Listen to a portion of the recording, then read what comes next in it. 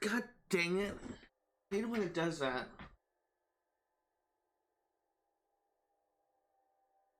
Sorry about that. Like, sometimes when I stream, even though I turn the mixer thing down on OBS so I can actually see the mic thing, as soon as I hit stream, sometimes it goes all the way up to the top and I can't tell if my audio is working. Today we are going to be working on clearing out the last district of this game. And when this district is cleared out, we will literally just have all the missions left. So first thing we're going to do actually is head over to this gang stronghold and we will work on taking this place out.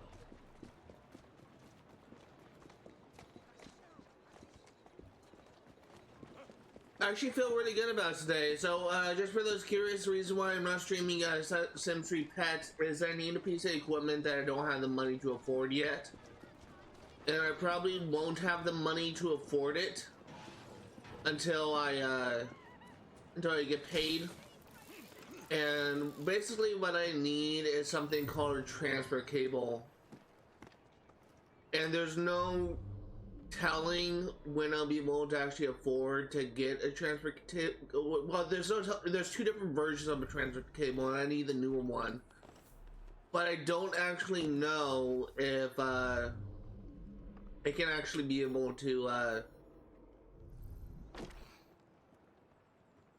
don't actually know if I can afford to buy a transfer cable at this point, or even if I'll be buying the right one.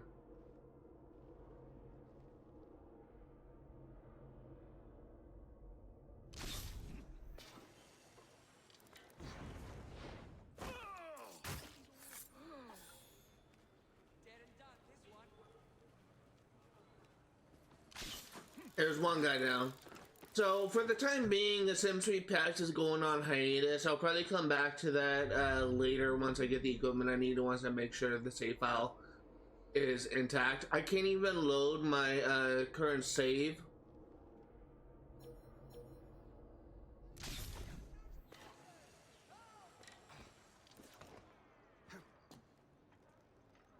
I can't even load. Oh shit! Hi. I can't even load my current save until I get the transfer cable because it has DLC installed on it, and the DLC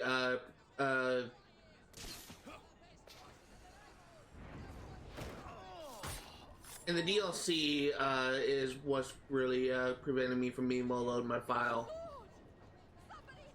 Can't imagine he's up to any good.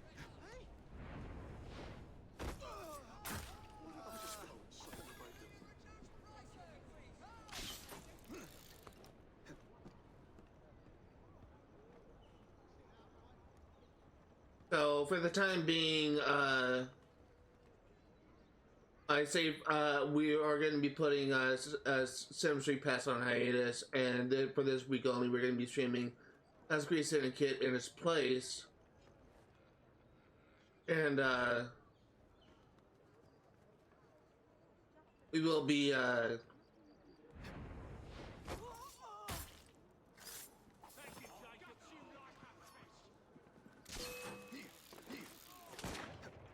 let's go ahead and leave. We kind of screwed up.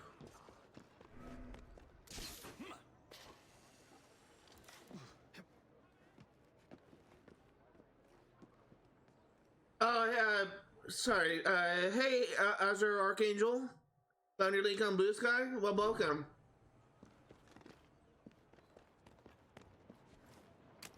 Kind of got detected when I didn't want to.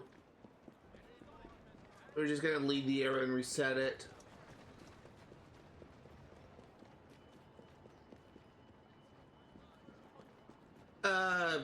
Next week on Friday, continue what I'm saying, like, since the 1.6 update for Assassin's Creed Syndicate, Stardew Valley will release, Friday's gonna be a stream to continue my old Stardew Valley playthrough.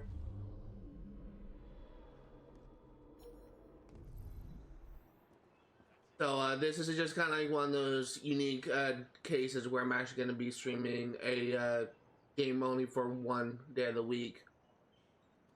And next week is going to be completely different on Friday.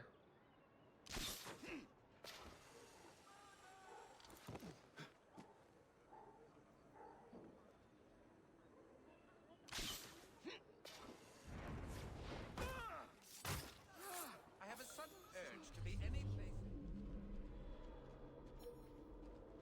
I honestly still somewhat new to Blue Sky. I really just kind of created an account with that because of the possibility of Elon Musk running Twitter into the ground. I gotta be honest here, I don't know,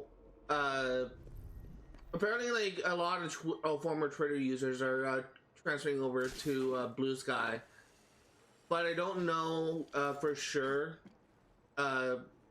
if that, I don't think there's enough information to be able to know at the moment how successful Blue Sky will be.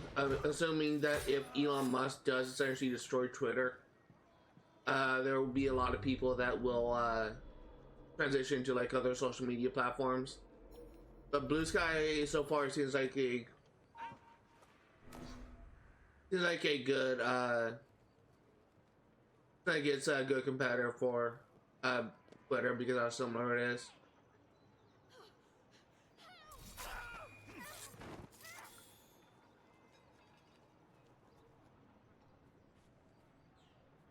Trying to free run up that. Not the one I wanted, but okay.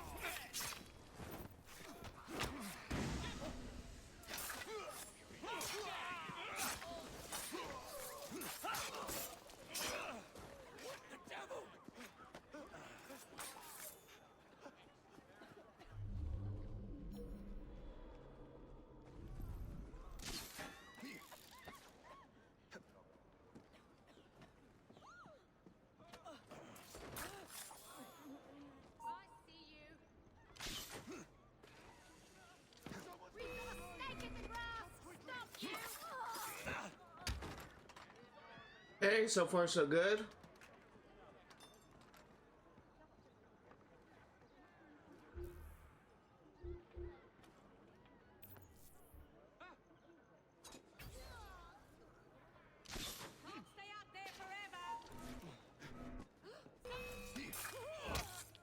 There we go. First time playing AC? No, I played a lot of Assassin's Creed games. I think this is the 6th or 7th game I played, Assassin's Creed game I played on this channel. But I've been playing Assassin's Creed, the Assassin's Creed game since Assassin's Creed 3 launched. My first game, Assassin's Creed 3 was actually the first game that I played. And as soon as I saw that game for the first time, I kind of fell in love with the series. And I went back and I played Assassin's Creed 1 and played from that game. And all the way up to Assassin's Creed 3, and I played every new entry since. Assassin's Creed may be my favorite franchise. It just kind of sucks how it's kind of like gone downhill, apparently, with recent entries. Like, it's just a source of controversy because of how Ubisoft's handling it. I'm still kind of remain hopeful that Assassin's Creed Shadows will just kind of bring the series back. But there's so much controversy with that game that some of it I just find it's just kind of unwarranted. But I'm kind of hoping that it'll make a comeback soon. I was not impressed with Assassin's Creed Valhalla, and I actually really enjoyed Mirage. So I'm kind of hoping that Mirage was just one of those things that kind of prove that they can still make good Assassin's Creed games. But Assassin's Creed Valhalla was not my favorite one. In fact, it's probably my least favorite Assassin's Creed game.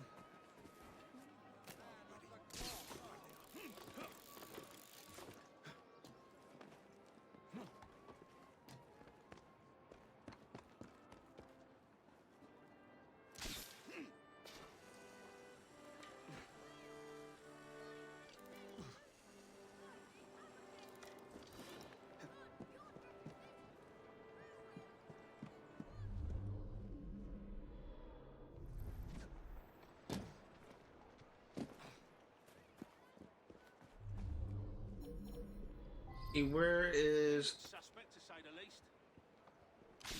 There's 2 alarm bells here.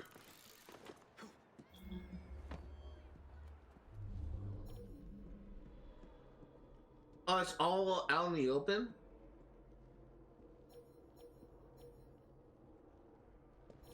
Motivation? No pay until we meet our quota. How's that? Gonna take out the snipers first.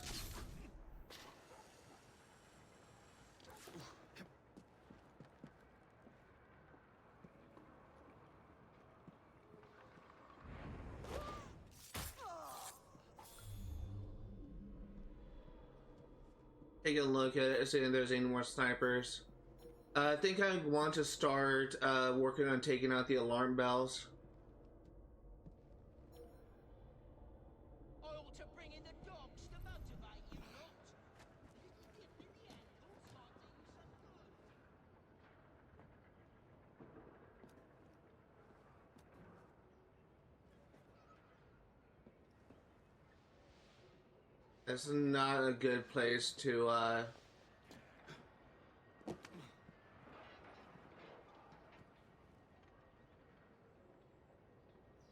yeah, this is better.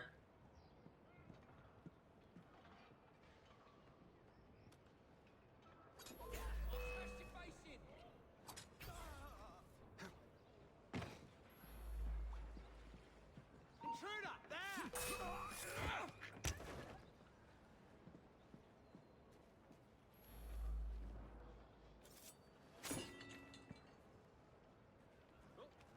Someone take care of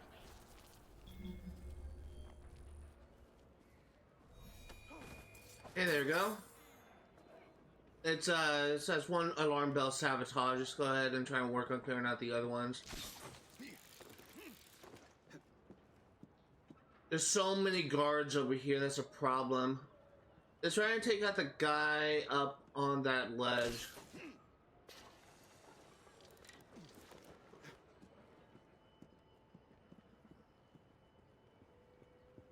Oh god, that's not a good place.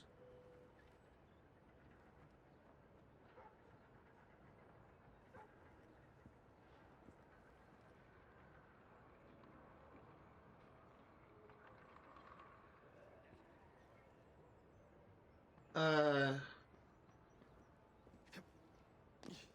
ought to bring in the dogs to motivate you lot. Dip in the ankles might do you some good. He's not too high for me!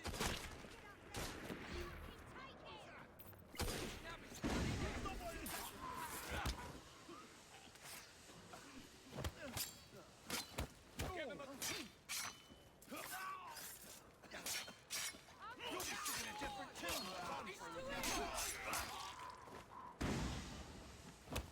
Okay.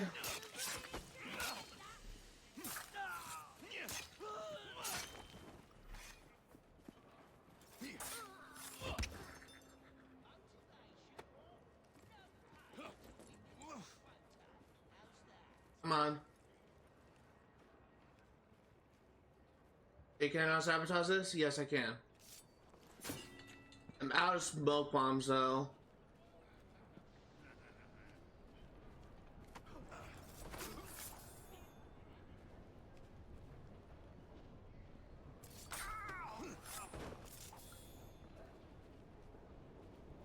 Okay, let's go ahead and loot these guys so we can get some smoke bombs back.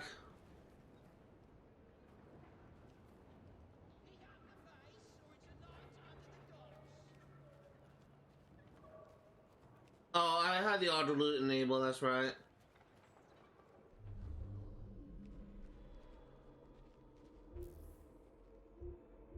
Yeah, let's try and like do this a little bit more carefully.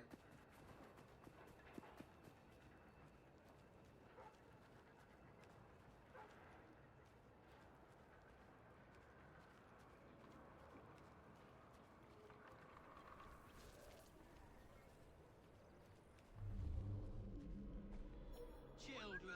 Ha! Incompetent fools. Come on.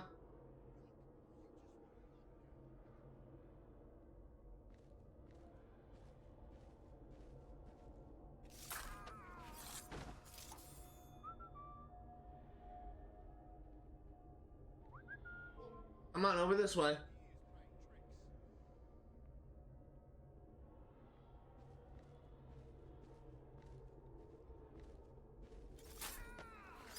Almost got the cover assassinate skill. Or perk. Motivation? No pay until we meet our quota. How's that?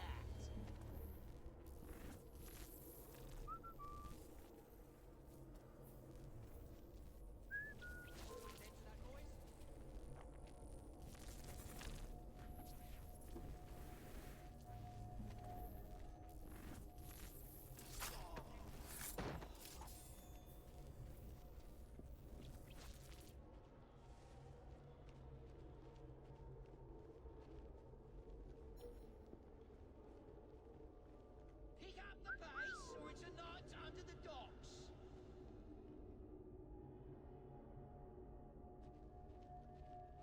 Where's he going?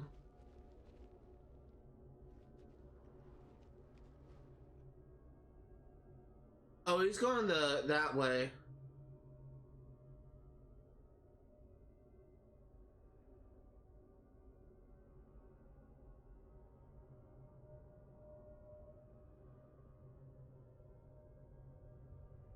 What a long way for an investigation. I should clarify because I think that I didn't really vocalize this before. I'm still going to be streaming Assassin's Creed Syndicate on Sundays. It's just for this week only. I'm going to be streaming Assassin's Creed Syndicate for twice a week. There is going to be additional days. I just adjusted my schedule on Twitch so that I'm going to be streaming on Tuesdays and Thursdays as well. Tuesday is going to be additional day to stream as Kingdom Hearts Chain of Memories.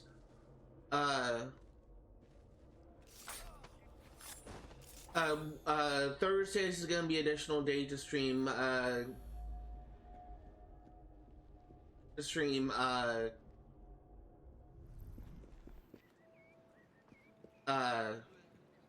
Stardew Valley. The update for 1.6, that's not even how you get in. The update for 1.6 should actually release on the 5th, I believe. I think it said the 5th. So that's when we are actually going to be that's when we're gonna be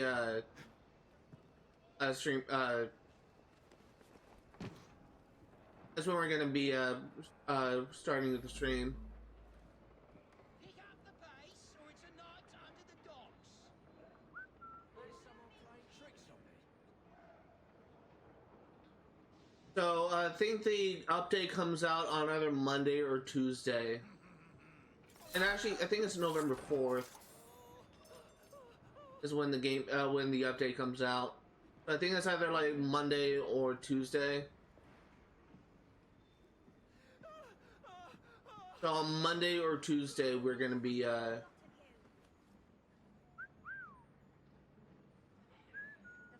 Monday or Tuesday, we're gonna Thursday the update should be on. We're gonna be resuming the game, our old playthrough.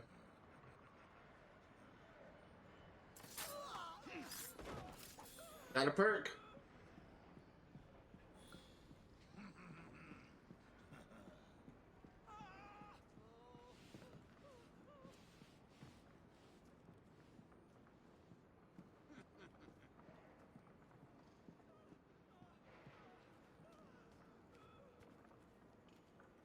Someone take care of it!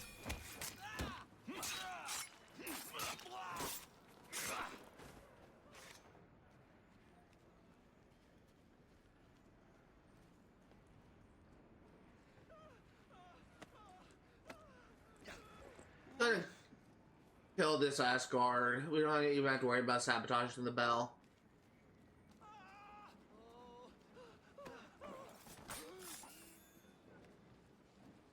It'll be all right. Did Clara send you, mister? Ain't she wonderful? Two guys upstairs.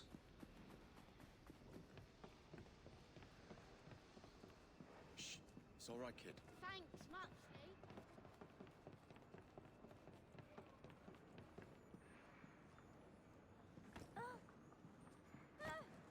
Quiet now. You'll be all right. really do kind of like, it's kind of like a real feel-good mission where you're just kind of liberating these child, almost child soldiers, child workers. Very much.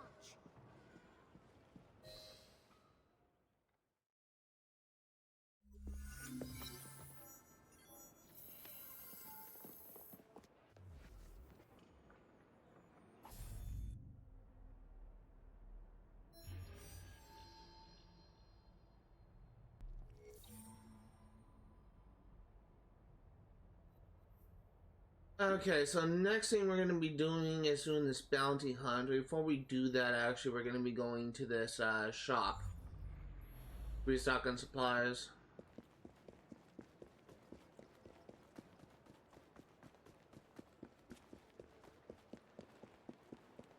Move it, you dumb beast. Hope everyone's day is going great. Yesterday I recorded, really the past couple of days, I worked on recording a real pain in the ass video for Outriders, the second and last month's video I was planning on making for that game. And the final video took about 8 hours and 50 minutes in length, almost a 9-hour video. And it was just me reading every single lore entry for the game, and the entire reason why I want to record that video, it's only for YouTube only. The only reason why I wanted to record that video is because even though I showed the lore entries on screen as soon as I got them in my live stream series, I was streaming at 720p for most of this series. And so it kind of made the text illegible. You couldn't read the text because the video quality was so low at the time. I was streaming on my laptop at the time. I did not have a desktop then that I could stream from. And I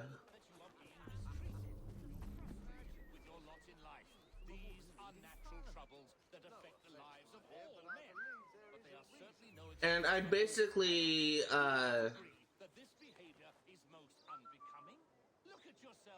I basically just recorded like myself reading every single entry in the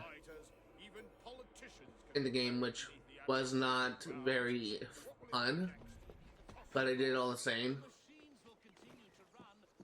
It was had like I do consider Outriders to have like a very detailed and very underrated lore and world building. I honestly kind of think that the world building of Outriders is the strongest part of the game.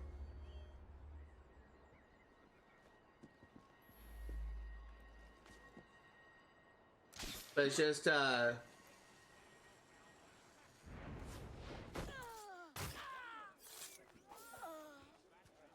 definitely not a probably won't be an entertaining video to watch because it's just me like reading like all the entries. But I did all the same.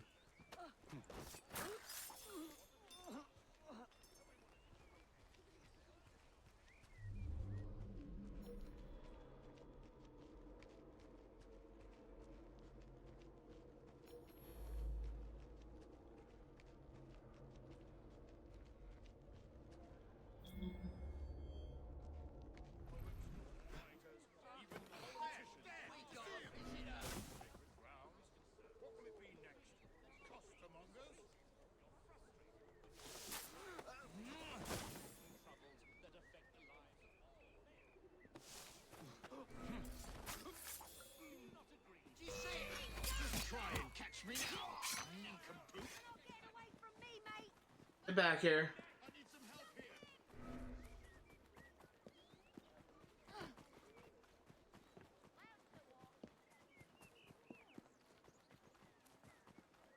Get back here. Just try and catch me now. He's trying to give someone the dodge, I shouldn't wonder. I need some help here.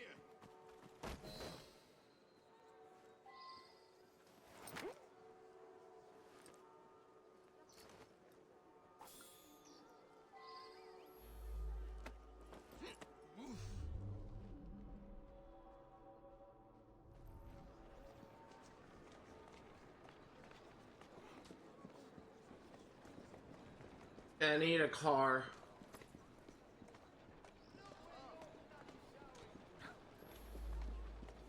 Yeah, I know, but I need a carriage, a roofed carriage.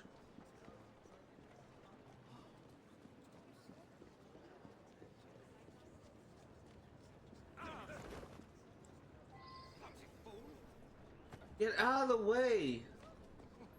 Some mothers do have a...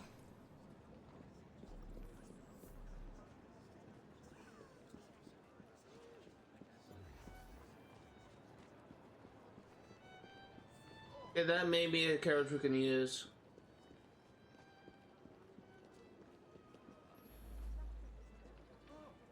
I have to wait until this guy passes because I don't want to trigger another event.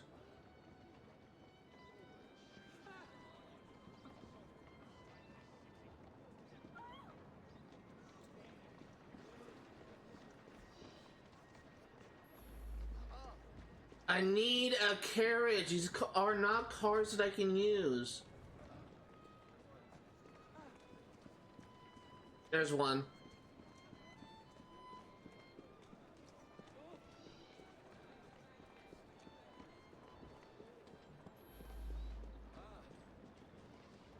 No, that's not one I can use. God damn it, just give me a roofed carriage.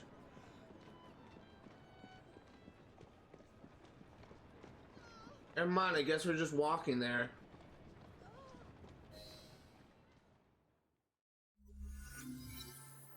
Something out of a nightmare, that one.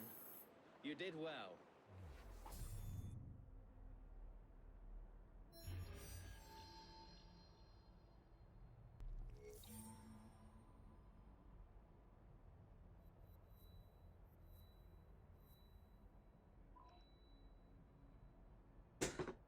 Okay, so I just have 2 bounty hunts, 1 gang stronghold, 1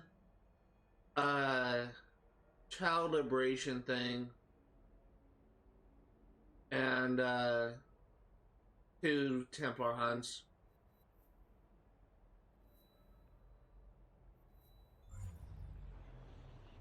Got bother over there? I don't have time for this.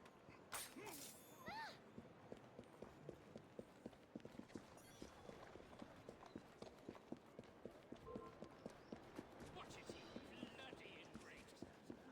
Okay, so let's go and do the next gang stronghold. After we liberate Westminster, we're going to be working on clearing the collectibles. And when Westminster is done, when we clear out the area and get all the collectibles, we pretty much only have missions left to do before we 100% the game. We're in the final stretch. In the final stretch, it'll be 2 or 3 more streams after this, and we'll 100% this game.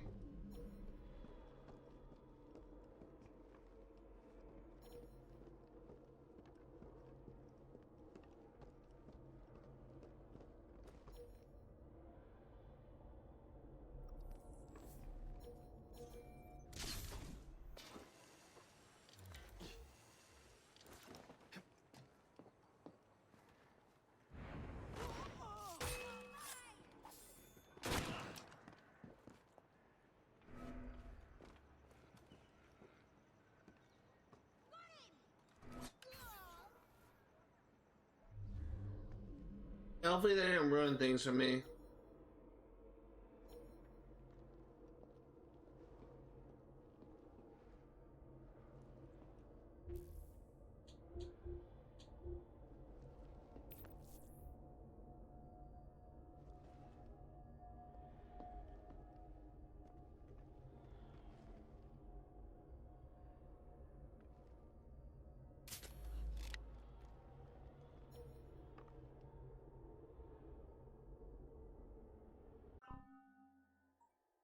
Let's see, it's going to crafting, upgrades.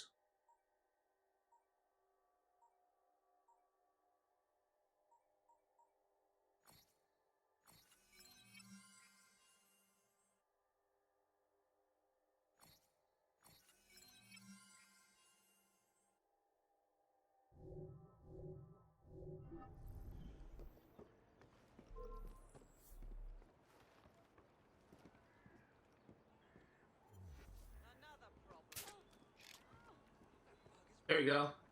I should take care of things.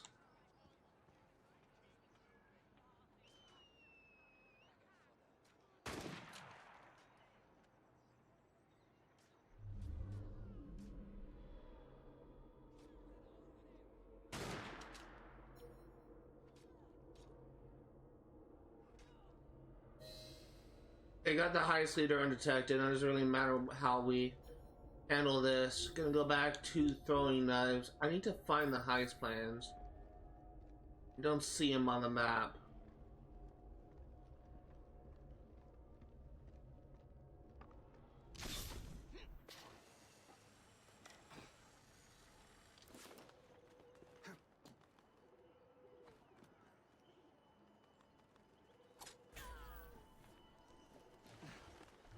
Where are the heist plans? There it is. I see them.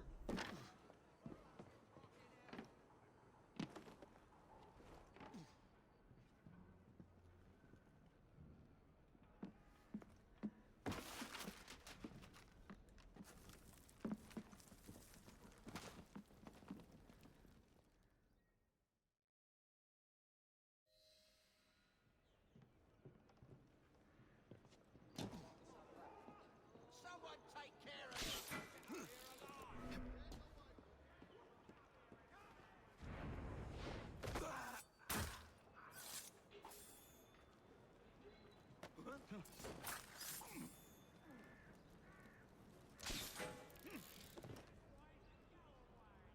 Now you stop that, young man. Why are the cops involved here?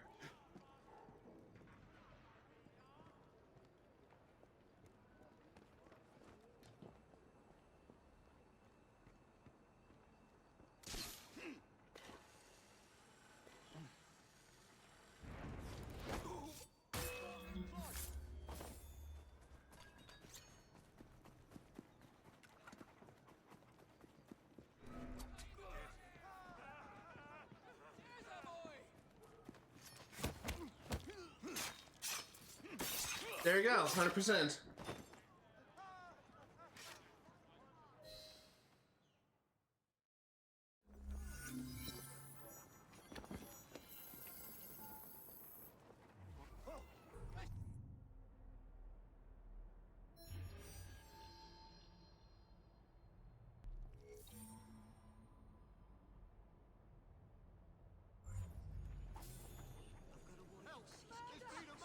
Let's go ahead and switch to Evie. I want to do the rest with her.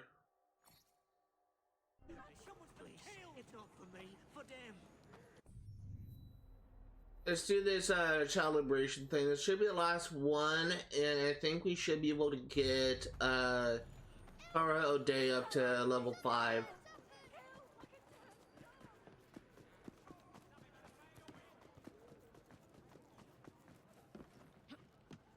I don't know if there's an achievement for getting all child liberations, but if there is, we'll be getting it here.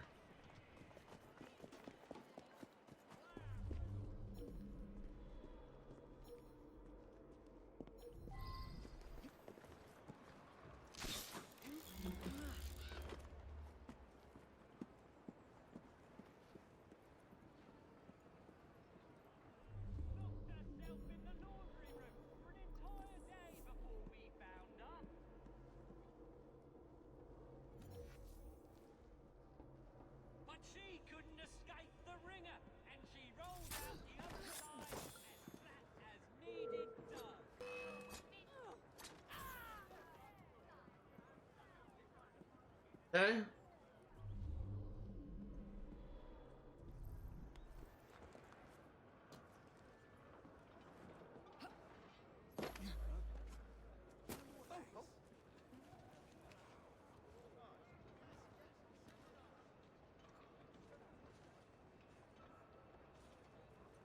That guy's running in a seer. Let's go ahead and try and whistle over.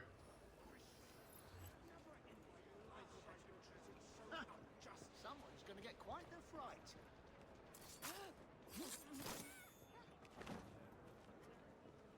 Okay. Just about my There's one.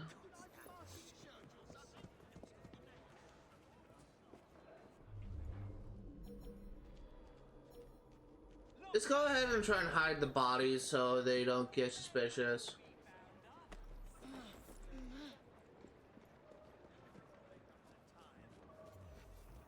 Over here will be good.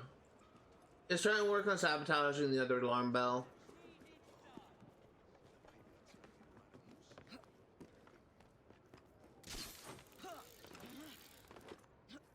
I'm actually kind of really excited for the next game I'm going to be covering on this channel. The next Assassin's Creed game, I should say, being Assassin's Creed Syndicate. Assassin's Creed Syndicate I actually consider to be a very great, probably the best of the RPG series. And that may be controversial to some because there's a lot of people that love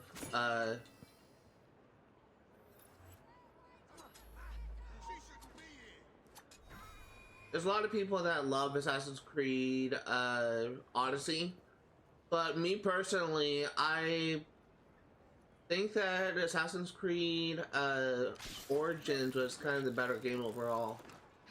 My problems with Odyssey, and to an extent my problems with Valhalla, it kind of stems from the same thing. I mentioned this before, and this is kind of like a controversial hot take, but I don't think it's I think that them doing the multiple endings things doesn't really make sense for an Assassin's Creed game. And I think the game would have been better if it had a more linear story like Origins did. And the reason for that, and I will just make this complaint to my grave, but the reason for that is you are essentially reliving history. You are essentially using an animus to relive history, and history is set in stone. So it doesn't make any sense how you have a non-linear story, of a story that could change based on your events in the campaign, based on the choices in the campaign itself. It doesn't make any sense to me why you have that. Doesn't make any sense to me why you have that. Why you have that as a kind of a feature where you essentially have the story change based on your choices when you're reliving history. You're reliving historical events, so it should not change. But again, like, I may be the only person that kind of feels that way. Probably just kind of being harping this point to my grave. But it's for that reason that I don't think that Assassin's Creed Odyssey or that Assassin's Creed Valhalla are that good of a game. I would probably enjoy Valhalla a lot more if they had a more linear story, and honestly, if it wasn't as bloated. I think that Assassin's Creed Valhalla is the worst mistake the writers could make. I will shoot her down. I'll get her. She's dropping a gun. I think the worst mistake the writers could, the developers could make was making an Assassin's Creed Valhalla live service game. Which, again, like, may be controversial. There's a lot of people that actually kind of like Assassin's Creed Valhalla's like live service model. They like continuously getting content for it. I don't necessarily have a problem with Assassin's Creed Valhalla having a couple different DLC. I have a problem with them continuously adding new content and updates and refusing to let kind of the game end. It was clear that after a while they wanted to make as much money as they could off of Assassin's Creed Valhalla.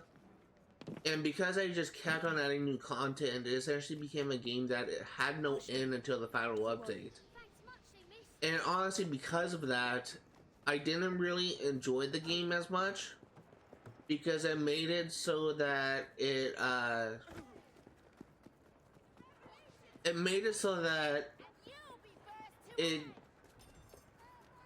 just kind of extended the lifespan of the game and just kind of made it like overwhelming after a certain point.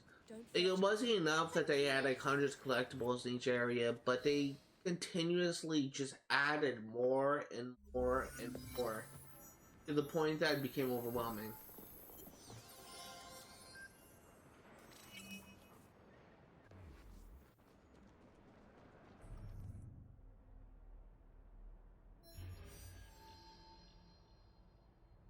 To an extent, Odyssey had the same problem, but it was kind of more limited.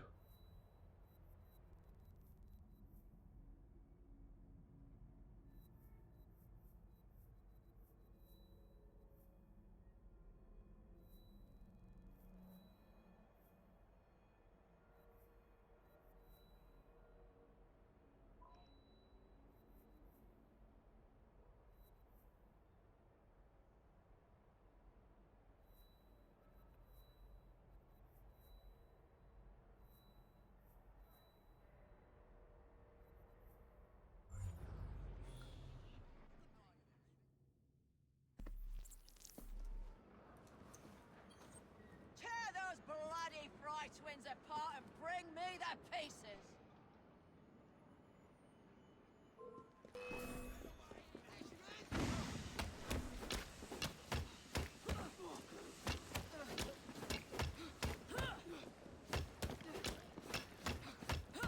She's here!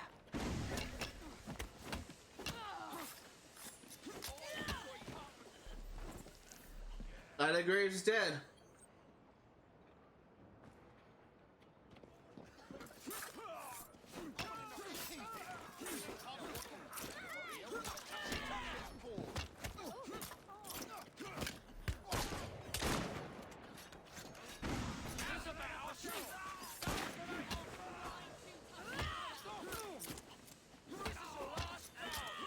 I'm honestly surprised we got Lila Graves this early. Usually they only stop at the last two activities. I wonder if it's because it was a child liberation thing in specific. Back you up if need be. That is a door nail. And now that we kill a lot of Graves, we're actually good to change characters.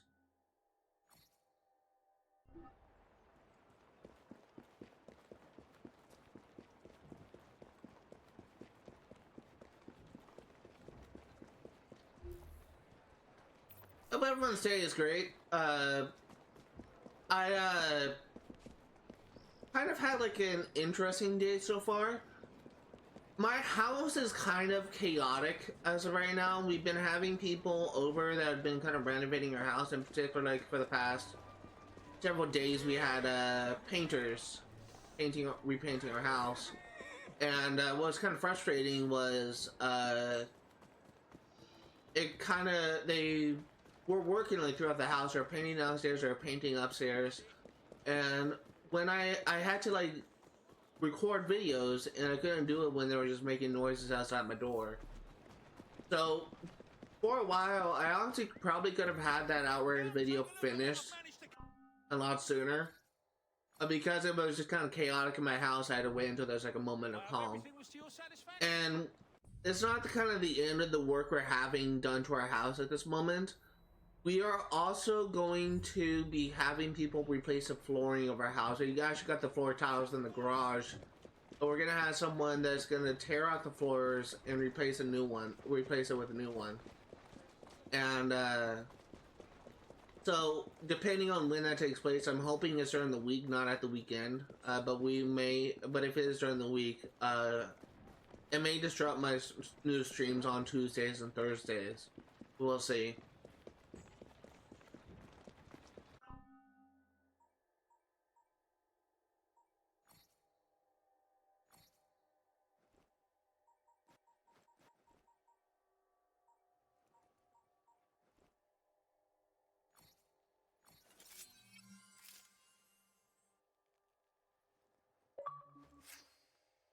Hey, artisan. That's for crafting a level 10 item.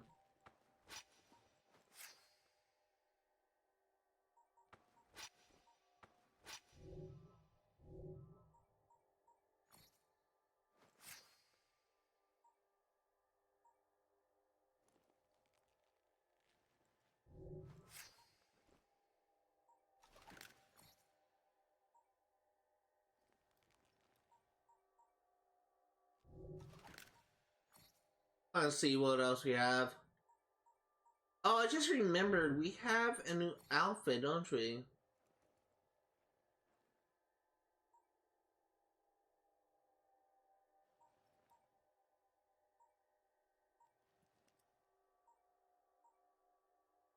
I guess not.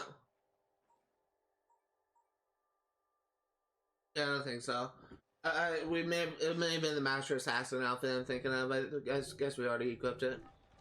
If it was. Let's go ahead and let's go ahead and do this bounty hunt, and then we'll go to the train to pick up our money. I shall report you.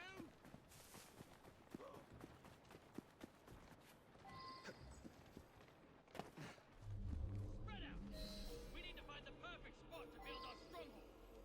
Scare off anyone who tries to question you or force you from the property. If you need Why don't you come down? down sometime. Get Stop that trespasser.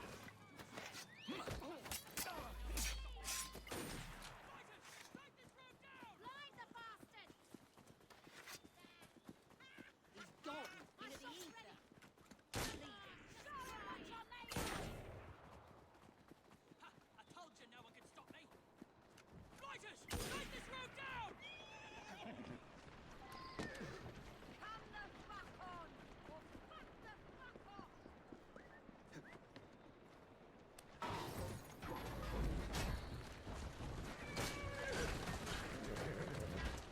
Whoa now!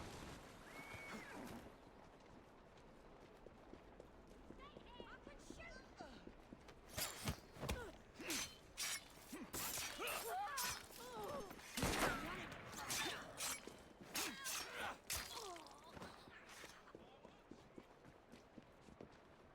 Out of way. All right, spread out. We need to find the perfect spot to build our stronghold. Scare off anyone who tries to question you or force you from the property. If you need help, call for me. It is up to us to establish a presence in Green Park. A stronghold this close to Buckingham Palace means we'll never have to worry about money again.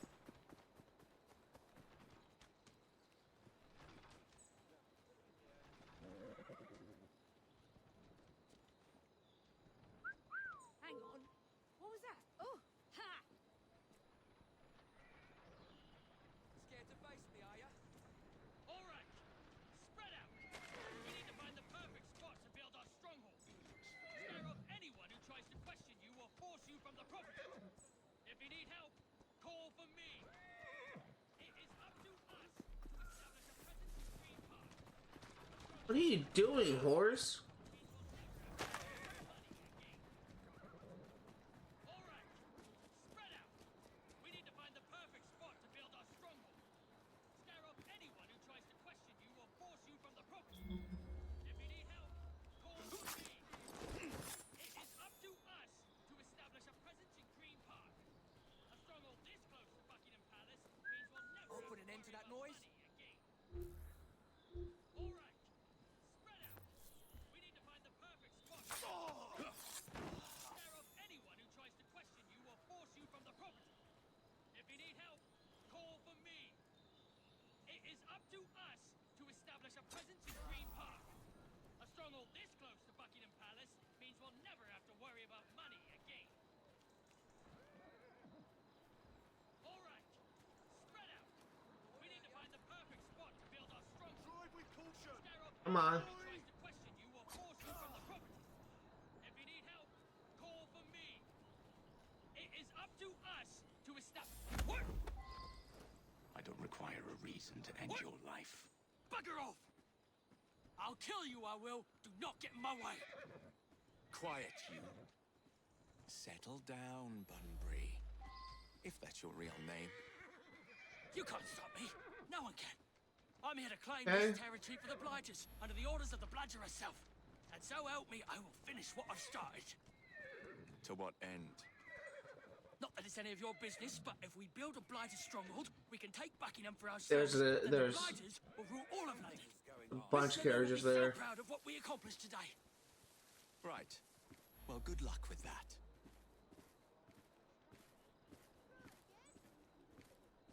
Yep, that's it.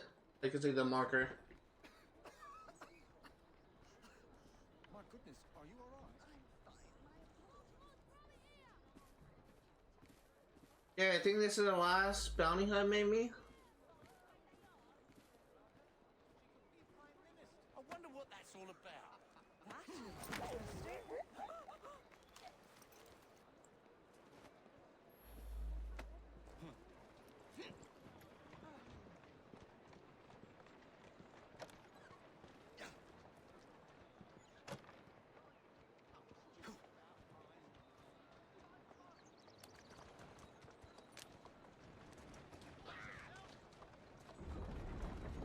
Keep moving.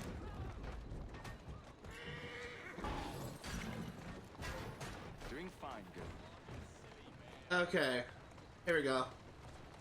Dude, this street is crowded.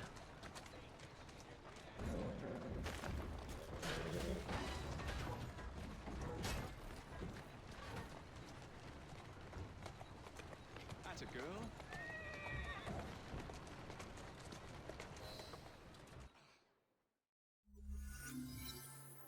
That was a close one.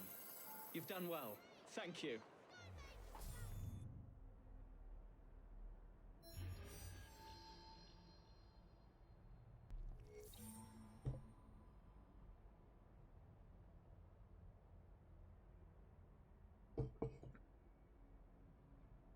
I'm sorry, we have one more bounty hunt left, and then we're done. Oh, before I forget, let's go ahead and go to the train and pick up our money.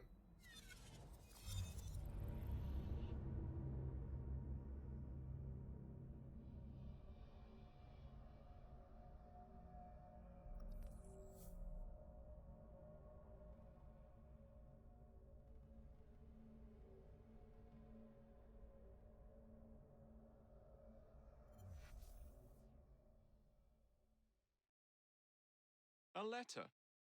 For me.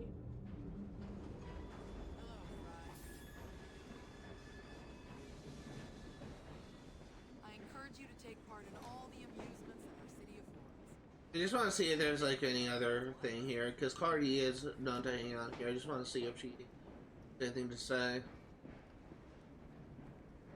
Some blokes are. Well, it's very interesting. What a knife! Is that from India? Very angry with each other. Coriolanus, I beg your pardon. I thought that was Clara D speaking.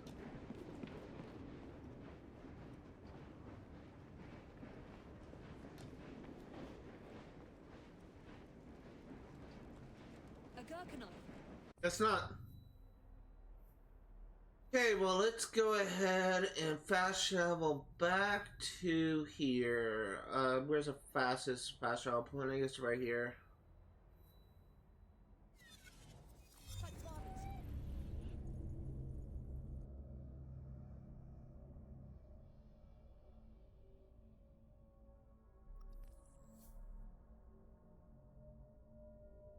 I believe this is the last game to be made recently that I can think of with optional objectives.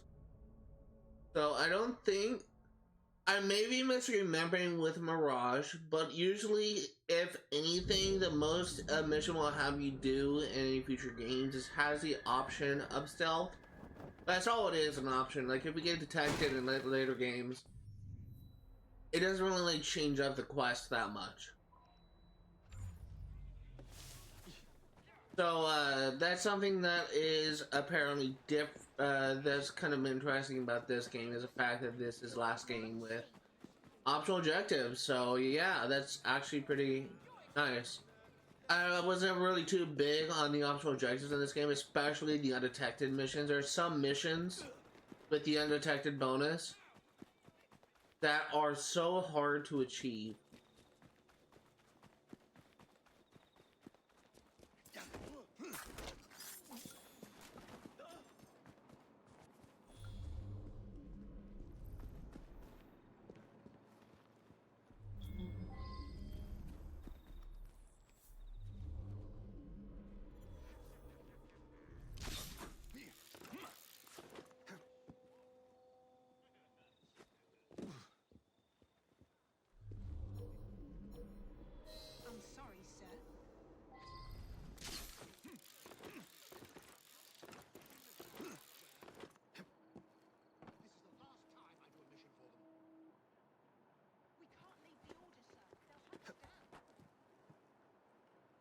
a slave to them all your life, I won't stand for it.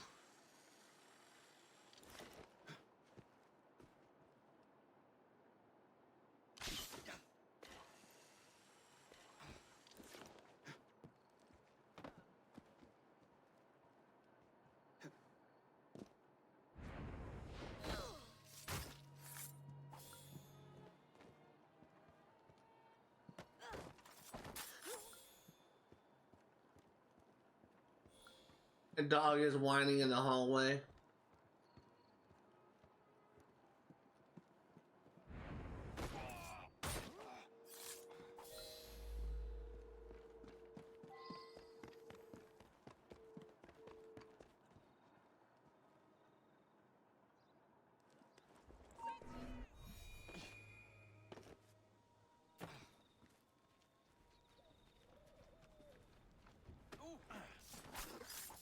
Okay, there we go.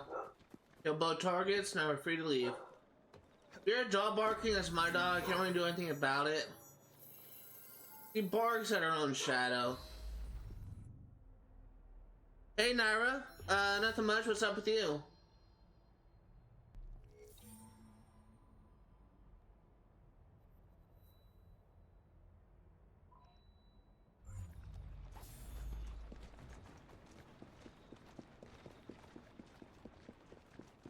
I've been chilling.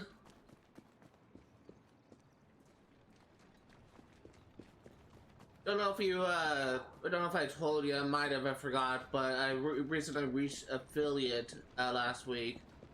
I sent you the second alert of yours today. Go and check that right now.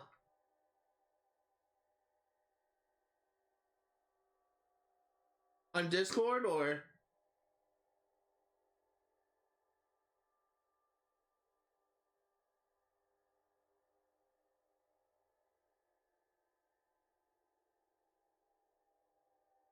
Oh, that looks good. Wow.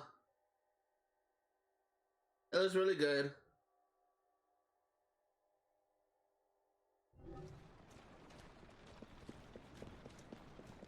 Thank you.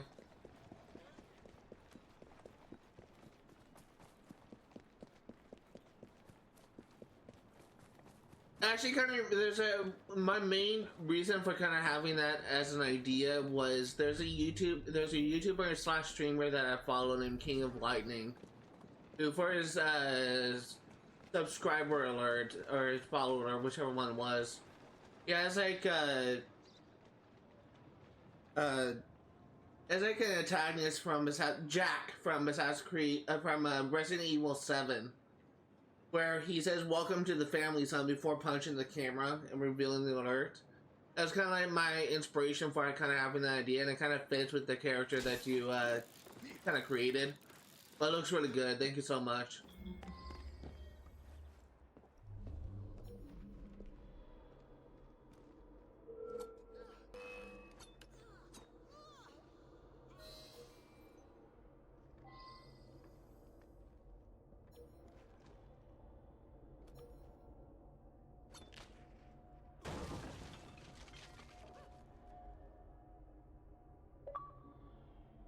Well, I got an achievement. That's nice.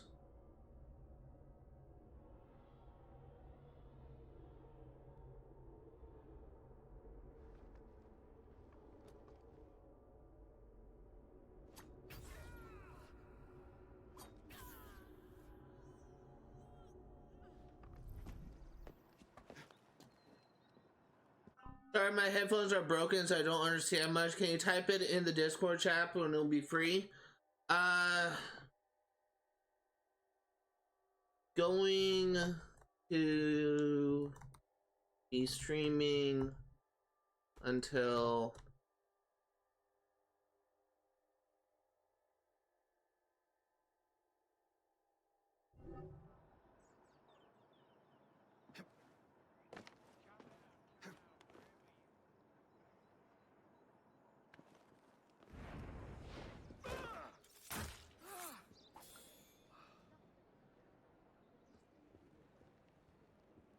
You're sure you can reply to me after?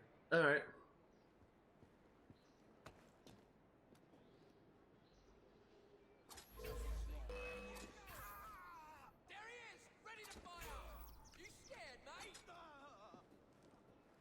Everyone's dead.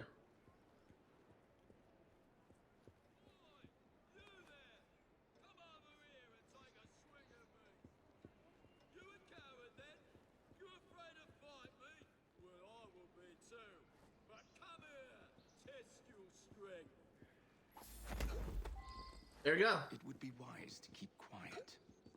What's this then? You a cop or something? Take it easy, Linton. Settle down now. You here to challenge me then? Unfair to sneak up on someone from behind. That's coward's play. I'm not here to challenge you. I'm here to escort you to the police. Whatever for? All I want is a little fun. Nothing like tossing some pub dwellers about, eh? No harm in it. A couple of victims in the hospital. No harm in that, I suppose.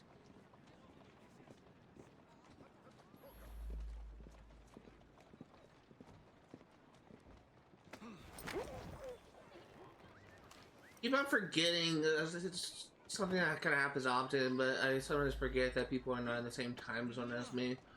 I'm gonna be streaming for another 3 hours though, just to be more specific. I realize that saying streaming until 5 is kind of subjective because 5 could be a different time for a different person.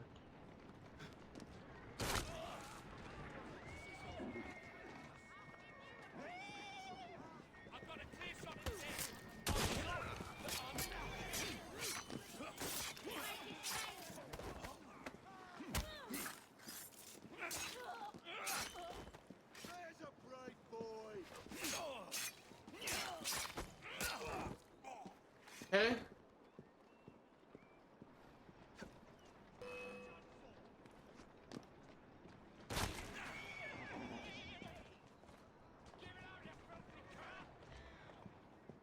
See my sight? I'll catch you flying! I have had enough! Everyone dead?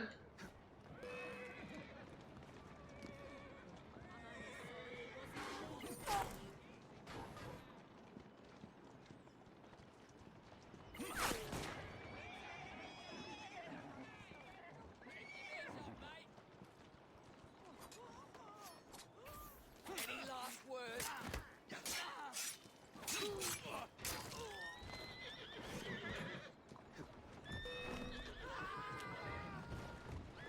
Go ahead and deliver this.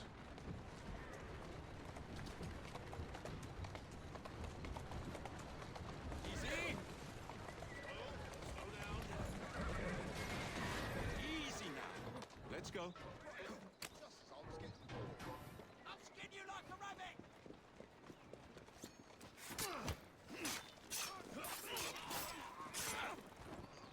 Think you can take what's ours? Oh, how's everything, sir? Okay, everyone's dead. Keep going. That's the way. That's kind of a pain. They just kept on like coming after me. They weren't difficult enemies. There were just a lot of them. I definitely need more throwing knives.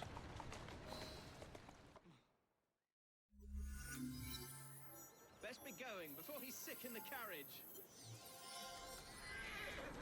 Got Frederick Abberline to lower to level 5. That's awesome.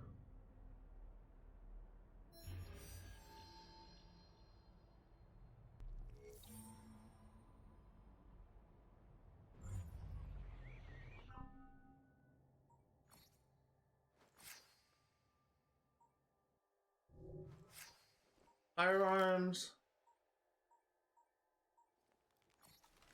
A level 9 pistol. We don't have a level 10 yet.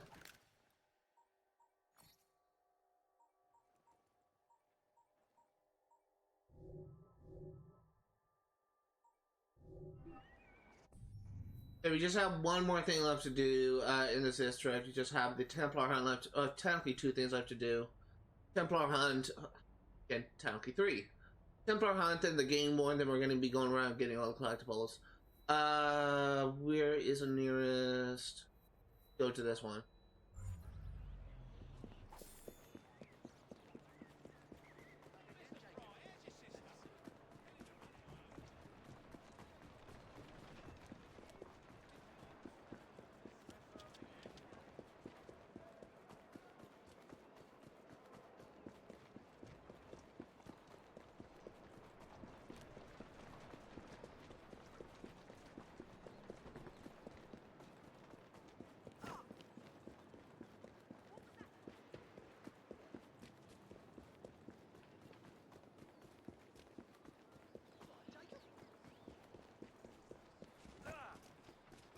Everything you need.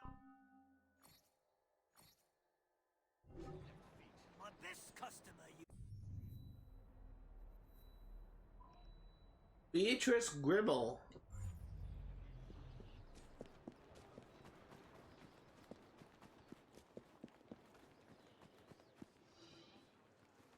I've seen him before.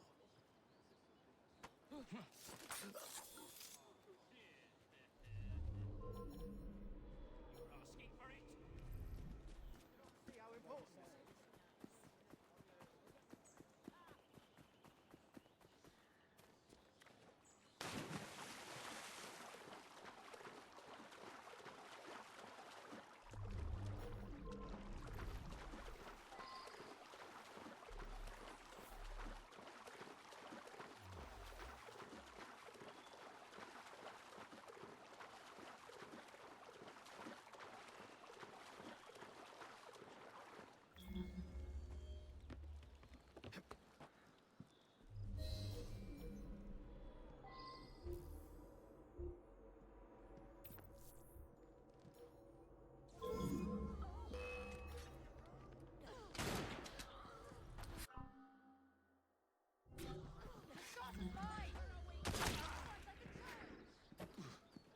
I actually need, You took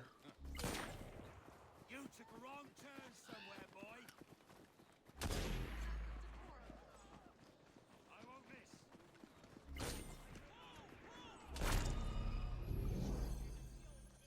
I need, upgrade my voltaic bombs.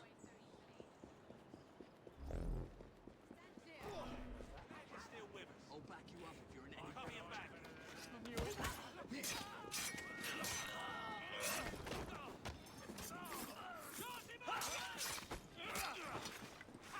I am here to train it.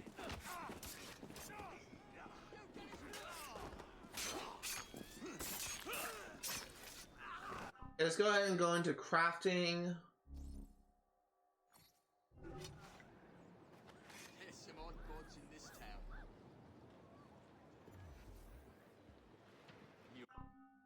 Crafting. Gear, no, yes, not gear, upgrades, stop. Upgrades.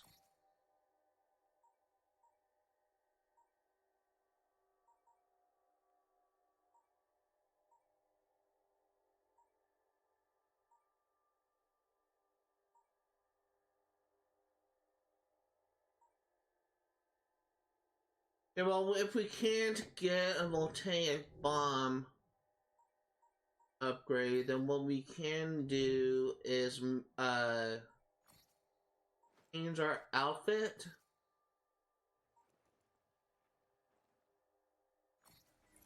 This, we could upgrade our outfit.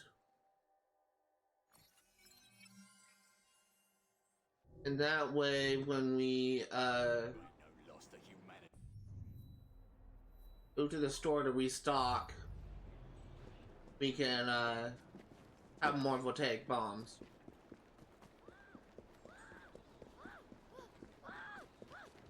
Look no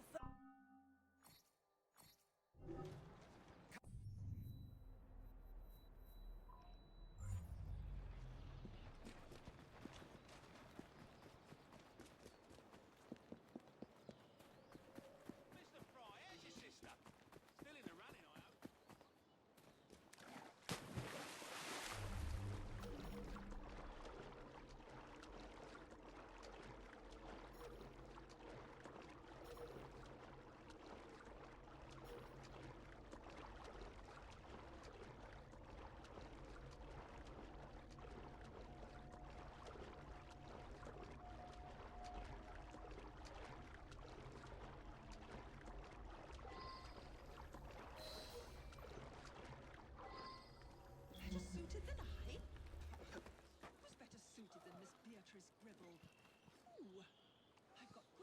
in my veins.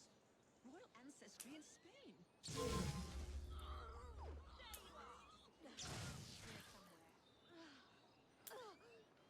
That bloody fry boy is in our midst! You'll be sorry! Give me the order and I'll shoot! Focus on the big one! Now what I want you to do I know dead dogs that fight better than is kill me.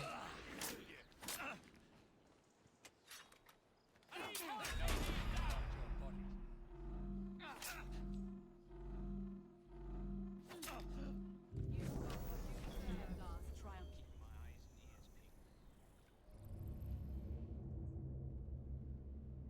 Okay, so voltaic bombs are not strong enough to kill her on her own, so we need to weaken her first.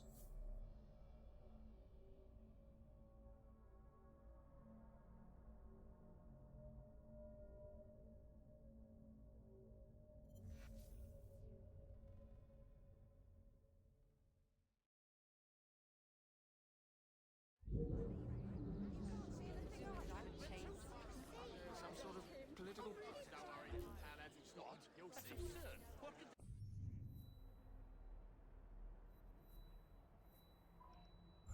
Trying to do this again. This time, let's try and beat this. Play this a little bit smarter. New strategy. Let's take out the snipers first. They are the bigger threat.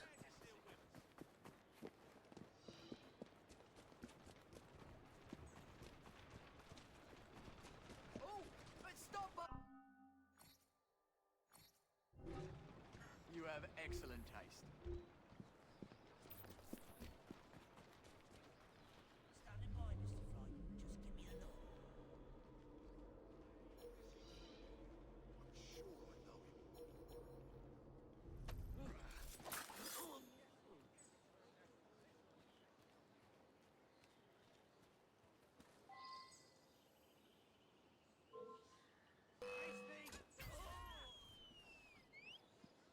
He's in my sights!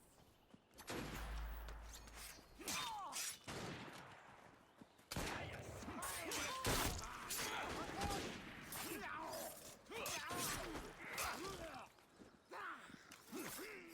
Won't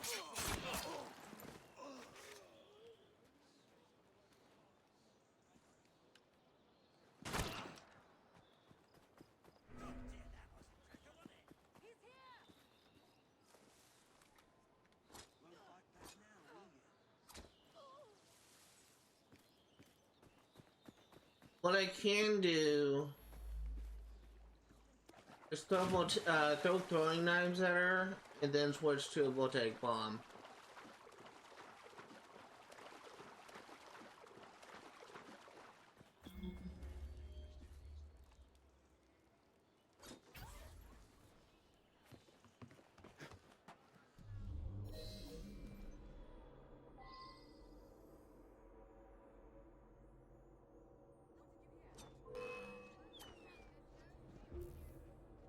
I have the shot!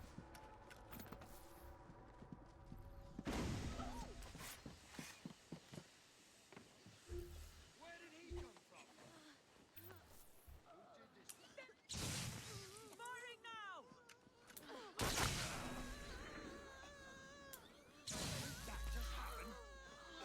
Let's go ahead and take care of everyone else because they pissed me off.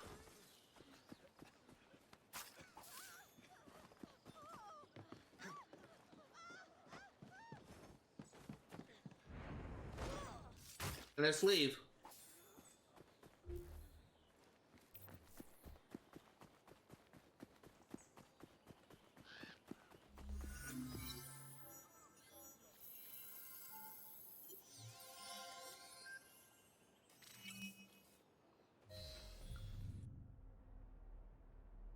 And now we have the final gang war in the game.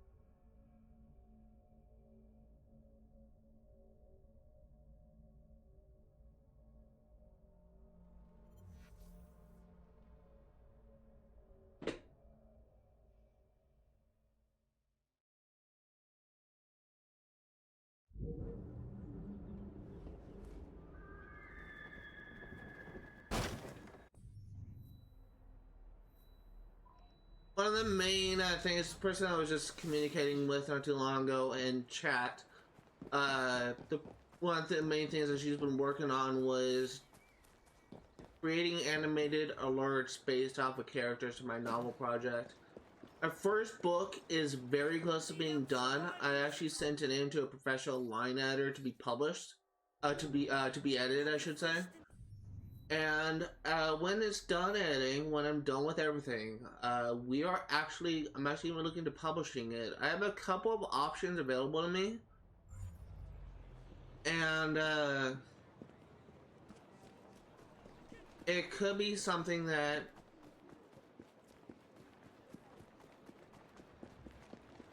one of the options that's available to me, I should first say, is a person that's editing my story, because he's also a publisher. I need to talk to him to see if my story is the type of thing that he would typically publish, but that's one option.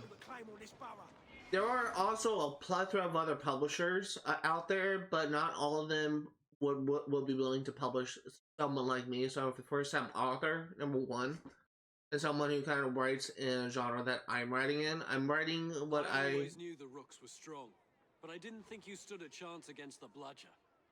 There isn't much standing in your way now. I always used to refer to my story as a religious fantasy because it kind of focuses on the conflict of heaven and hell and kind of fictionalizes it. But it's kind of more so a science fiction slash fantasy genre in general. The thing is, it's not something that people may actually expect, I guess. Because writing stories focusing on a religious context. Ladies and gentlemen, Oh wait. Jacob and Evie Fry. And as of this moment, you all work for us.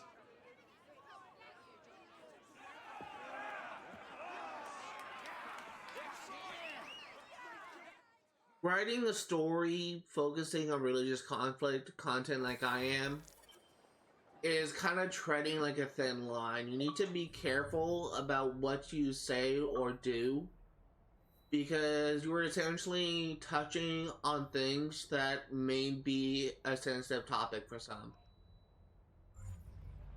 The way that I'm handling my story and the way that I'm handling my novel series is I'm trying to make it clear that this story does not take place in our world. Not meant to take place in our world, but in a world similar to ours. It's like a parallel alternate reality is what my world takes place in. But I still think that there may be people who may not understand that, and they may take offense to how I portray a certain characters like God. The issue that I think that most people would have is a lot of people have their own ideas and their own interpretations about what God is like, what heaven is like, what hell is like. And the way that I'm depicting those characters and those environments may not fit someone's idea of what those would look like. I kind of pictured both as sort of like a dystopian society, I guess you could say. Like, it's not so much on heaven's side, it's not so much like a clear focus dystopia, I guess you could say. But it does, it highlights, it was meant to be like a perfect society on the surface, but it hides problems underneath if you peel back the layers. And that's true for any society, like, even like America, like, it may seem like a land of opportunity and all this kind of stuff. But it's the people that, in my opinion, are what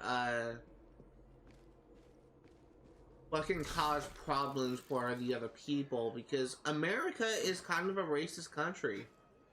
It does have people that attack others based on their race, or their sexuality, or their gender. And it's not really a good country that's accepting for all. And it's really just kind of something you won't really notice until you peel back the layers and see for yourself. It's not really a controversial statement. That is true, especially when you compare it to what's going on in our world of politics right now.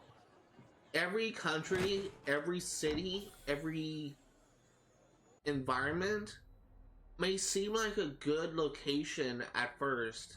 May seem like a good place at first, but there's always problems underneath, and that's what I'm trying to illustrate with how I'm portraying my version of heaven. How I'm portraying hell is sort of like a environment of chaos, but not in the way you would expect. I say, watch where you're going. I basically am trying to create a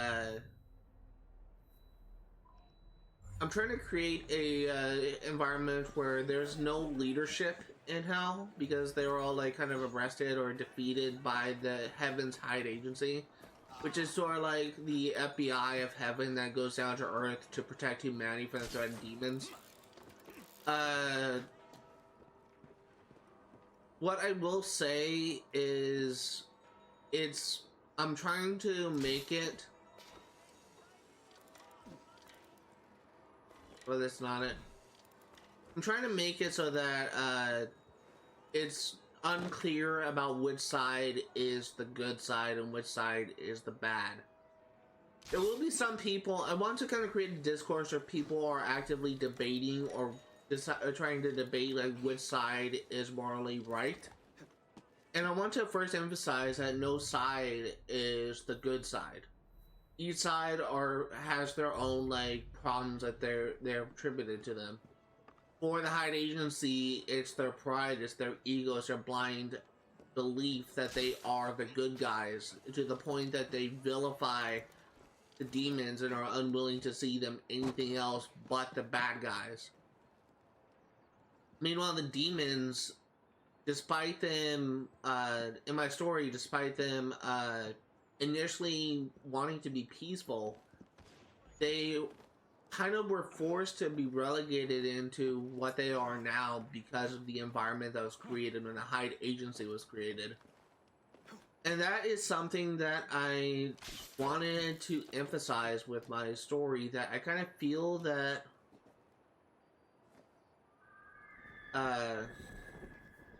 people may not actually fully understand, fully comprehend at a first read. I'm not trying to like make a definitive like good guy or bad guy. There's characters the story focuses on, but they're not necessarily good. Even my first protagonist, Alec Lowe, he does have a potential to do good.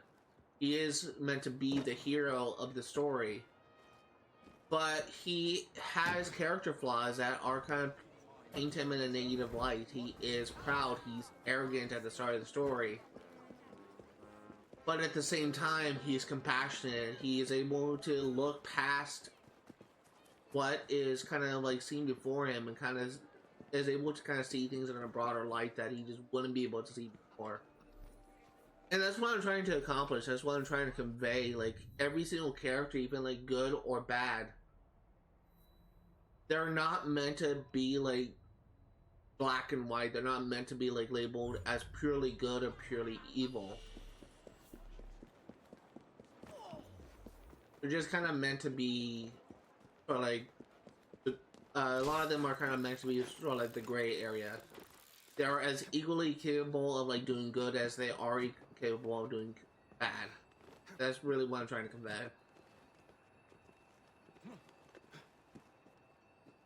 And again, this may not be, it's maybe a controversial story. People may read this and just kind of be offended by how it portrays the characters. But at the end of the day, like, my goal for writing this story is not to make like a religious statement or anything. I'm not like trying to say, oh, you're wrong for believing this or anything like that. I'm just trying to write a story involving different mythological elements from different cultures. Writing a story about angels and demons, all concepts that I am passionate about, and be able to tell a larger and compelling story that will be relatable to some and maybe inspire others.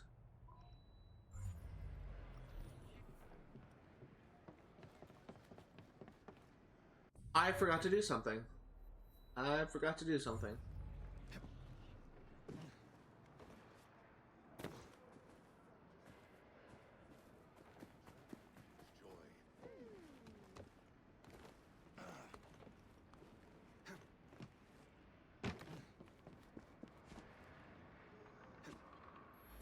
Got to buy the treasure map for this district.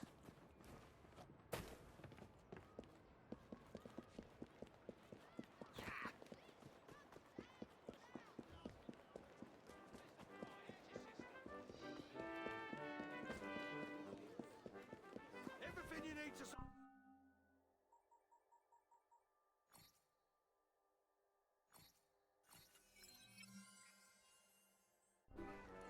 Thanks for your...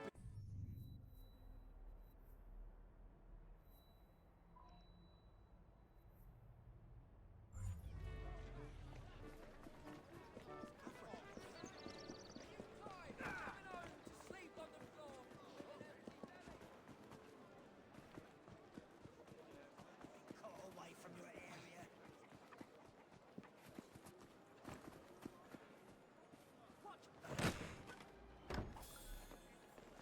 I will say that I will be really glad once we clear all the collectibles in this map. I get the feeling that a lot of people may be tired at this point with how I'm focusing more on exploration, but I'm trying to be efficient and not try and like do too much exploration at the end, even though we did a lot of exploration in the beginning.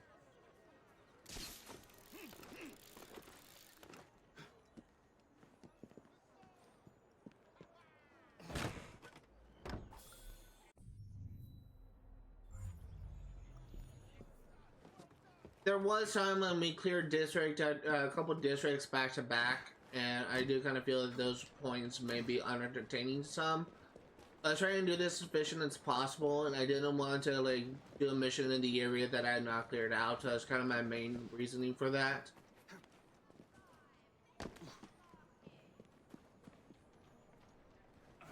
But after today, we'll be done with exploration.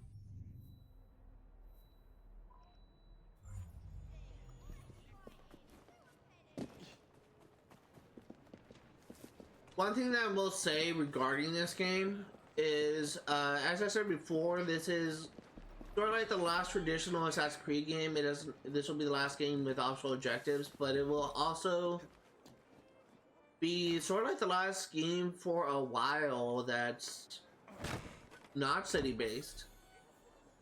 That doesn't really necessarily have a linear mission system. I guess you could say that the black box missions and Assassin's Creed Unity and in this game were just kind of like made the missions more open-ended, but those really only apply to the assassination missions. For most of the main missions, there's only like a few ways you can handle it. Yeah, you could just like go in guns blazing, or you could go in stealthily, or you could just like find like the perfect route to like get the optional objective done. But at the end of the day, like, it's not as free, I guess, and how they're kind of handling the missions as the RPG game. The RPG games, in my opinion, there are some missions that are kind of linear, that do kind of have their own path, I guess you could say. But for the most part, the RPG games actually, they're more open-ended, and they give you more opportunities to kind of like experiment and try things a different way. To a lesser extent with Assassin's Creed Origins, because it's still kind of somewhat of a linear story. There's only like a handful of ways you can do it differently than what the games tell, but it's definitely like in Odyssey, in the case of Valhalla, like there's definitely more options in how you handle the missions than in other games. Just gonna like clear out.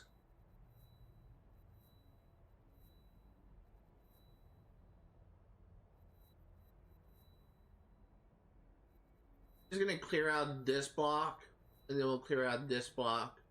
Then work our way up and around.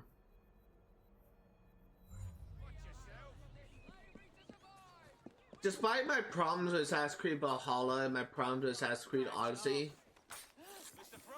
I do appreciate that they kind of give more freedom to the player in a sense.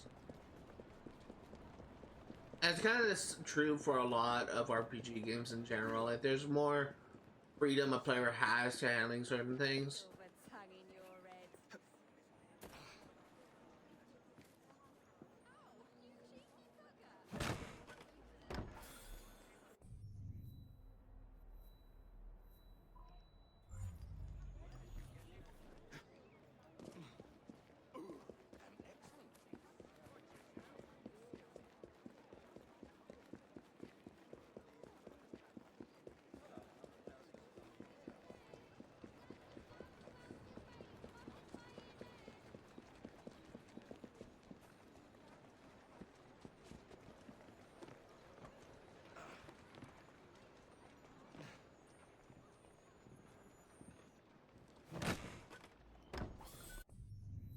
I'm actually really excited to be able to cover Assassin's Creed Origins at some point in the future. I'm definitely going to be taking longer breaks in between each Assassin's Creed game, but it is games that I am kind of looking forward to.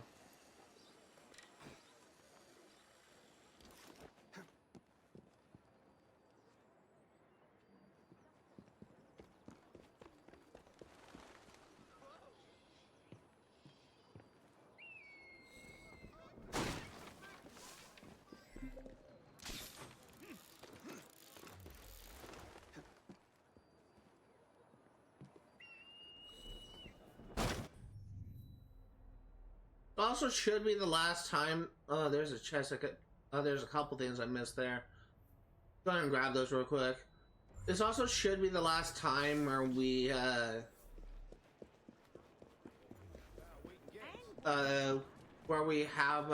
assassin intel to be gained from the Helix glitches. This last stage to clear out. I'd be very surprised if there's like another area that I'm unaware of that has Helix glitches in it. So, for the time being, like this last new assassin intel that new chance for assassin intel will receive.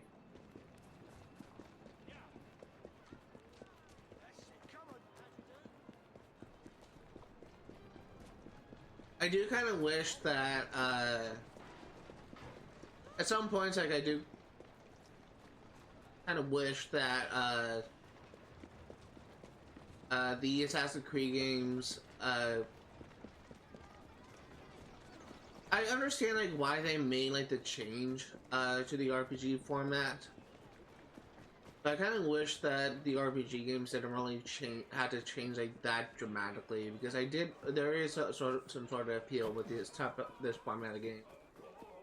It's just kind of a shame, because after a while, like this was kind of the game where people just kind of got tired of this format and they wanted like a change of pace, and Origins delivered that. But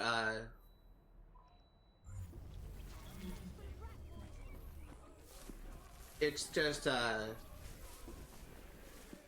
they just, especially with what's going on with a lot of the reveals of what the games are going to be making in the future, they seem to be like doubling down on the RPG format, even expanding on it in certain ways, like with what we know about Assassin's Creed Shadows.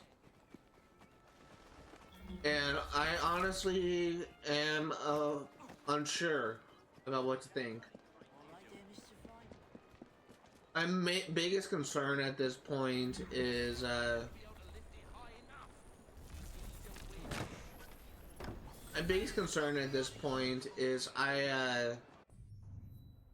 am afraid that they may like go too far into the RPG elements, and it may actually turn into something that is kind of unrecognizable for the series.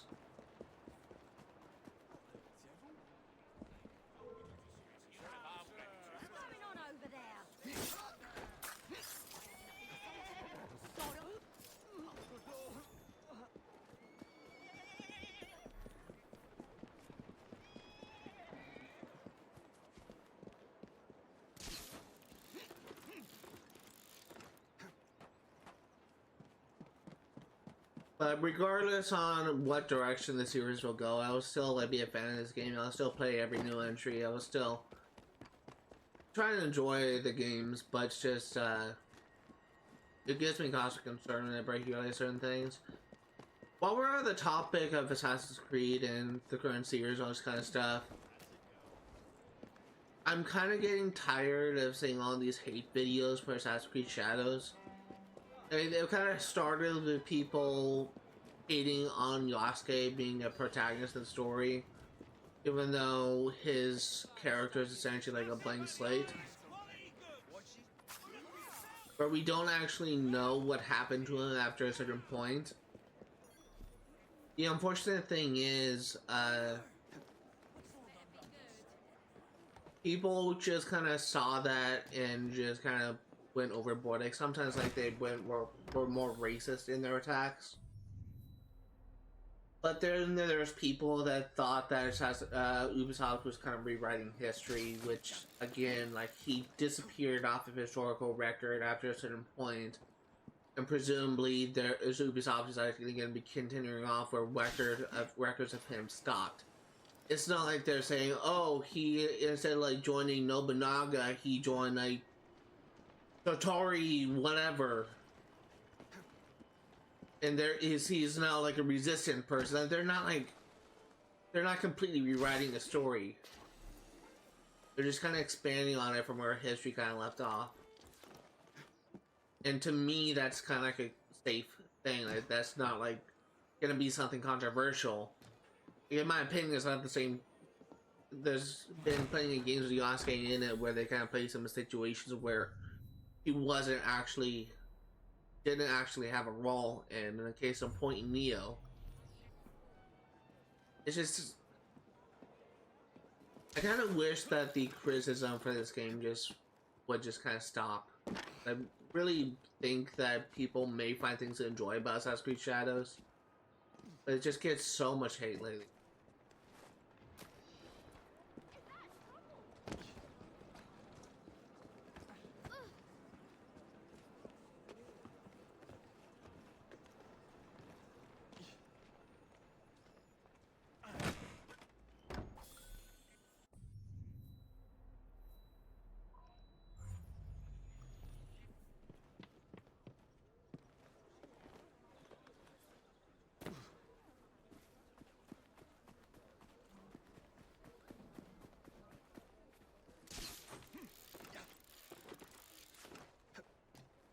Probably gonna be doing the collectibles, trying to clear out the rest of this district for the remainder of the stream. I honestly don't know if I'll have time to do any missions after this.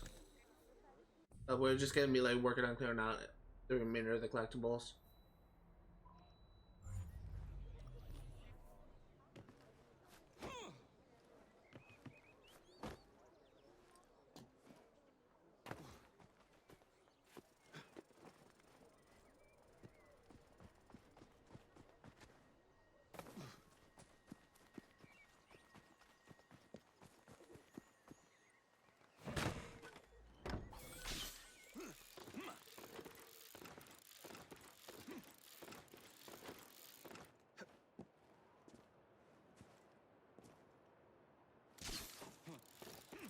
That's a pretty cool building.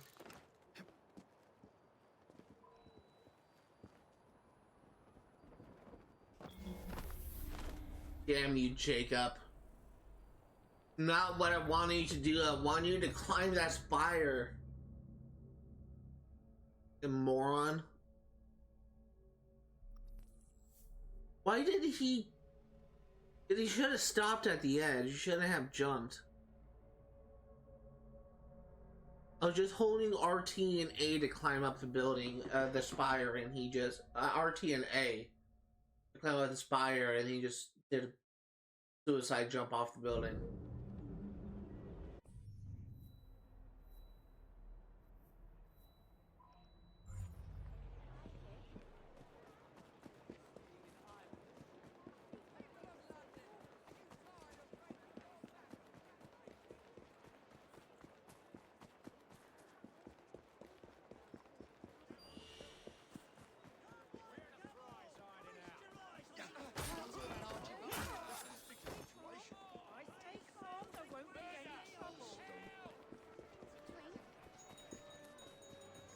Let's try and do this again. This time, Jacob, don't do a retard dive off the roof.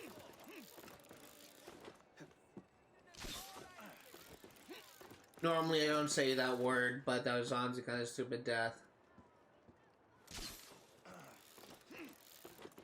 I'm kind of like, usually like that word, the R word I guess could say, is kind of like my version of the N word. I don't like to say it, I don't like to hear other people say it. But when the situation is applicable, when you have a moment of Jacob just diving off the roof, sometimes it's a little warranted.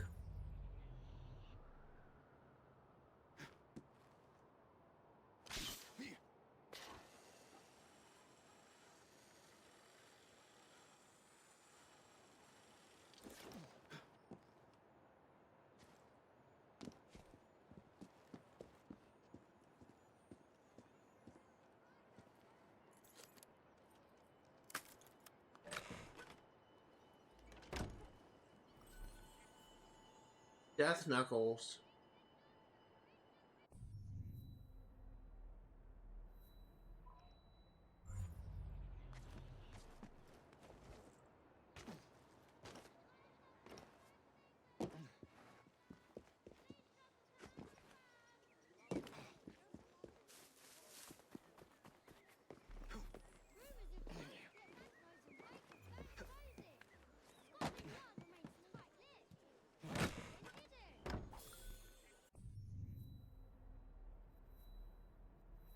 Yeah, let's go and grab this illustration, then we'll grab this splash power, and then we'll just go and clear out this area with Big Ben.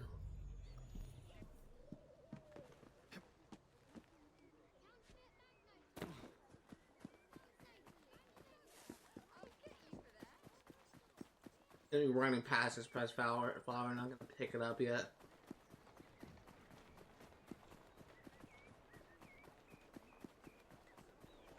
There's really more so like based on OCD as the main reason why I'm not picking it up. That's dreadful. Isn't there any law in this city?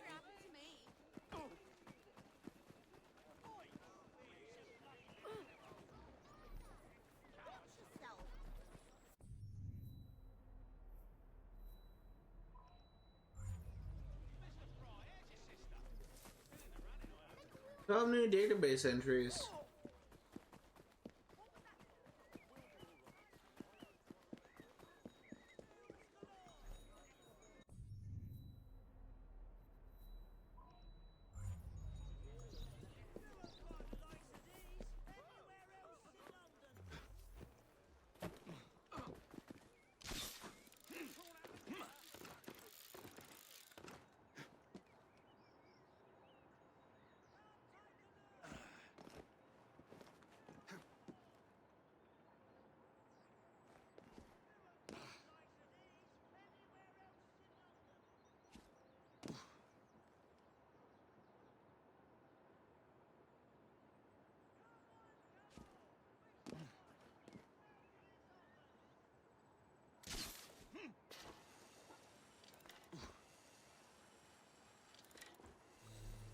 There you go, I finally got it.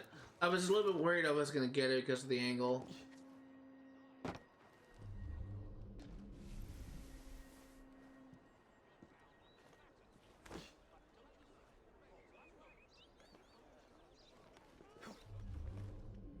I need to get inside somehow.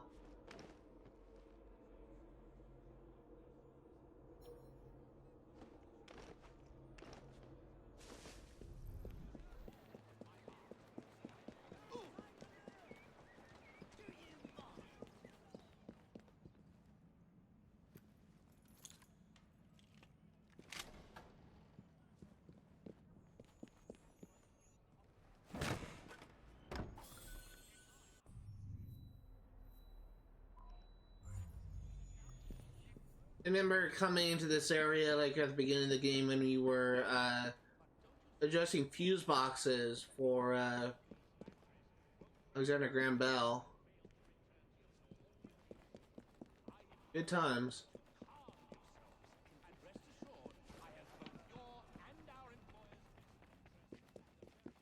I really like Alexander Graham Bell as a character. He's really kind of cool. I love his accent.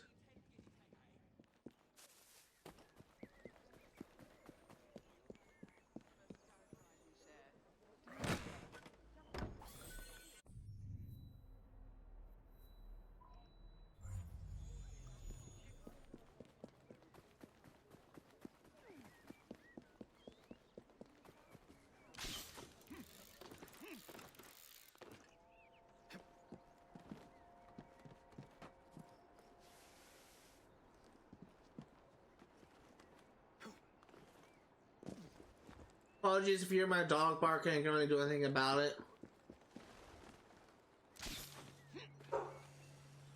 Gonna be outside my door barking.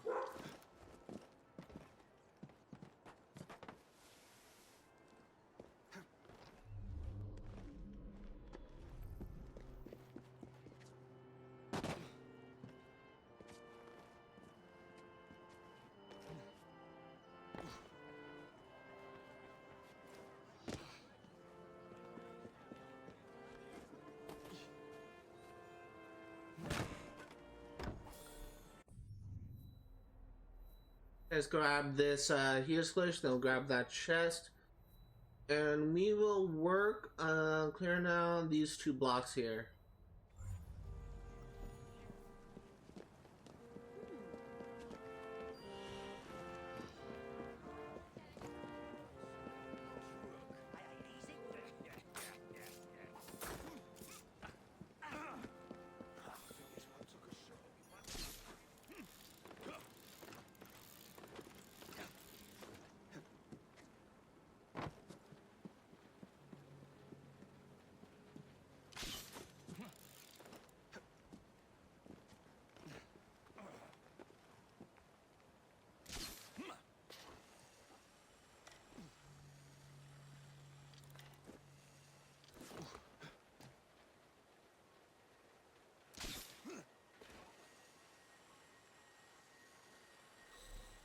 Here we go, 9 to 28.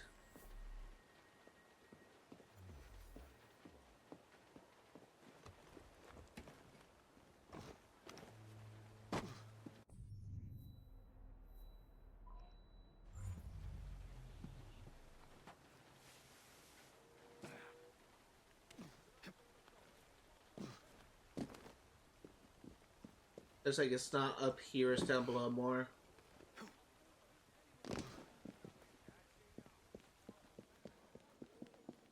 I don't know why, but I remember when I did this mission where for installing those panels in Big Ben, there's Royal Guards in this area, and that always seemed kind of odd to me.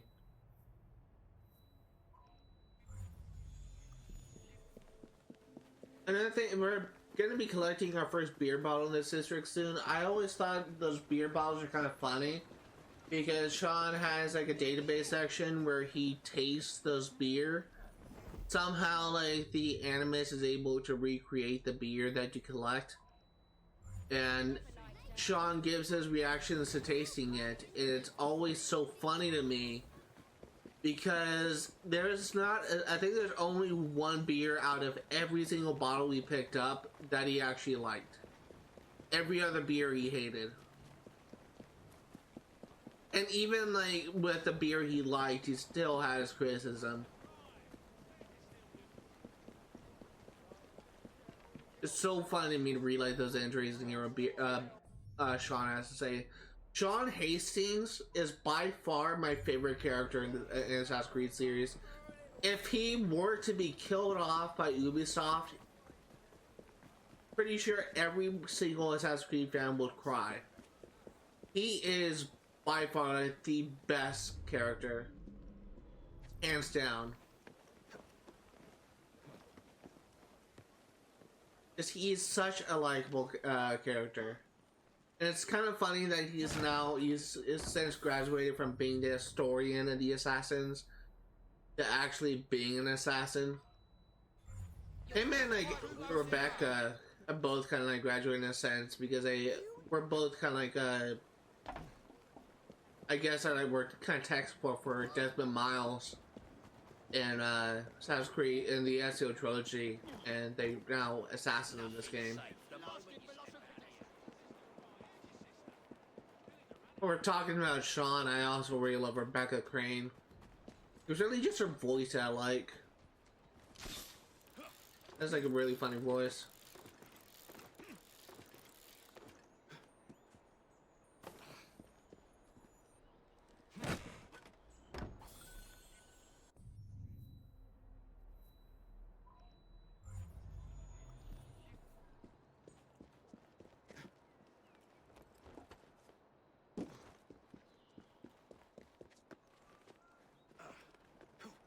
I think her voice has kind of changed slightly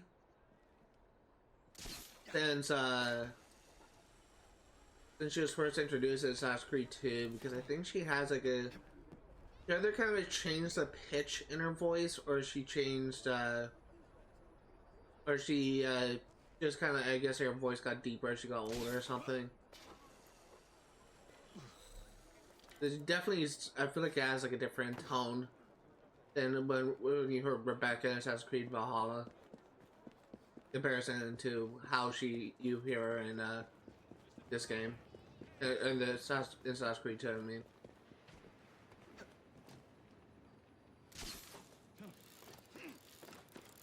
That was a mistake.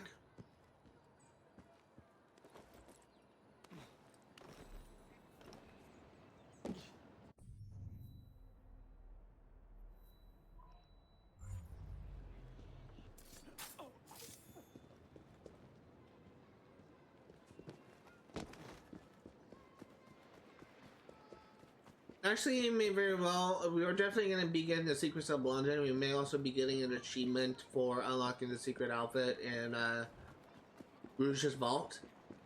I have never unlocked that outfit before, so hopefully I like it.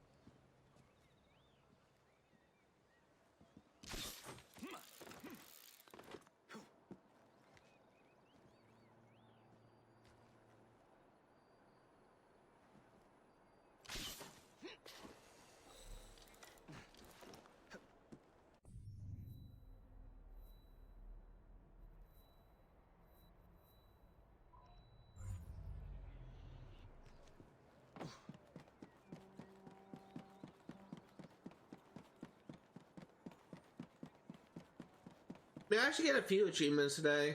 Not just for like getting the Secrets of London thing, but I think there's also an achievement for collecting all the beer bottles and getting all the pressed flowers as well. And the letters from the Queen, the Royal Correspondence. Definitely been making a lot of progress for 100% of the trophies.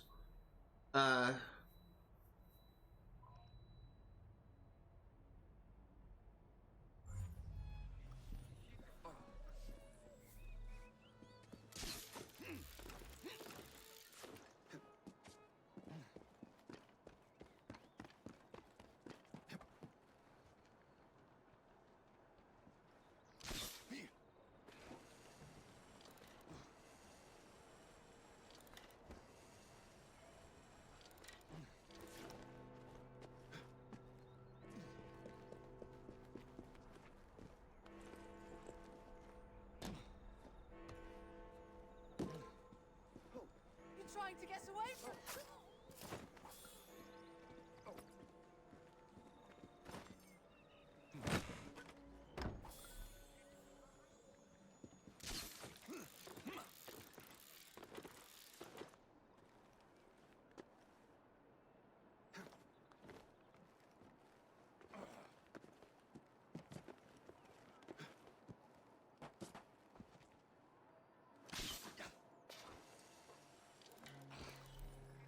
There we go. Let's set a look at the map. Just gonna go to these chests and we'll go clear out these 2 blocks. We are actually going to kind of walk around and kind of clear out these buildings on this edge. Then we'll go inside and clear out the park. That seems to be a good plan.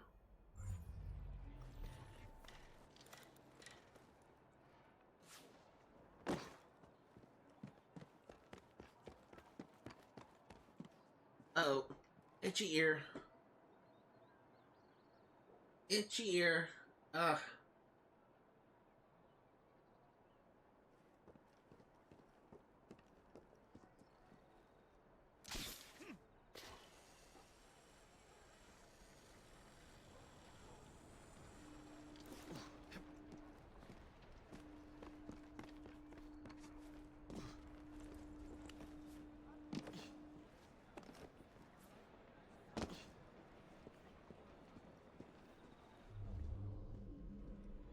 I'll get in there. Is it on the other side?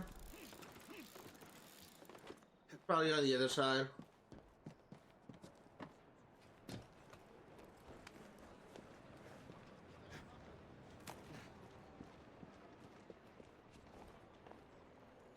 This is the shop that I think was robbed in the Hypnotist quest. This is the location. It looks right.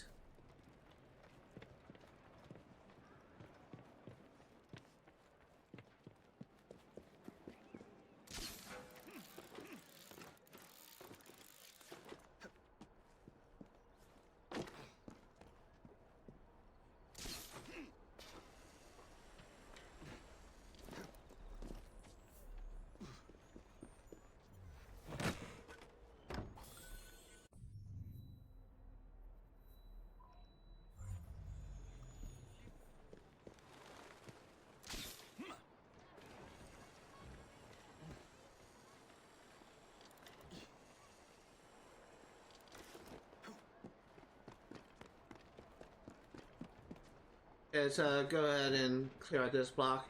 I will actually be kind of glad to get all the collectibles done in this area, in this game, so that I don't have to worry about it again. I honestly think that Assassin's Creed Origins may be more entertaining to watch in general, because while we'll still be like clearing all the locations in a district, they're a lot more entertaining to watch than going from place to place and looting chests. At least in my opinion. Because at one point, like, you're killing animals for hunting things, you're stargazing and reminiscing about bikes, memories of the sun. You are clearing enemy forts, you're killing enemy camps. You're looting a location for 100% completion. Like, there's more things to do, there's more variety and things to do. You're solving riddles for a reward. Like, there's more variety and things to do in this game, in Assassin's Creed Origins, than there is in Assassin's Creed, in this game. It's pretty much like the highlight of this game is the Gang Conquest, the story, and that's it. Everything else may not be as entertaining to watch for everyone else. And a large portion of this game, if you're going for 100% completion, is getting all the collectibles. Out there! I see someone!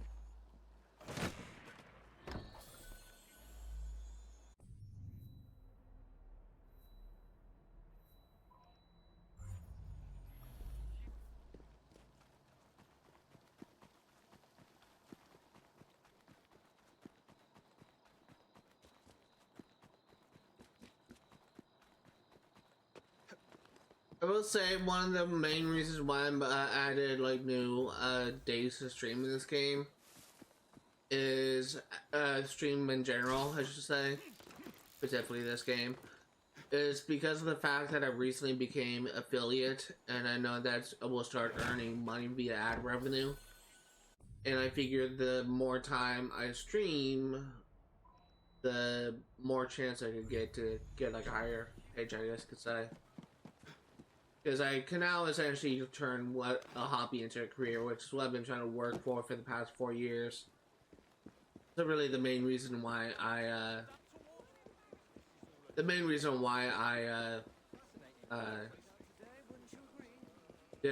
I'm streaming more often, getting trying to stream more often, is because of the fact that I made an affiliate.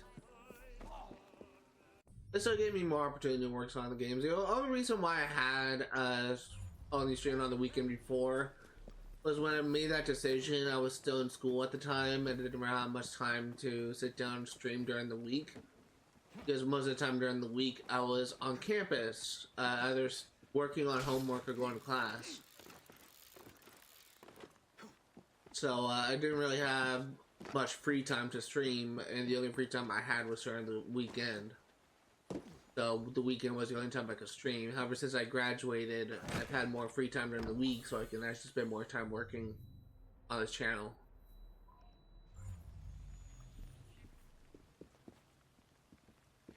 Actually, kind of funny to me, like remember like, I guess being dismissive of I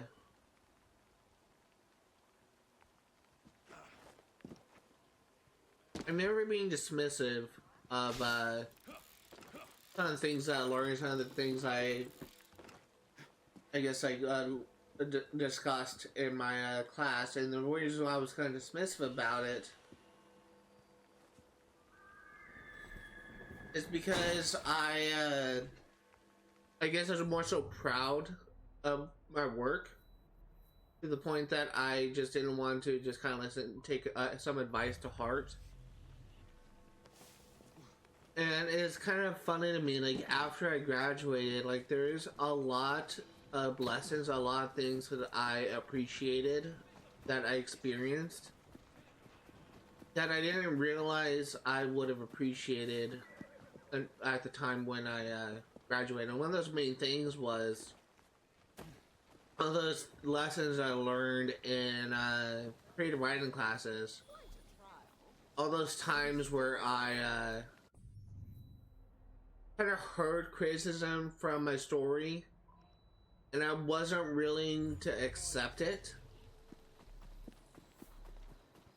And when I look back and reflect on some of the criticisms, I realize how insightful and how helpful those criticisms were. And a case in point, like when I was in community college, when I took a creative writing class, I was very stubborn. I was not mature enough to hear criticism and just try and like take some things from it. Any criticism I received from my story, I assumed that the other person was wrong and I was right. That they quote unquote didn't understand my writing. And it actually took me until a couple of semesters into my bachelor's at Chico State, where I actually was able to kind of take some of those lessons to heart, where I wasn't mature enough to kind of take those lessons. It basically took a while, even like a couple of semesters into Chico State, for me to actually listen to criticism and actually consider, hey, maybe they're right. There are still moments where my pride and my ego kind of bled in, but eventually I was able to kind of willing to accept criticism more easily. And that's something I guess I will say, like, if you're writing yourself, your writing is not the best in the world, and everyone will have criticism for it. Whether or not you want to take those criticisms to heart and change something is entirely up to you. But don't blindly think that your story is perfect in any way. No story is perfect. Every story has its flaws. So if you're a writer like myself, don't be afraid to take some criticism to heart. Because at the end of the day, like most people, when they critique your work, they're highlighting problems they had with it. Whether or not those problems are justified or not remains to be seen. It's really is up to you to determine whether or not those criticisms are warranted. But depending on what you do with that criticism, it could either improve your story or it could be a detriment to it. And it's really up to you to whether or not you want to take some criticism to heart and change your story, or whether or not you want to keep your story as is. But some criticisms that people may have, some changes you may realize you need to make, could make your story stronger in the end. And that's something that I realized happened with my own writing, with my own novel.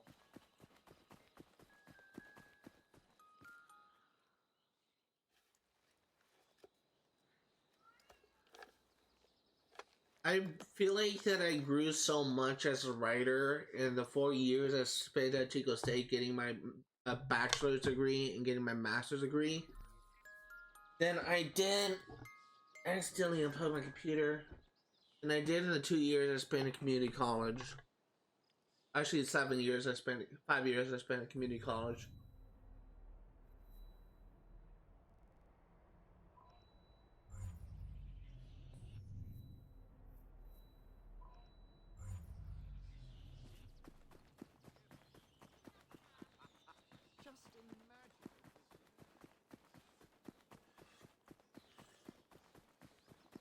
I'm gonna be streaming for about like another couple hours, another hour and a half maybe, depending on how much we get done.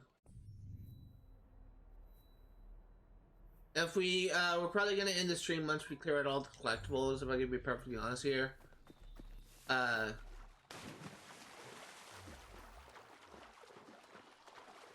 Let's see where we're at when we get all the collectibles, but probably gonna be my stopping point.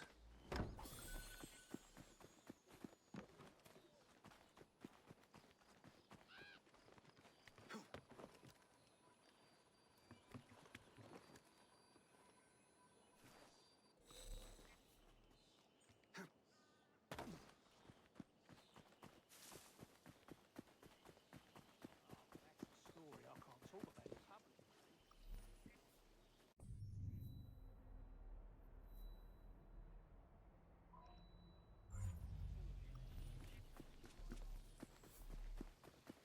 27 new database entries.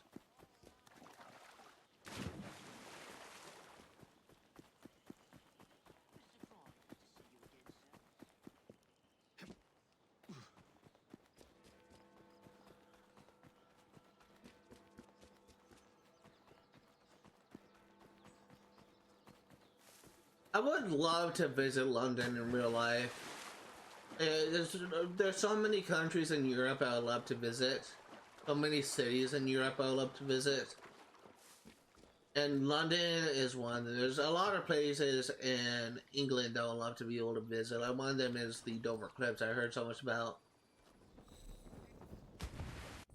But the other one that I'm really interested in seeing for myself is London. There's a lot of sites in London that I heard about that I want to see.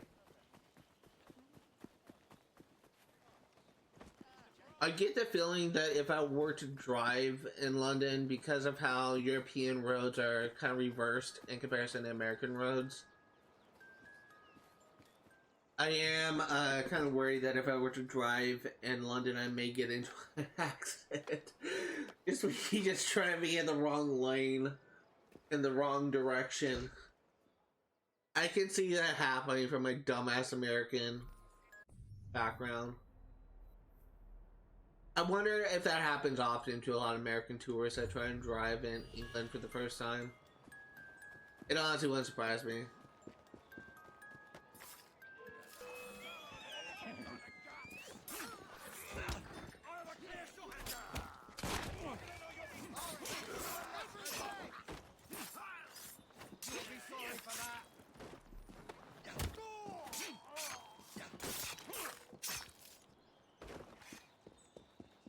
I saw a lot of really funny clips of people messing with the Royal Guards in England, and under the Royal Guard just kind of getting mad and yelling at them. There's like a really funny moment of this this person like trying to hunt or whatever, like Royal Guard, and then like he tries to like reach for and grab his hat or something. He said, "Don't mess with the Royal Guard!" And I just rolled out that. Meanwhile, there's like a clip of this like college student or whatever that was just kind of making jokes, and he actually made the Royal Guard laugh at the joke, which I just thought was kind of funny. And it was kind of more the wholesome things where the Royal Guards are just kind of nice and just kind of being like a good role model for children. Like so many moments, clips of the people like doing stuff with the Royal Guards. I always thought it was kind of funny.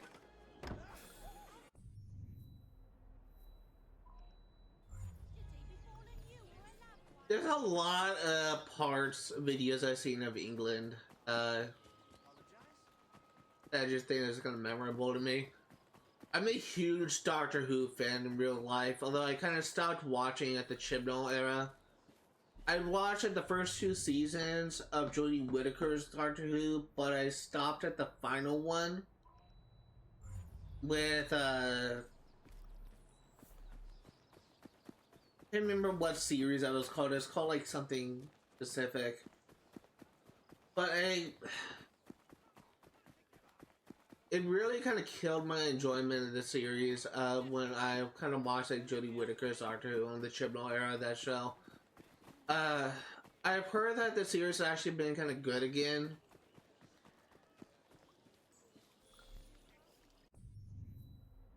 I heard the series have been good again with I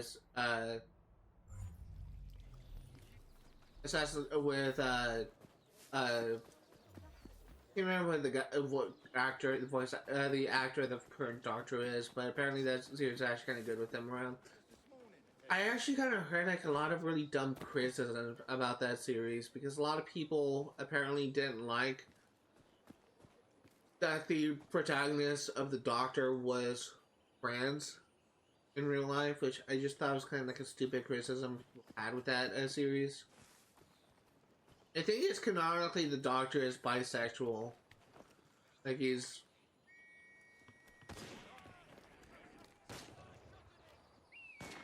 been. I think that's like canonically how it was. Like he's like as comfortable around women as he is around men. But there's also some reports that I heard of him being asexual, which means he doesn't really have any interest in sex. I'm maybe thinking of Jack Harkness, maybe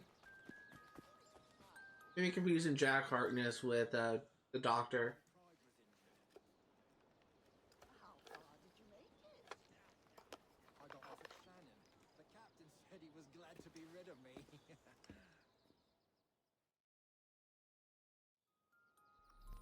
your mother?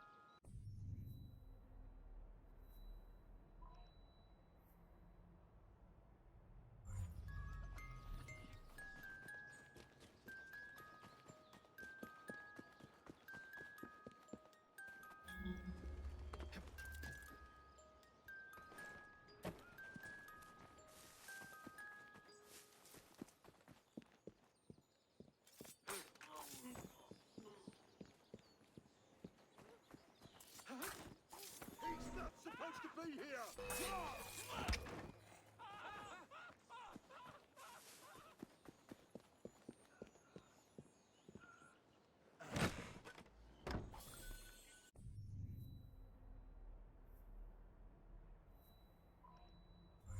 And infiltrate Buckingham Palace.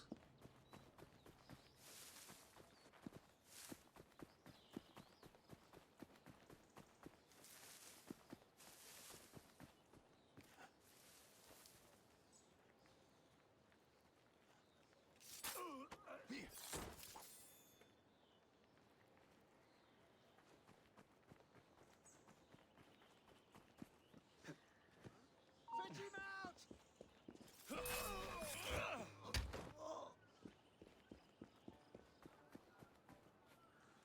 Yeah, like Buckingham Palace is one of those places I would like to visit in real life. I think I mentioned this last stream.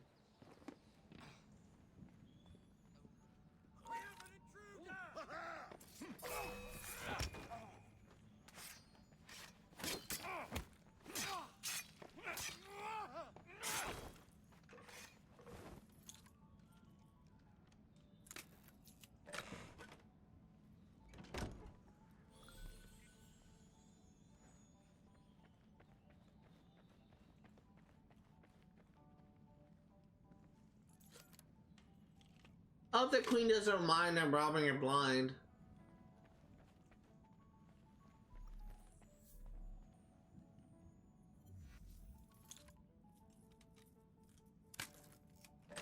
Oh, something I just remembered. Oh, no, that's a different place. I was reminded of this palace or something in Germany that was looted by the Nazis in World War II, and it was called the Amber Room. There was once like a room in Russia. Actually, I think I said a room in a palace in Russia that was looted in World War II, and I thought it was actually Buckingham Palace, like a room at Buckingham Palace. That's in Russia. Was thinking that would be so cool if I could actually be able to, that would be so cool if I could actually see the Amber Room, because it wasn't actually looted yet in World War II.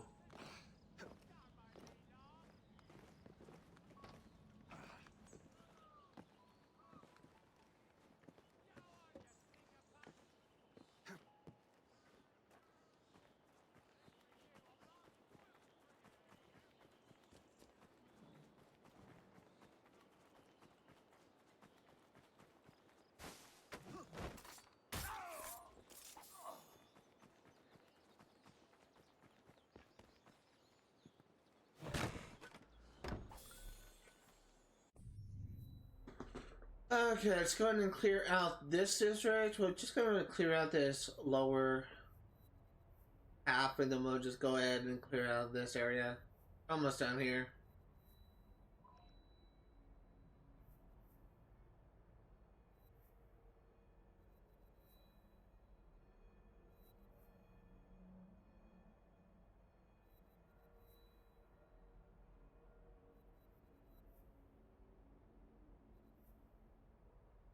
Actually don't see any more letters on the map, but I know we are missing some.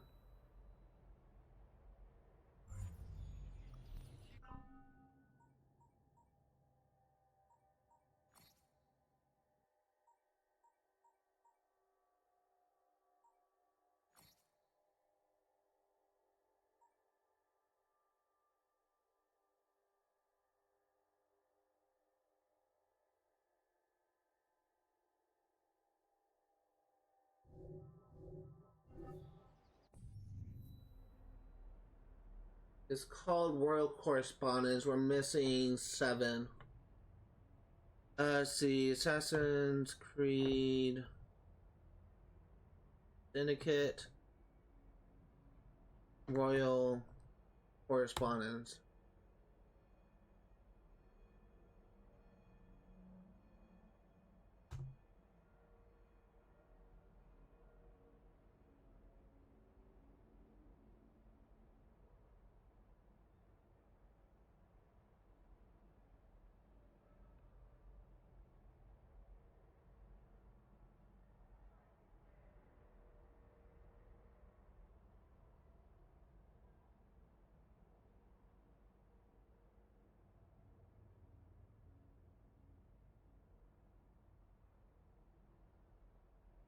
Okay, just have, we missed a lot.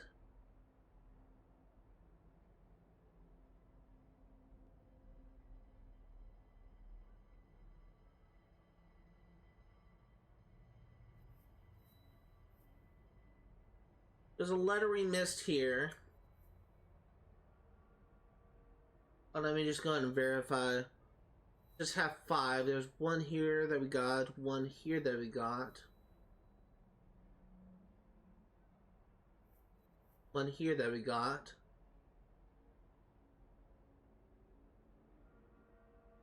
Two, three.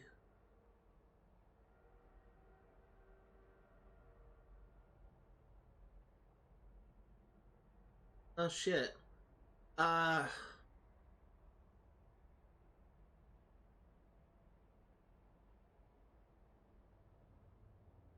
Actually don't know which ones I'm missing now. This scenario I know which ones I'm going to. So I can just go back to the ones I didn't check and see if I missed one there. That's kind of unfortunate that it doesn't actually show up on the map. There's no other way to track it.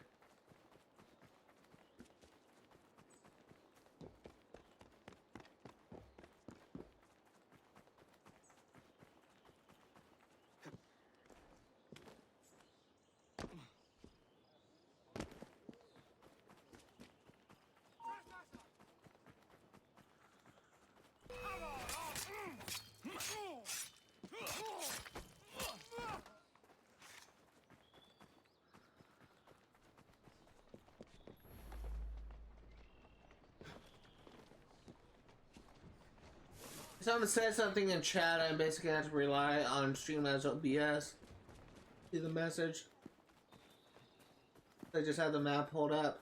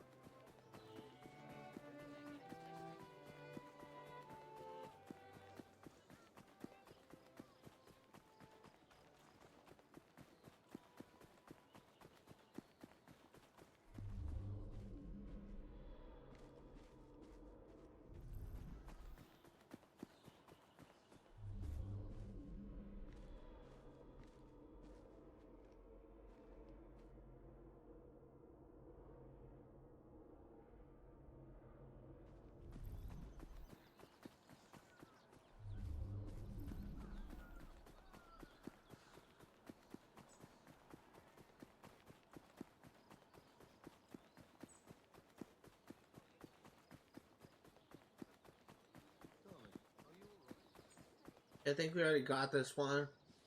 It's not popping up.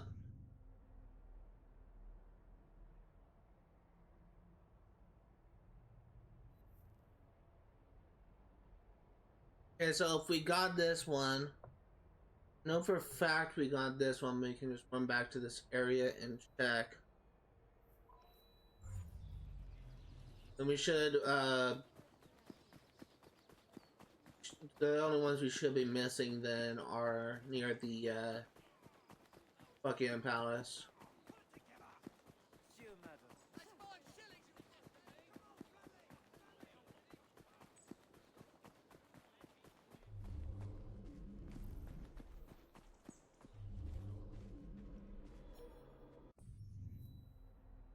Okay, looks like we got this one as well. Let's go ahead and set a marker for here. That's where one of them is.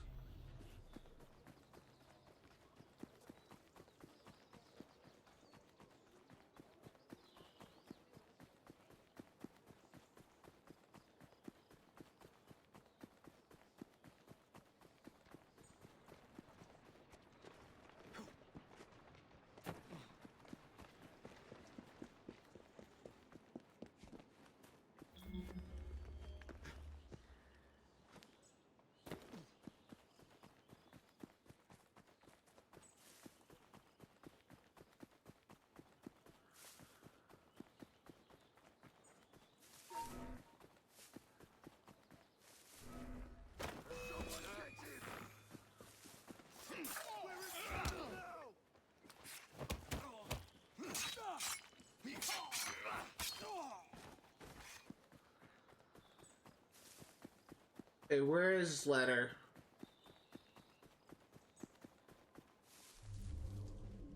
There it is.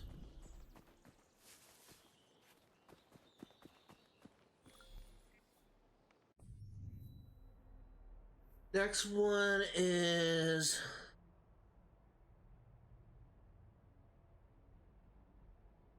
I guess on this little island here.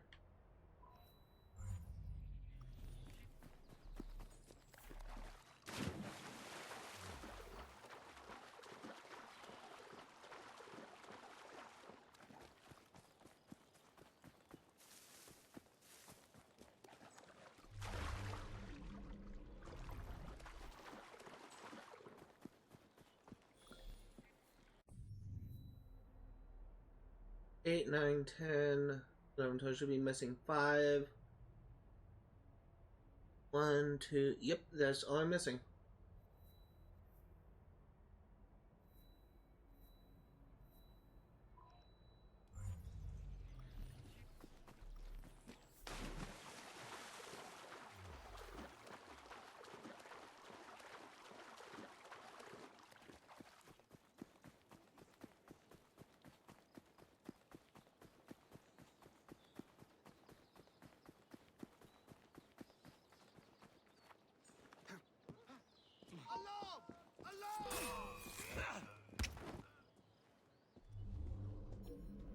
Oh, I see it.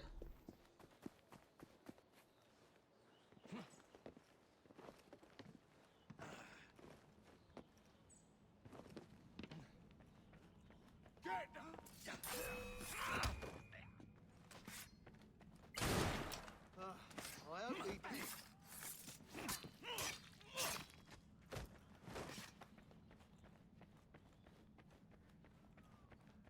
There's one of the letters. Let's see, there's also one over here.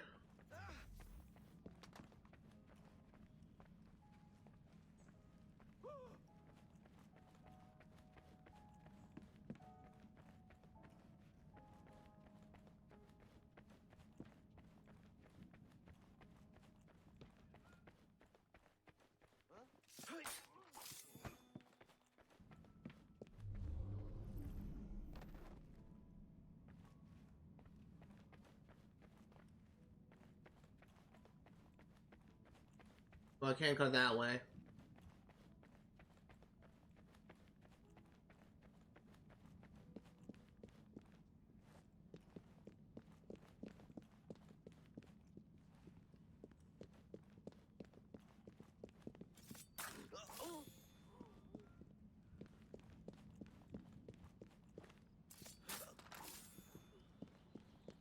Let's set a marker on the area on the... Oh, I have it on the map already.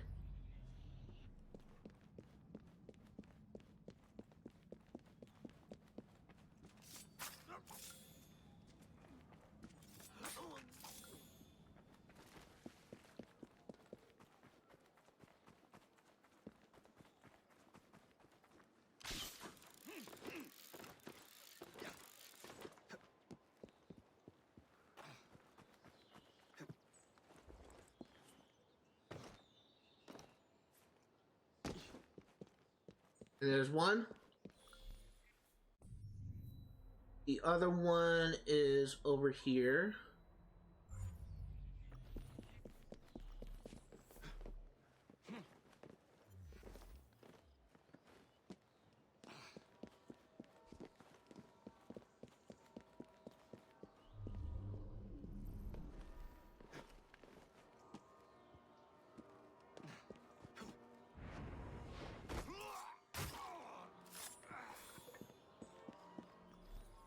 There's 10. One more on this side. And then we should only be missing one here.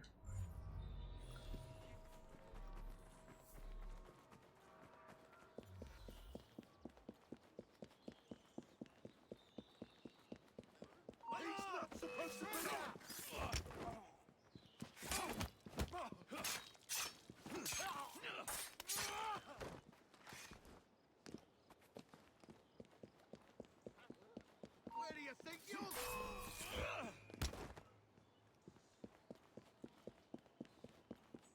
We have an intruder!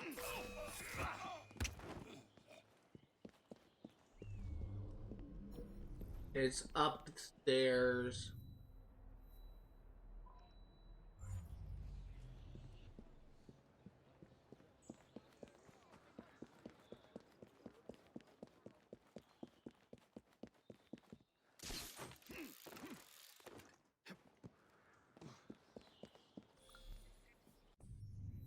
I set a marker for these areas here. Just need to clear out these 3 chests, and there is one more Royal Correspondence in that building complex.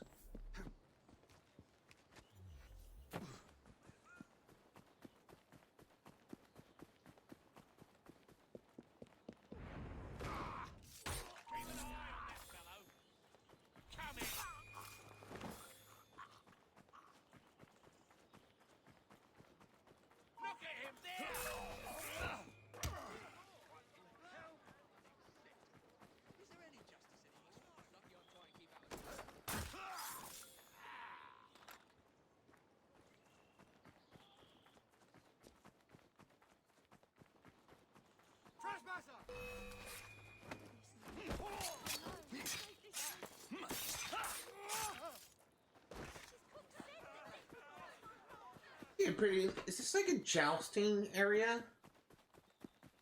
What is this? I don't know what that is.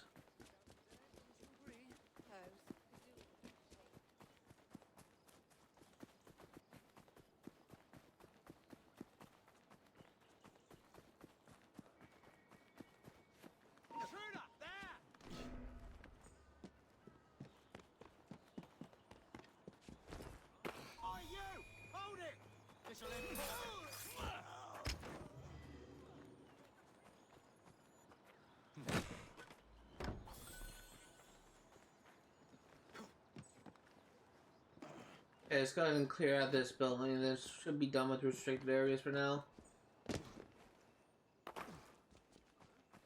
Someone get him! I don't even care about being detected at this point. I just want to get this done. Keep an eye on that.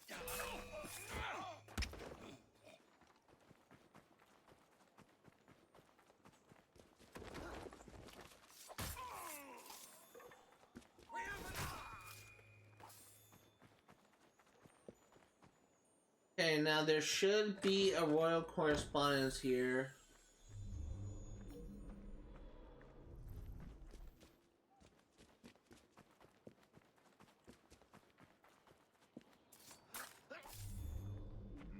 There it is.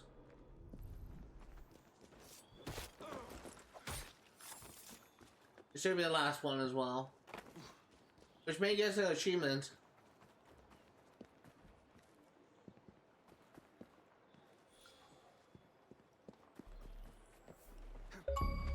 Yep, there it is. Life in letters.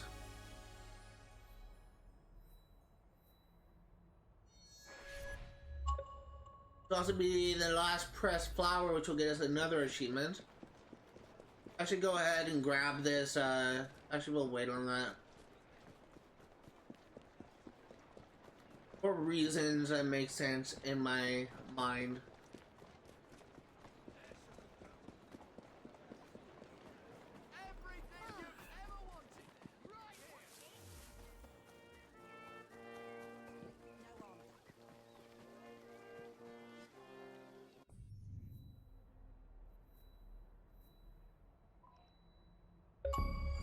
There's another achievement, language flowers.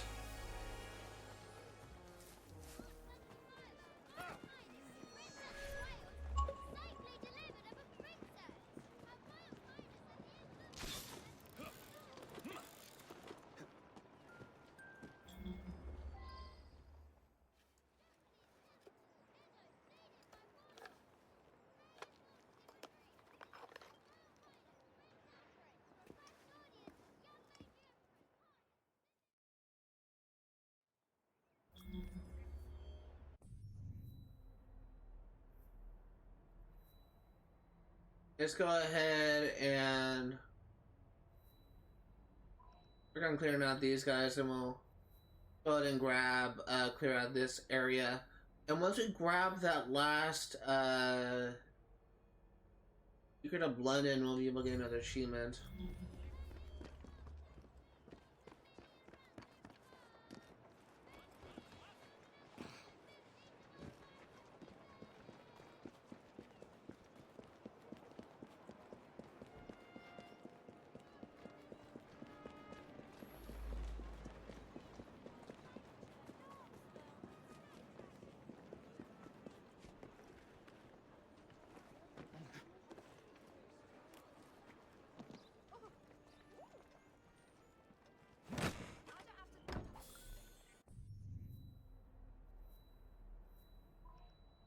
Grab you.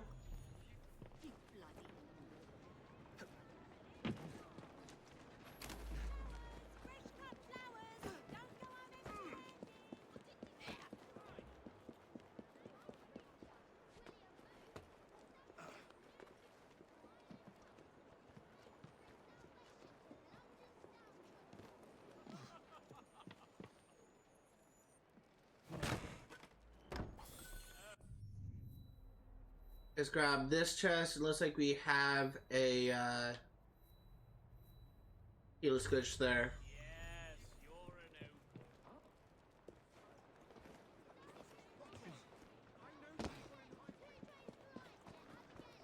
Victims burned beyond recognition.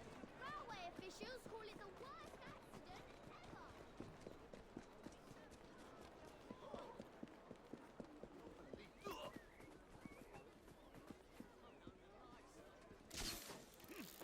Don't know if this is inside or outside. I guess we will find out.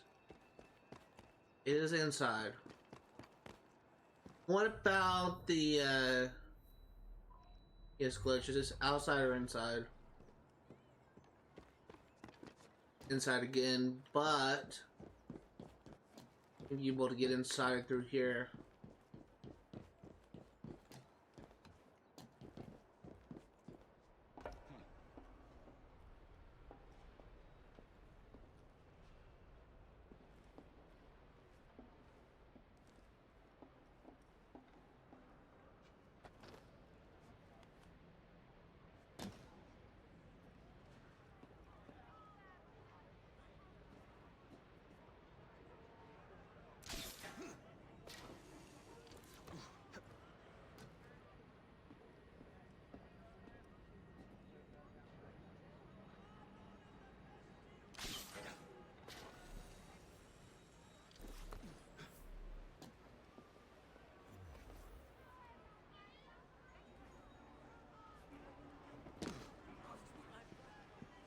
Just grab this chest.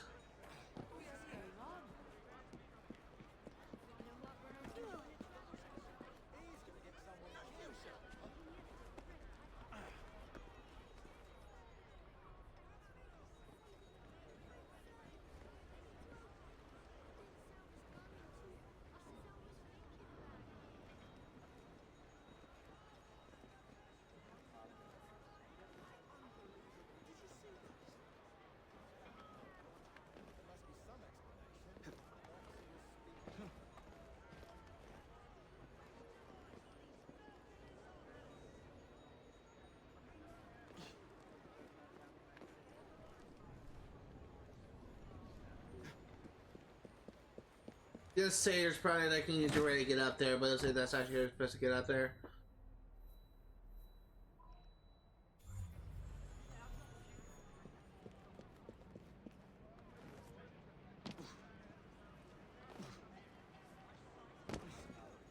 Let's grab this last secret of London, then we will finally unlock that legendary outfit.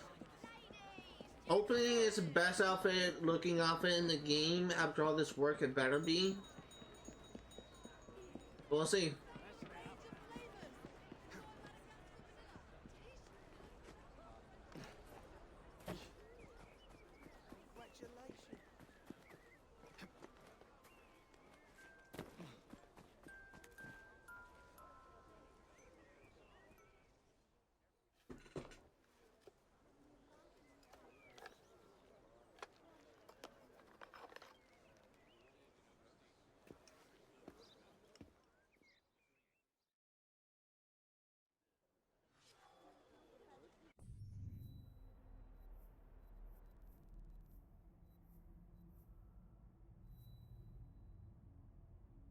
Oh.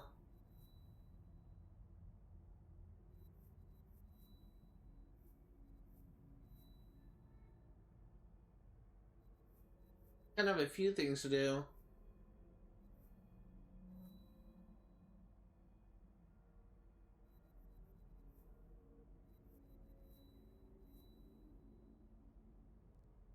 I'm gonna get Rouge's Wall done first. I think these should be cutscenes for completing it.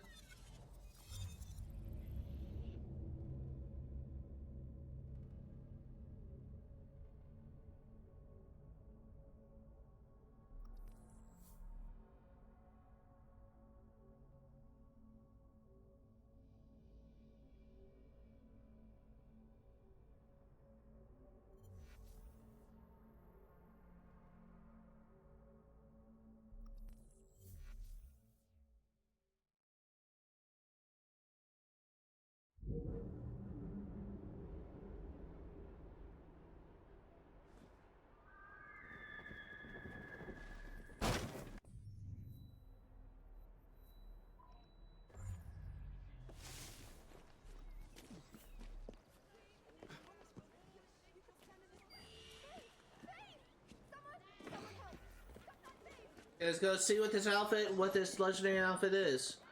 Yeah, like, I'm hoping it's something fucking jackass. Hoping it's something cool. It looked like it was a white outfit, but it also looked like it was Evie's outfit. This is playing the case.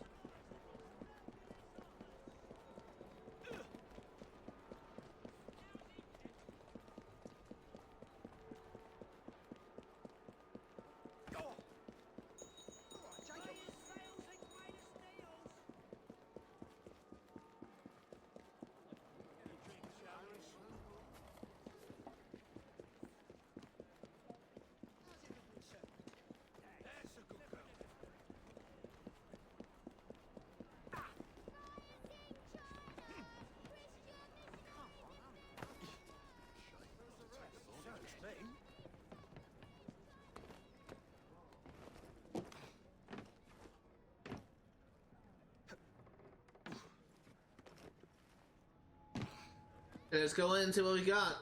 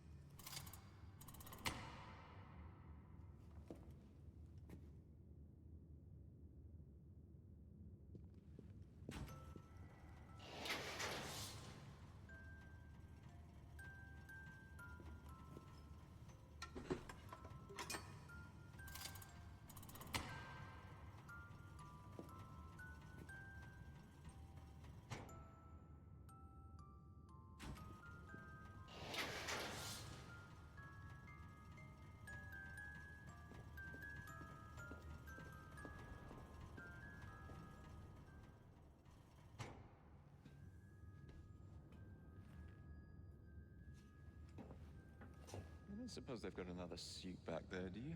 That one looks a bit tight for me. And you would look a right tit in it. Evie?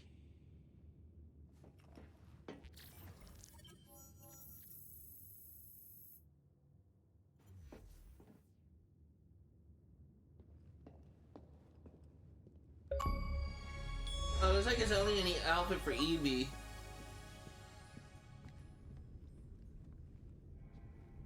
Aegis. Did Jacob not get anything?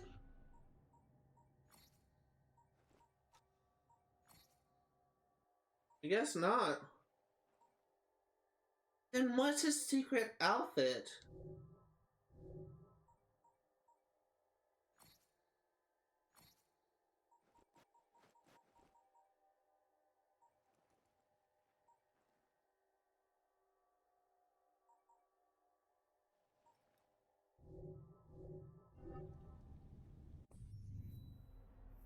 Okay, well, let's go and see Abberline. We'll switch to Evie and we'll do the rest. I really want to see what that outfit looks like. It looks like it's like an Isu armor.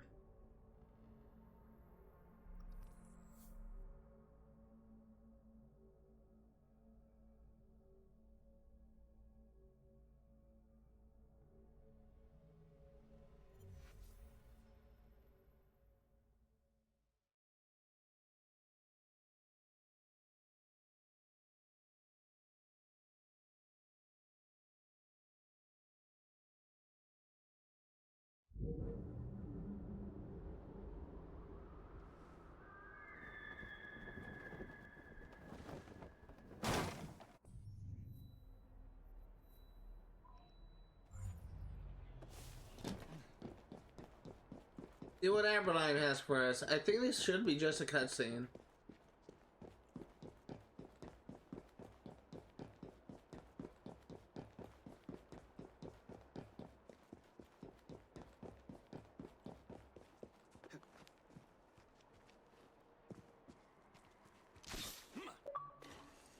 Oh, our batteries are low. Oh no. Whatever will I do?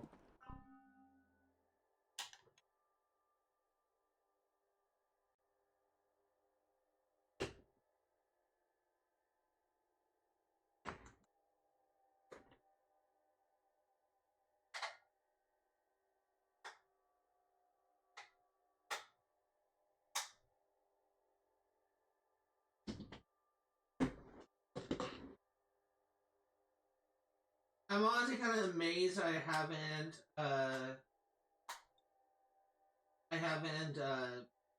broken this controller yet with how much freaking crap I put this controller to. Like, there were times when my headset gets caught in my chair when I'm turning around. Like, its long cord just gets scratched around my the arm of my chair, and then I turn my chair around, and it knocks my controller off the my table or my bed, and it just kind of tosses it onto the ground. It's a miracle I haven't broken the back of this thing or cracked my controller with how many times they just hit the carpet. I imagine that if I had like a hardwood floor, it would probably break a little bit by now.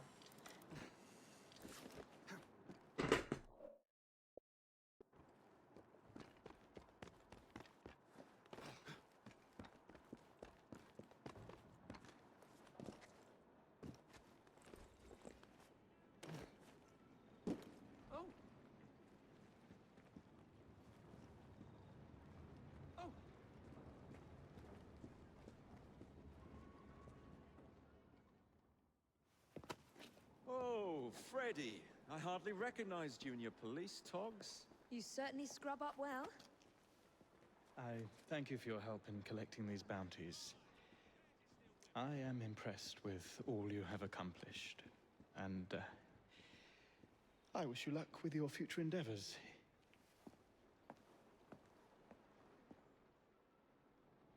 Why do you sound sad about that? Is there something I'm missing?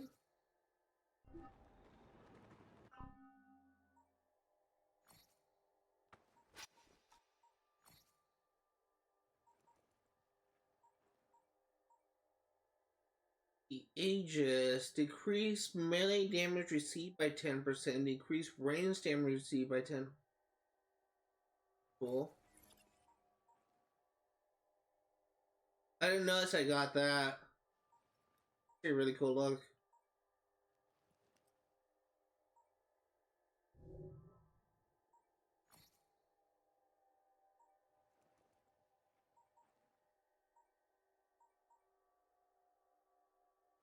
Only has a one outfit. I really wish I could change the look of that.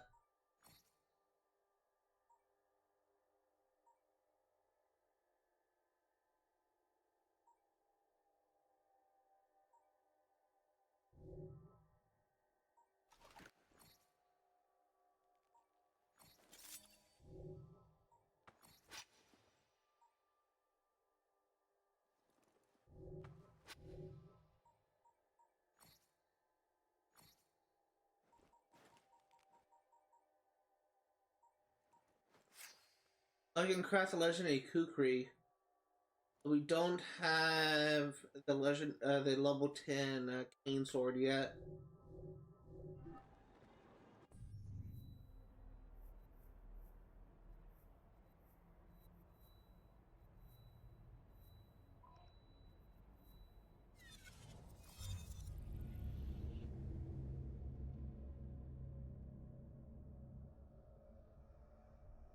Kind of like a blinding outfit, like it's so white.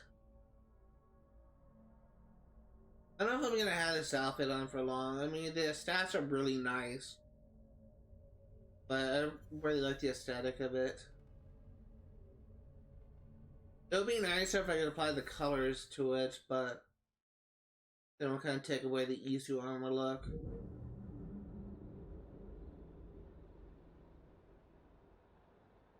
I don't like the wavy aspect of it, the glitchy aspect of it.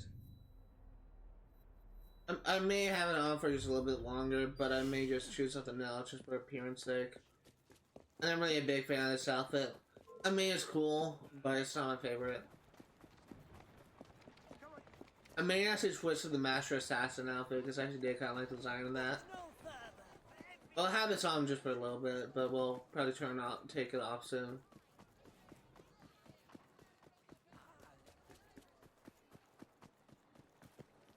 I will probably switch depending on how this outfit looks in the cutscene.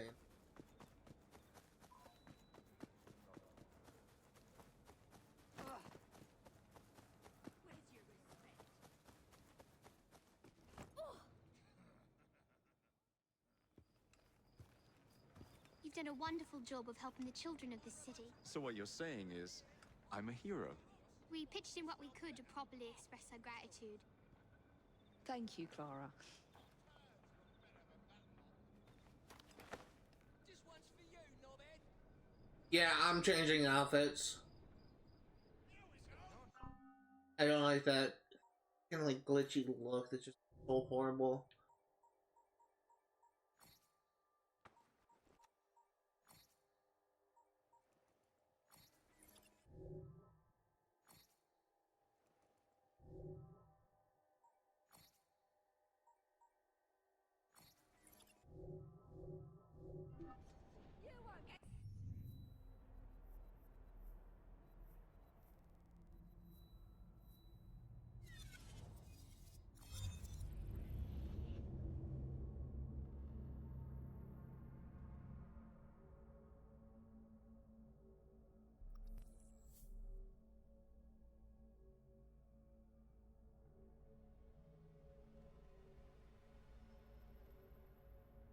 I actually really like the crimson coloring on that. I was curious, red and black are my favorite color combination. I generally kind of deviate towards looks that are just kind of red and black.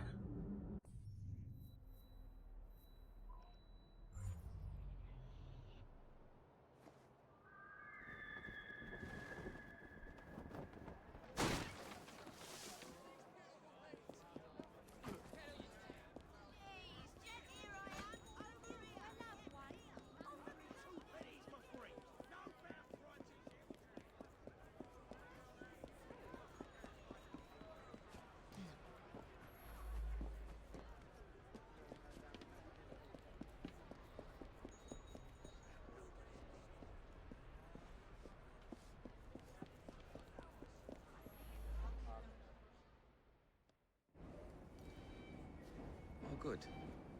You're both here. I have something to give you. That really isn't necessary. More gifts? You spoil me, Greenie. Templar numbers are dwindling, and I hate to admit it, but the Rooks are thriving. Did you hear that, Evie? Thriving. Your time in London has been well spent. I am proud of you.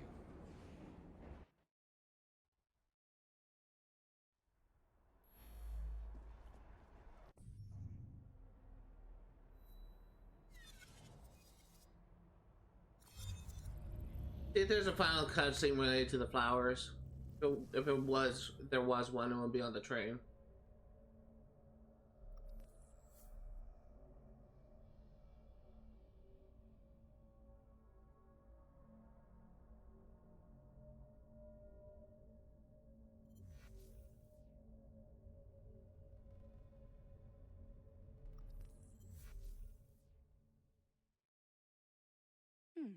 Seems a letter has come for Jacob. To knock some sense into people with that cane.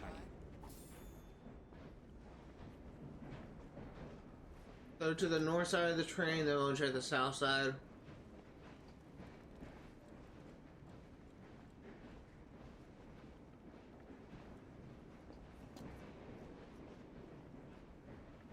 Fetching outfit, I must Twisty say. streets of London. I know everyone. You're saying no cutscene, closing cutscene with green? It's not.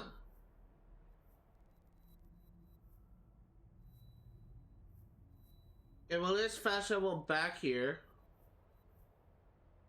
And we'll go ahead and try and clean up the rest of the collectibles.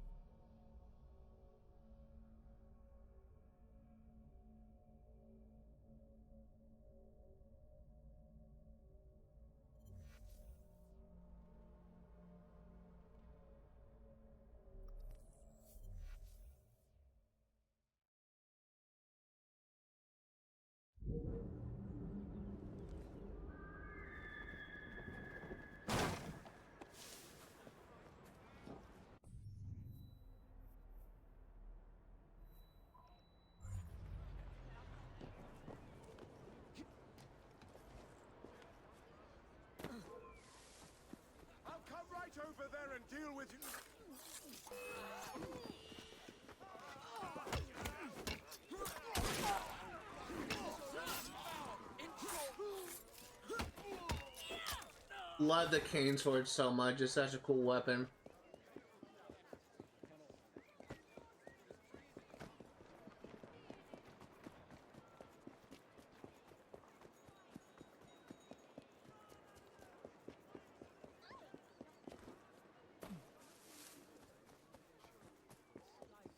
But I'm kind of curious about is I do remember there's some Charles Dickens missions that I know I remember like playing and on the PS4. We haven't have it unlocked yet. I don't actually know when they'll unlock. But I hope I'm not misremembering things. It was actually a really cool mission. What I remember was essentially like investigating a haunted house, I guess you could say, and trying to find out the truth. That's sort of like an investigation thing. And the one that I remember was a psychic doing a seance. And you have to investigate like the truth of what she was experiencing, and then you come to find out that it was essentially a fraud. She was using like tricks to deceive the people that she was pretending to help. Like she was just like conning them.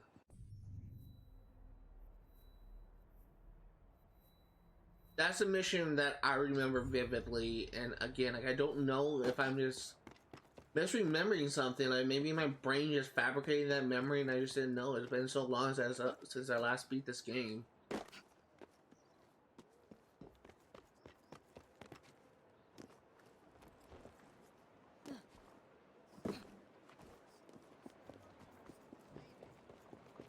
You're a strange bird.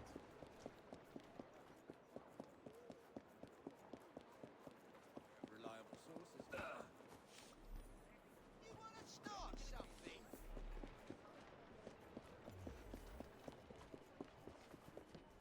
He said that he...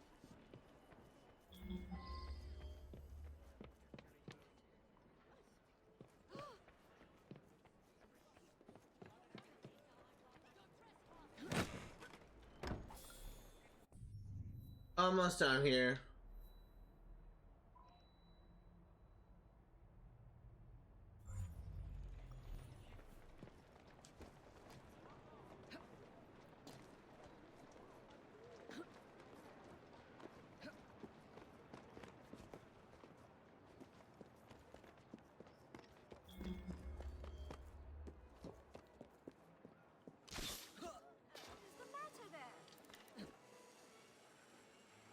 It's like we have to do a leap of faith off that spire.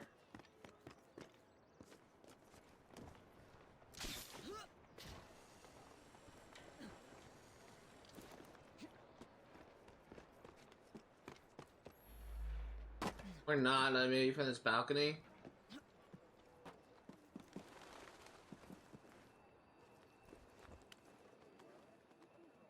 How am I wanting to do, Evie?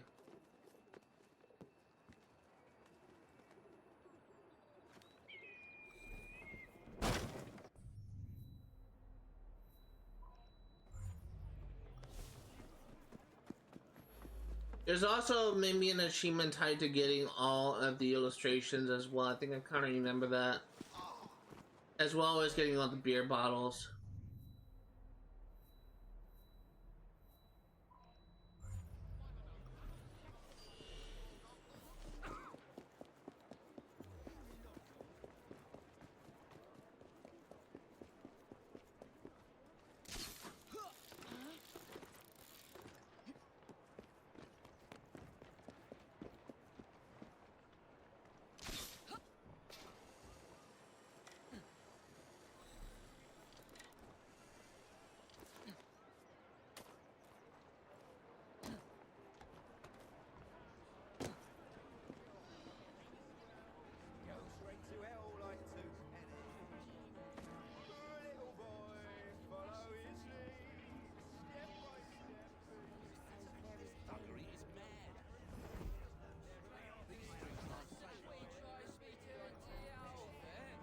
3 of 4.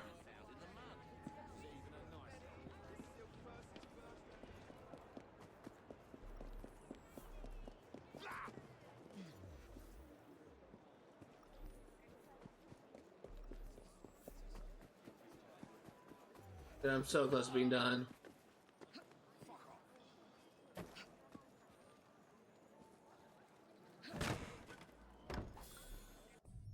$48 of 60.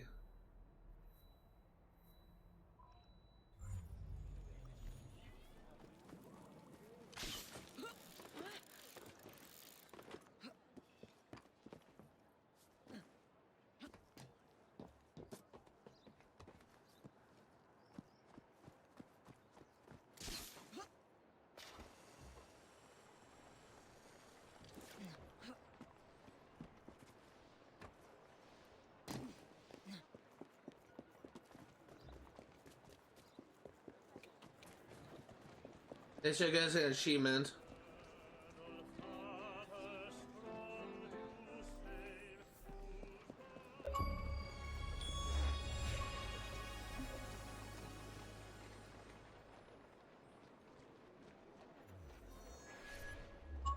You got a lot of achievements this stream. I actually kind of want to check to see our progress.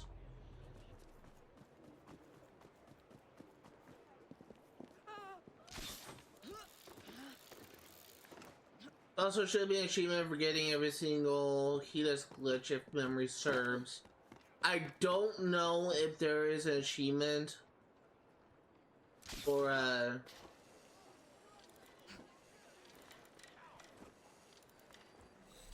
don't know if there's an achievement for getting every chest, but I think there's one for getting every Helix glitch.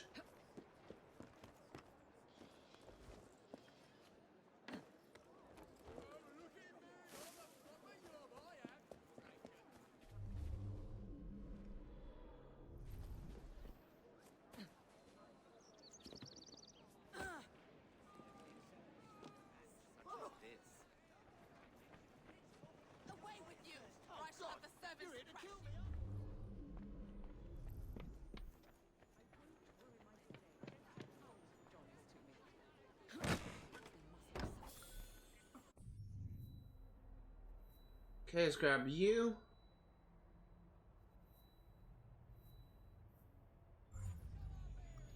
That belongs to you, does it?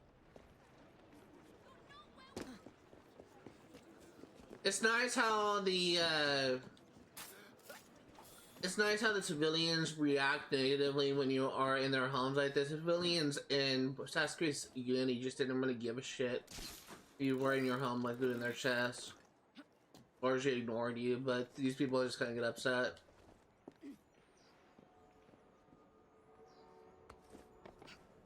never thought of using the window to that purpose.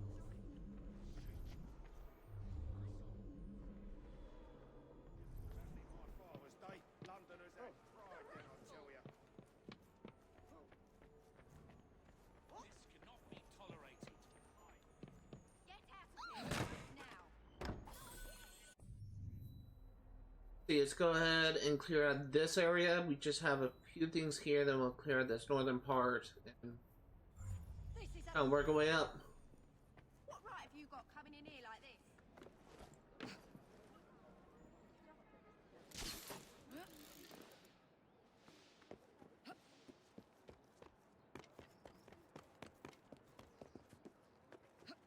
We're almost done. Next Sunday when we next stream this game, we're probably gonna be. It wouldn't surprise me if we actually beat the game. Though we'll probably take another stream to get 100% completion.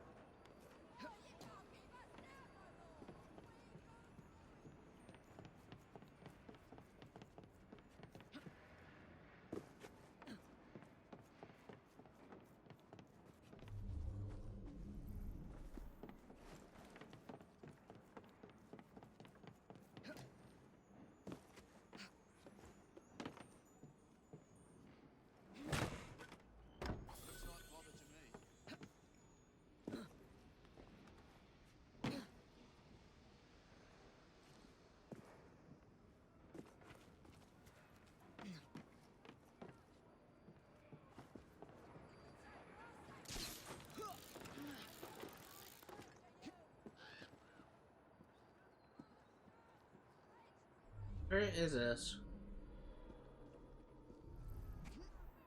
Okay,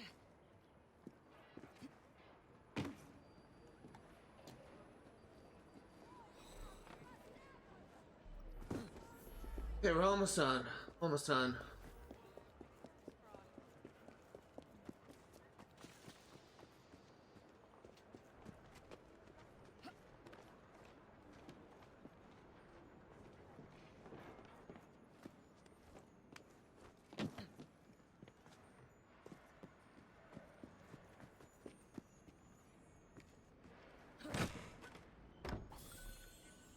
$53 of 60.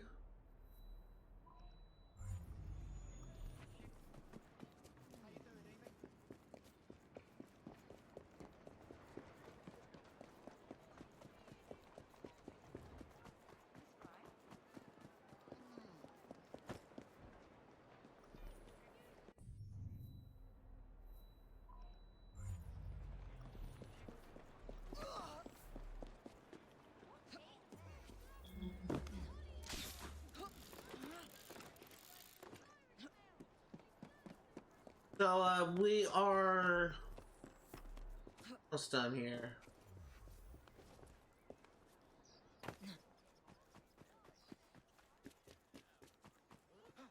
Intruder! Stop her! Stop!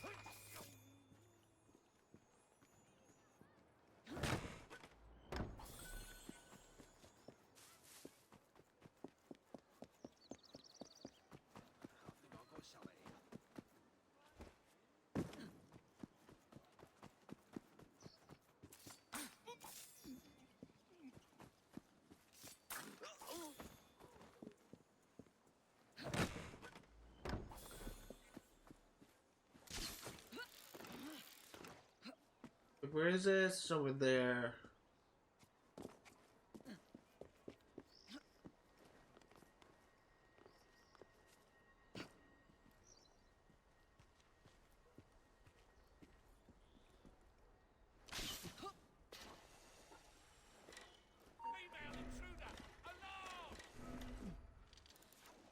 She's here!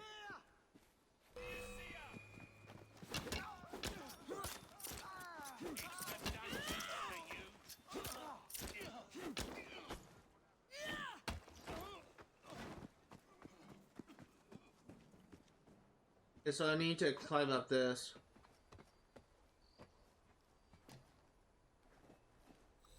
There you go.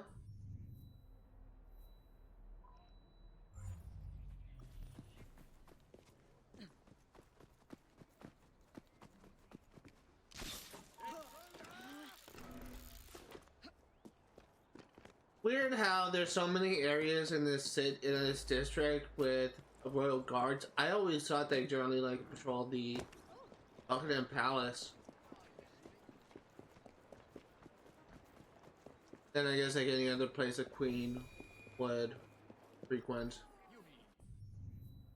Or I guess a king now. I think King Charles is current reigning monarch of England when Queen Elizabeth died.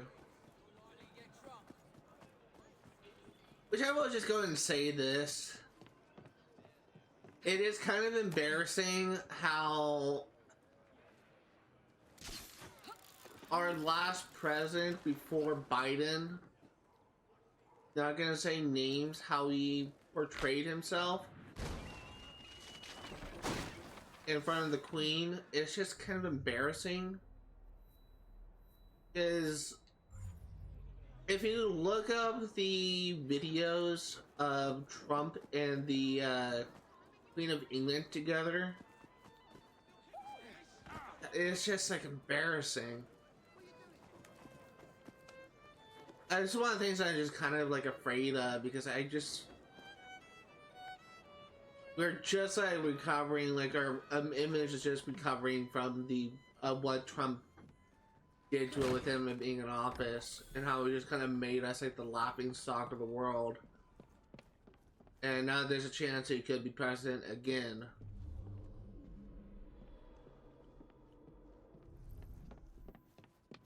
I honestly don't think that America could survive a second Trump. just gonna be perfectly honest here.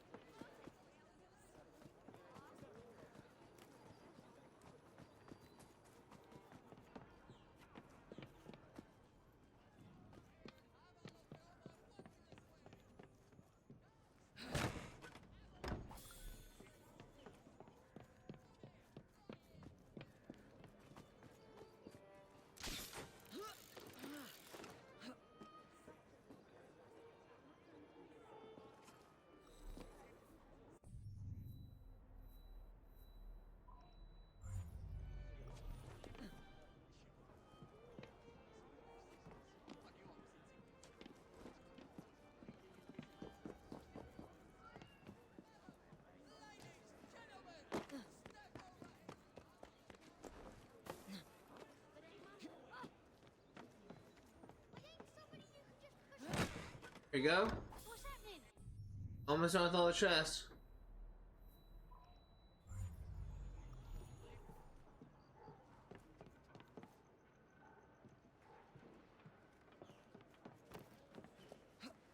I've seen someone dive out of a window before, but never in.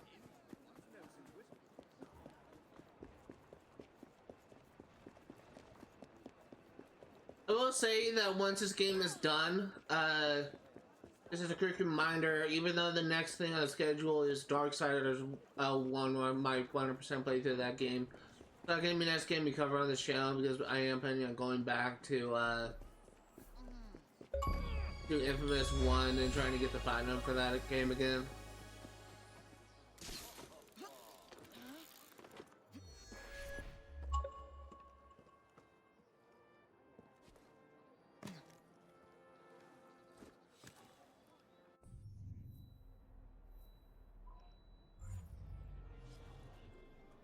This is not an achievement for getting all the Helix glitches.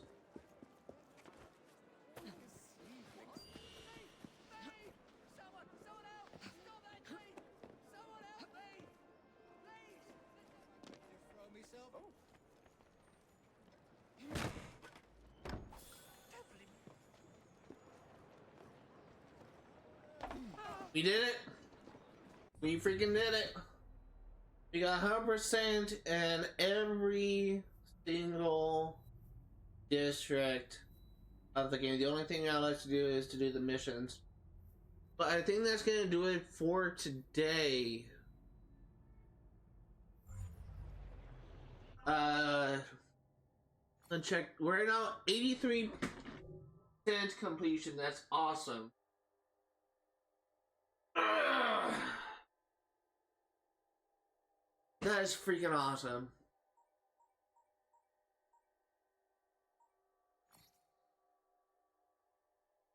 So we only have 3 sequences left. We got 100% in associate activities, technically. Just have London stories to do. And we got 100% in miscellaneous. So let's go ahead and check out the achievements. We got a lot of achievements today. Up to 44%. Collect all the historical posters, sample every beer brand in London, unlock all the secrets of London, collect all the pressed flowers, collect all the royal letters, conquer all the boroughs in London, kill 3 enemies with a single stack of hanging barrels, crack to level 10 item. Got 1, 2, 3, 4, 5, 6, 7, 8 achievements in this one stream. Take a look at what we have left and then we'll go ahead and wrap things up. We have acquired 10 perks and we just need to get 1 more perk and we'll have to check to see what easy one we can get. Take 50 enemies off of training. I'm probably going to farm that off. Probably going to have to farm Furious. With 3 different fight clubs is a really easy one. We're just going to get that just by playing. Perform 50 multi-finishers. That's going to take a while. You may have to farm for that. Shoot 50 enemies before they shoot you. That's going to take some farming. Destroyed 5,000 collectibles with their carriage. Complete memory sequence 7, memory sequence 8, memory sequence 9. Recruit a gang of 5 allies. Finish first in 3 different street races. Complete 10 raids of any type with Jacob or Evie. Successfully escort 10 friendly cargo shipments. Reach level 1 with all associates. The only ones we are not level 1 with is Ned Weinert and Robert Topping. Kill 5 enemies within the same haystack. Acquire all the gang upgrades. Reach 100% sync in the main memories. Hijack 20 police vehicles. Affect at least 4 enemies simultaneously with a hallucinogenic dart. And the rest of this is all DLC. We're almost done with this.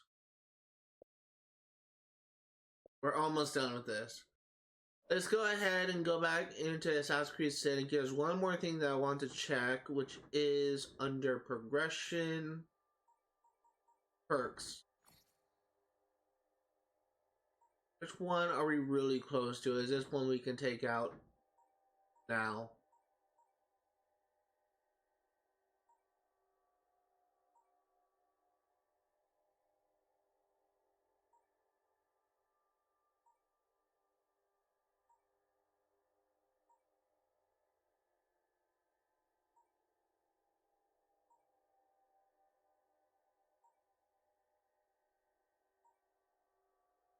No, it doesn't look like it.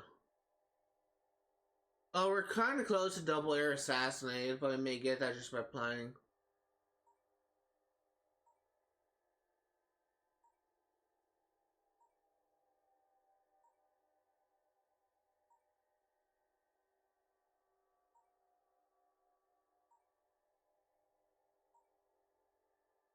Alright, well, we're close to a couple of them, but probably not going to go ahead and farm it. That's going to do it for today. I think we made like a lot of progress today. I think that's good enough to end things off for right now. If you are remotely interested in what you see today, all the games I cover on my channel will be played for 100% completion. I'm going to be streaming Assassin's Creed Syndicate yet again next Sunday, 1 p.m. to 5 Pacific Standard Time. I'm going to be streaming Kingdom Hearts Chain of Memories on Tuesdays, 1 p.m. to 5 Pacific Standard Time. I'm going to be streaming, I'm also going to be streaming Kingdom Hearts Chain of Memories on Saturdays, 1 p.m. to 5 Pacific Standard Time. I'm going to be streaming Stardew Valley starting next week on Thursdays and Fridays, 1 p.m. to 5 Pacific Standard Time. And that's actually it. Gonna have 2 days during the week where I'm gonna be working. 4 days during the week where I'm gonna be working on 2 games during 2 days of the week. 4 days of the week dedicated to 2 games. So 2 streams, 2 additional 2 days for 2 games. So that's gonna do it for today. Before we wrap things up though, and we'll worry about this later. Thank you guys for watching, and I'll see you next time. Hi everyone, my name is Zach, and welcome to another post-stream session where we go over all of the new entries for the database. Today we have a lot of entries to read, so let's go ahead and get things started.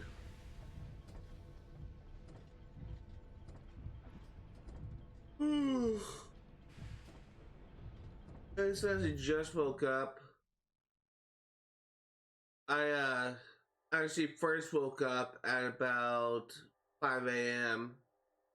Stayed up for about an hour and then went back to sleep, and it's now 9:58 a.m. and just woke up for the second time.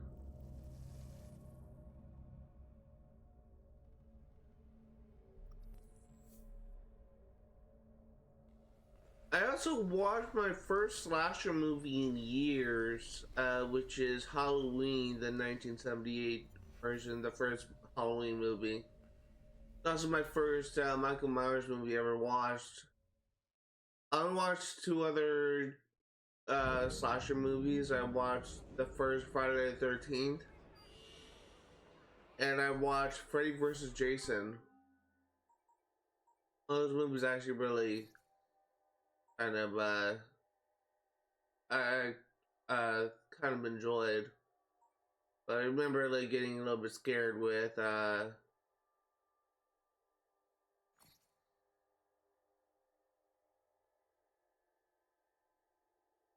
I remember getting a little bit scared with when I watched Friday the 13th as a kid. Secret number 31, Westminster. I took a climb to heaven and saw the stars moving in pirouettes and batonets for Galileo's proving. Secret the number 32, Westminster. I walked the world's four corners and I heard the roll of thunder. I smelled the rain and felt less pain and all the world's wide wonder. Secret number 13, Westminster. With a host of furious fancies, whereof I am commander, with a burning spear and a horse to bear, to the wilderness I wander. Secret number 28, Westminster. My staff has murdered giants, my bag and long knife carries. Got men's pies from children's thighs, for which to feed the fairies.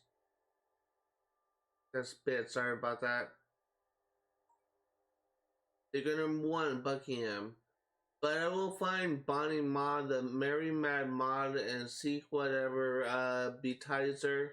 Yet I will love beneath or above the dirty earth that hides her. Secret number 4, Buckingham. I slept not since conquest, till when then I never waked, till the roguish boy of love where I lay me found and stripped me naked. Secret number 30, Buckingham. I've diced with many royals, and from their gilded palaces, with a crown of green like feet so keen, I'll have their silver chalices.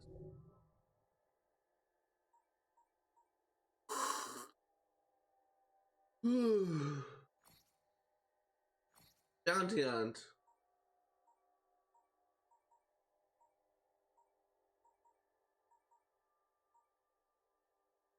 Ivan Bunbury, the explorer. Briefing: chosen from elite few, Ivan was tasked with establishing a blighter outpost on Buckingham grounds, intending to remain and harass the Queen. Ivan operates under the orders of Templar gang leader Lila Graves and has shared his mission with a group of loyal, able-bodied brethren. Last location, Buckingham grounds. Additional notes: wanting for disturbing the peace, trespassing on private property. Sylvia Duke is someone we already read, I believe. Yes.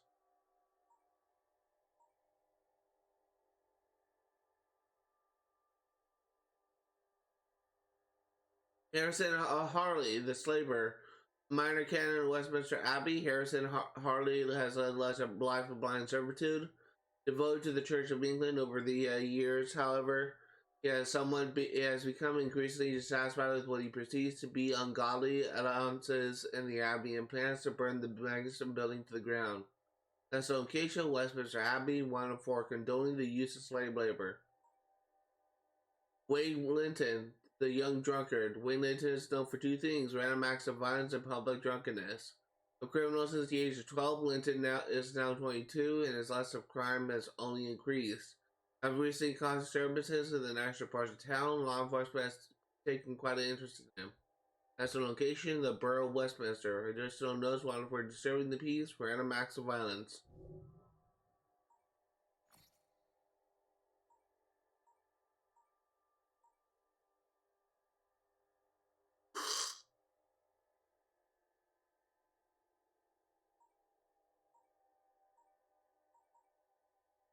Goodfellas Brewery. Goodfellas Excellent Hop Brew is one of the most revered in the city.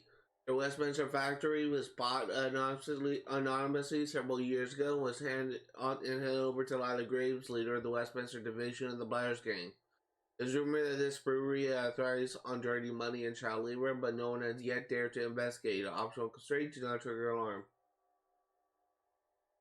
Red Growler Distillery. No one has seen the shipment of Red Growler in years. Once very popular, this cheap, strong drink was rumored to be cause blindness. It was banned from public consumption. Now the warehouse is used by the Blighters as a storage facility for explosives and other weapons. Optional constraint: do not trigger the alarm. King Stronghold.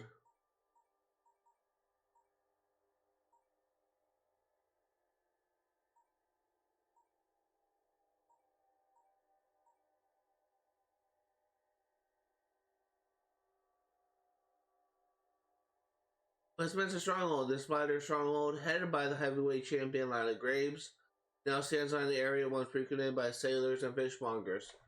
Residents are said to have a great application for all things in the sea. Of the sea, this is one of 2 strongholds located in the borough of Westminster. Multiple directives burn the blighters' highest plans. Stealth kill the leader. Devil's Acre, Westminster stronghold, dating back to medieval times. This area, controlled within by Westminster Abbey, must provide a safe haven for criminals and debtors. Now the area houses the most violent of Bludger strongholds, headed by notorious Lila the Bludger Graves. This is one of the 2 stronghold locations in the borough of Westminster. Freedom fighters free through Brooks.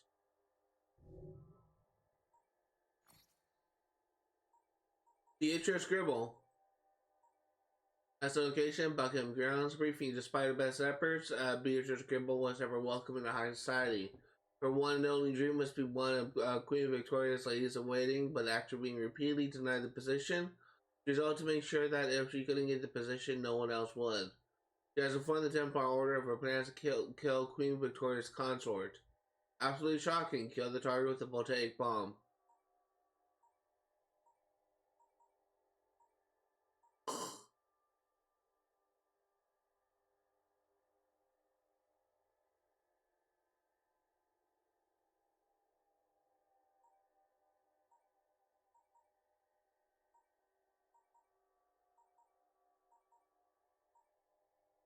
Edgar Collicott and Bodyguard. Last location, Westminster Marketplace. Collicott is the Templar Order's most trusted messenger. He is so trusted, in fact, that he has been tasked with carrying out special operations. These tend to involve retrieving confidential information for the Order and then killing the sources. The Templar Order denies his partnership with Collicott despite overwhelming evidence to the contrary. Collicott often travels with Bodyguard to ensure his plans are not disrupted. Kill the target by forming an air assassination. Wallace Bone as a location in the alleyways of Westminster. Wallace Bone has spent the majority of his life feeling bored to death. So bored, in fact, he resorted to illicit substances to pass time. In his intoxication, Bone has been known to do terrible things, but has too many connections in the city to be properly sentenced for his crimes. Bone always travels with a large escort of thugs to protect him, especially when he is in no state to protect himself. Singling out, kill the target from a hiding spot.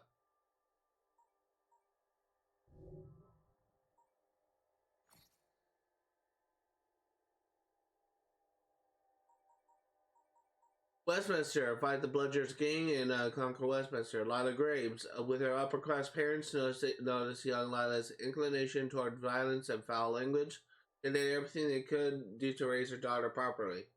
Naturally, this pushed the young woman to rebel even further, and Lila, now orphaned, lives off her parents' fortune in Westminster. In recent years, she has garnered a fearsome reputation as both a heavyweight boxing champion and a cruel, calculating criminal. Okay, going on to database. Encyclopedia. Locations. Westminster. Belgrave Square. Before 1820, Belgrave Square was a rural farming area between the city of London and the nearby village of Knightsbridge. Considered a swamp and a haven for dog fighters, the land was developed by the landowners in collaboration with the high and mighty Grosvenor family to create an expansion to London. The project was completed in 1825. The corners of this 10-acre square correspond with the 4 points of the compass. The largely uniform houses that line the square have been occupied by many notable English people, including ambassadors, politicians, and perhaps most famously, Queen Victoria's mother, the Duchess of Kent. I bet Ben Day was fun. Hello, Duchess. Mind that's a lot of bottles for recycling.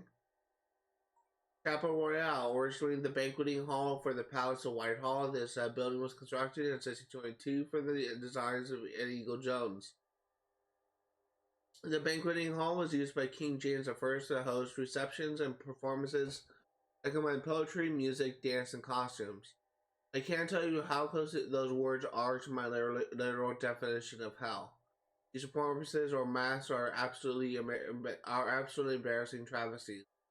Absolutely embarrassing travesties were a trademark of the Stuart dynasty and also promoted the divine power of the monarchy.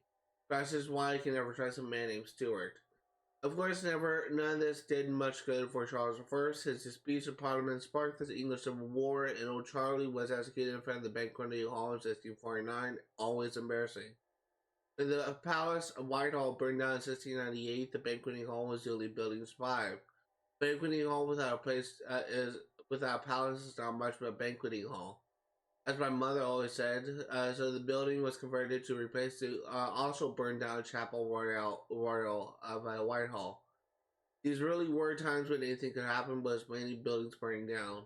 In 1809, a second gallery was built onto the chapel in order to accommodate larger military services. It remained a royal chapel until 1891, when, with Queen Victoria's approval, it was converted into a museum. It remains as yet unburned. Devil's Acre. Every diamond has flaws, and even a borough as posh as Westminster had a neighborhood overflowing with crime and debauchery. Cocktail Fields, or Devil's Acre, as Charles Dickens called it, was so bad that cops were afraid to walk through it. It was so bad that it helped popularize the word slum in the 1850s. It's believed that the area became so run down because it was used by the monks of Westminster Abbey to house criminals and debtors seeking sanctuary. There are the possible reasons that the land was a marshy hotbed for diseases undesirable to the wealthy people of Westminster. They are the reason Devil's Acre was a blot on the city that many want removed. Because of its proximity to Westminster Abbey, Parliament, and so on, Devil's Acre was seen as a cause to work for by a London philanthropist, not like Whitechapel, which was far away and nobody had to look at it. Dickens wrote extensively about Devil's Acre as a young reporter, and in 1847 he worked with the millionaire Angela Burdett Coutts to found a safe house for Devil's Acre prostitutes called Urania Cottage. Missionaries worked the area constantly in hopes that religion would somehow make them not poor. The philanthropist Adelaine Cooper, with help from Lord Shaftesbury, bought a pub in the Devil's Acre and converted it into a school for the orphans who populated the area. Throughout this effort, it was the establishment of the London sewer system that contributed most to the gentrification of Devil's Acre. The sewer system helped drain the marshy water from the neighborhood, which sadly made the land desirable to real estate developers. Victoria Street was created and cut through Devil's Acre, and residents were displaced into newly built social housing. Dover House. Since 1985, this mansion has been the home of the Scotland Office, a government building under the umbrella of the Department of Justice dedicated to the needs of the Scottish people, which is mainly whiskey and umbrellas. The house was built in 1755 by Sir Matthew Featherstonhaugh, a member of Parliament. Featherstonhaugh died in 1774, possibly from a lifelong illness called having to constantly keep spelling out my name for people fatigue.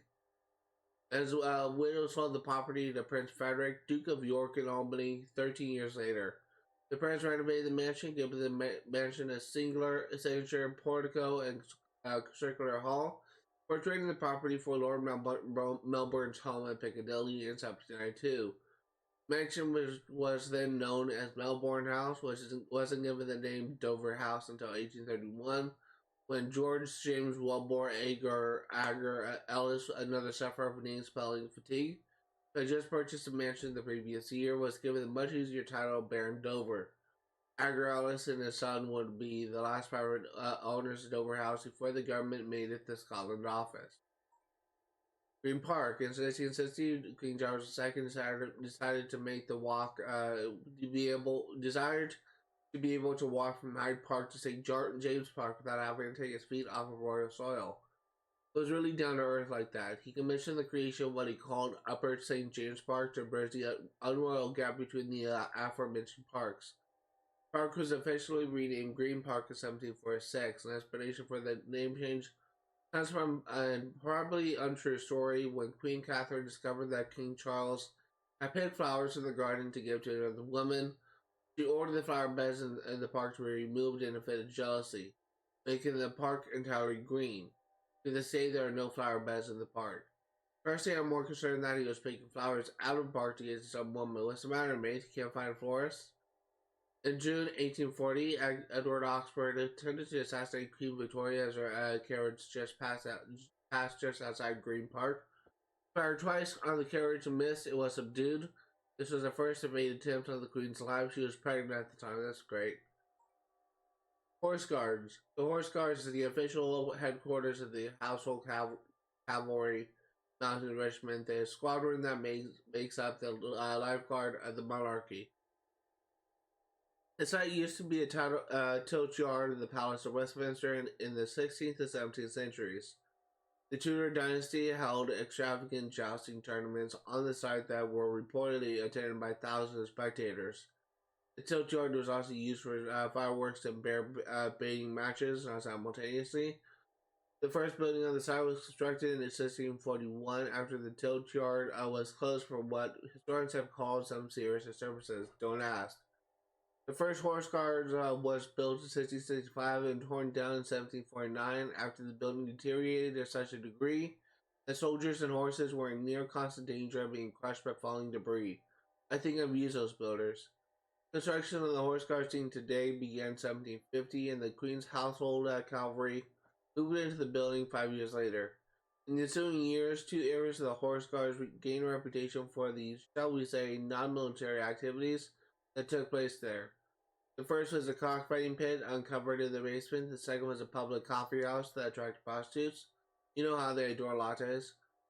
Police often arrived on the scene and settle disputes and disorder, only to be turned away by the military. The coffee house finally closed in 1850.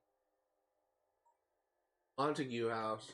Alright, so one thing I discovered putting together this research is more than one Montague House. I know, try to calm yourself. The first one built in 1675 and belonging to Ralph Montague would eventually become the home of the British Museum. That is not that Montague. This is not that Montague House. In 1731, Ralph's son John sold his father's house and brought up 3 adjoining plots of land in Whitehall. On these plots, he sought to build a larger, grander house than his father's.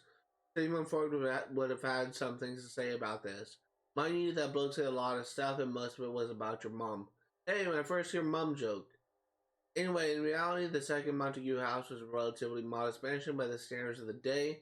Keep in mind the property was over 4,300 square feet, so to hell with 18th century standards.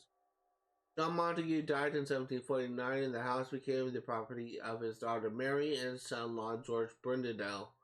That's right, James Brundendale's great-grandfather owned this house for about 40 years. Or at least he owned the house that used to be here. In 1859, the house was demolished by its latest owner, Walter Francis Scott, who was James Brundendale's second or third cousin. If I'm tracking the family tree correctly. I hope you're taking notes. In 3 years' time, Scott had built his place his French Renaissance-inspired mansion, which contemporaries called palatial residence. It was designed by the architect William Byrne, known for the hospitals and castles he designed in his native Scotland. The house was acquired by the British government in 1917 and converted into office space. That is the dream of every piece of classic architecture, isn't it? Oh, please allow me one day to be converted into a workspace, housing petty squabbles and bad coffee, and Maureen who can't work Excel and lit by only the most jaundicing strip lighting. Anyway, it was demolished in 1950, so that dream was over pretty fast. Richmond Terrace. The 8 houses, long since demolished, that made up Richmond Terrace were built in 1822 by George Harrison, the architect, not the Liverpudlian sitar enthusiast. They were all opulent, Greek-influenced homes designed to attract only the elite of London homeowners. All 8 homes were bought and occupied by 1825, one of the first 8 homeowners. Former Secretary of State William Huskisson achieved some unfortunate fame as the first widely publicized case of death from being hit by a train in 1830. At least he was first. Imagine being the second. Another homeowner, Sir Robert Farquhar, was a member of Parliament who served as the governor of Mauritius. The 8th house was purchased by the General Board of Health in 1850 and became their main office. St. James Park. Before there was a park and a palace, there was a hospital. Dating as far back as 1267, St. James Hospital specialized in treating female lepers. The patients worked on the marshy land around the hospital as part of their treatment, primarily raising hogs for the hospital itself. Not in a hospital, it's funded by pork. King Henry VIII acquired the land in 1532 to use as a hunting ground, making St. James Park the oldest of London's royal parks. When Henry VIII used the park to hunt, Queen Elizabeth hosted lavish parties in the park. King James invested in the park, adding gardens and a menagerie of exotic animals. As the English Civil War came to a close, King Charles made his final procession from St. James to Whitehall Palace, where his execution awaited him. Charles II was the last monarch to take care of St. James Park for some time. When he died, the park gained a reputation for criminal activity and prostitution. John Wilmot, the libertine Earl of Rochester, wrote a poem called A Ramble in St. James Park, which describes the unsavory happenings in the park in graphic detail. I've read it, definitely NSFW. I swear you can say that about poetry. St. Margaret's, Westminster. St. Margaret's Church is on the grounds of the House of Parliament. It's one of the oldest churches in England, having been built by Edward the Confessor to accommodate the growing populace. The House of Commons and the Speaker have attended Mass at St. Margaret's in 1614. The sermons are traditionally given by the Speaker's chaplain. In 1643, early in the English Civil War, parliamentarian Edmund Waller plotted to return King Charles to London, an act of betrayal to the Long Parliament. Waller's plot, as it was known, what an original name, was discovered by Long Parliament leader John Pym during a sermon at St. Margaret's. Pym immediately ordered the arrest of Waller and his co-conspirators from the church, and poor old Edmund was ultimately banished for his crimes. I'm told the churchyard is a popular burial site for many centuries, but is a burial site ever really popular? I mean, they're not as good as nightclubs. Anyway, by the mid-19th century, the yard would become so overcrowded that doctors claimed the foul air would negatively affect proceedings of Parliament. The parish obtained a new burial yard on Fulham Road and relieved the St. Margaret's yard of its many occupants. Notable people to be married in St. Margaret's include the poets John Milton, Thomas Campbell, and diarist Samuel Pepys. Not to each other, to other people. I must make that clear. The Admiralty. The first ever design office building in London, the Admiralty, also known as Ripley Building for its designer Thomas Ripley, was built in 1726 by a now defunct organization called, appropriately, the Admiralty. It's amazing how they come up with this stuff. Anyway, the Admiralty served as the authority in charge of the Royal Navy, which is just what you expect from an organization called the Admiralty. The U-shaped building contained a boardroom and staterooms and apartments for the lords of the Admiralty. This allowed those lucky prancing lords to live and work from home, probably doing absolutely bloody nothing, making them very much the freelance web designers of their day. By 1759, the city had widened the street in front of the Admiralty, which cut into the courtyard. The lords of the Admiralty commissioned a new facade to run along the street, the Admiralty's screen, as it's called. It's still there now, hiding the dull administrative building behind it with Greek classicism, at least favorite kind of classicism. In 1964, the Admiralty became the home of the newly established Department of International Development. I have no idea what that is because I fell asleep just typing its name. Foreign Office. By the time George Gilbert Scott was hired to design and build the new Foreign Office building, the original building had fallen into such disrepair that Foreign Secretary Lord Malmesbury was nearly crushed to death when the palace of the ceiling fell on his desk again in 1852. The contest was held to find a design for the new building in 1857. Although Scott's design only came in second place, he was hired for the job at the insistence of Prime Minister Derby, who loved Scott's Gothic style. Before Scott could get any work done, however, Lord Palmerston was elected Prime Minister and demanded that Scott build the Foreign Office in a classical style. The problem was this: Scott hated classical architecture. But this was a well-paying job, and Scott did not want to lose the money, so he caved. Foreign Office was only built in 1868 in the classical Italianate style. Neither Scott nor Palmerston liked the building. Good job, guys. Not to waste his own hard work, Scott modified his original Gothic design and used it to create the hotel at St. Pancras Station. St. Pancras is not where the French arrived thanks to the direct train that they can take from Paris. I never understood why he made it so easy for them. The Royal Mews. The name the Royal Mews, despite being first and foremost a stable for the royal family, derives from its used as a home for the families hunting falcons and hawks. Mews is a term for the time of the year when the birds of prey shed their feathers and not, as you were thinking, the noise a pretty kitten makes. The royal mews moved to the spot in 1760 when King George III decided to relocate to Buckingham House. When George IV took the throne in 1820 to set about converting Buckingham House into a palace, he commissioned John Nash to build the stables with grandeur. Further improvements were made to the mews with Queen Victoria moved into Buckingham. Prince Albert had a new forge of stone, additional cowsheds built onto the mews. You can never have enough cowsheds in central London. In 1855, Queen Victoria used her own money to establish the Buckingham Palace for a mews school, where it started to educate the children and the stable's servants. The mews had nearly 200 employees at the time, and accommodations were built for them and their families in 1859. White Drawing Room. Right, so get this. There's a room in Buckingham Palace called the White Drawing Room, and everything in this room is yellow. I can't tell you how much this frustrates me. Did it used to be white paint? Did it go yellow? How much were people smoking in those days? If you're going to call it a white room, paint it white, not magnolia, not sunset dawn, not John Snowflake white. Whatever, here's some information. The White Drawing Room was designed by John Nash and has served as a reception area for guests of the royal family from the very beginning. These days, the royal family uses the room as more of a backdrop for their family portraits, and more so as a... I'm sorry. If they can't be bothered to paint the place properly, why should I be bothered to talk about it? Wellington Barracks. Wellington Barracks was built by Sir Francis Smith and Philip Hardwick in 1838, and since that time has been home to the most senior regiment of the British infantry, the Grenadier Guards, lovely chaps. The length of the barracks runs between Queen Anne's Gate and Buckingham Gate. The building is also home to the Royal Military Chapel, which was destroyed in 1944 during a German blitz in London. It was rebuilt in the 1960s and is at present the only military chapel remaining in all of London. Westminster Abbey.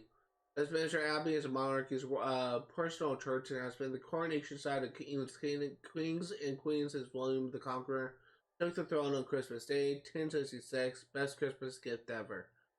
When Edward the Confessor successfully drove the Danes from England in the 11th century, he rebuilt a Saxon church in the Romanesque style to show his gratitude to God and the Pope.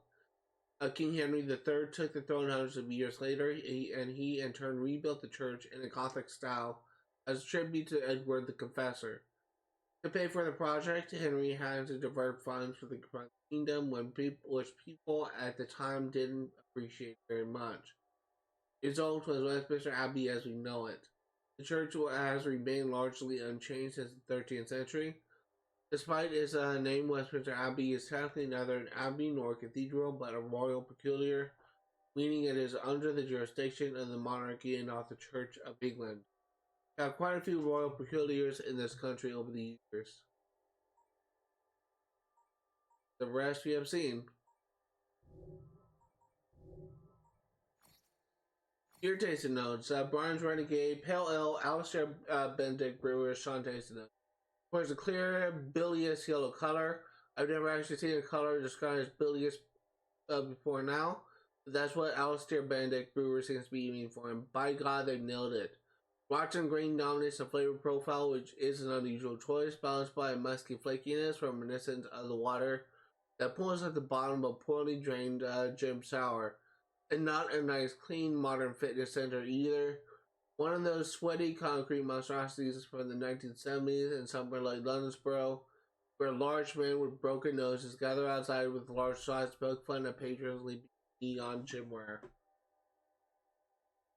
E. Smith and Sons Limited, don't know what LTD means, since 1855. Sean says, no, this is not beer, this is formaldehyde in a stoneware jug. In a mortuary somewhere, there's a freshly embalmed corpse. The lovely aroma pops and fine lacings out of glass. But frankly, I'd rather put that in my mouth than this will. His Lordship's Inner Ale, Ivory Brewery, Bath, 1868. A beer from England's pretty exciting and suitable for the King's dinner, no less. But the name is appropriate, as I need a full 5-course meal to get the taste of this concoction of misery out of my sad mouth.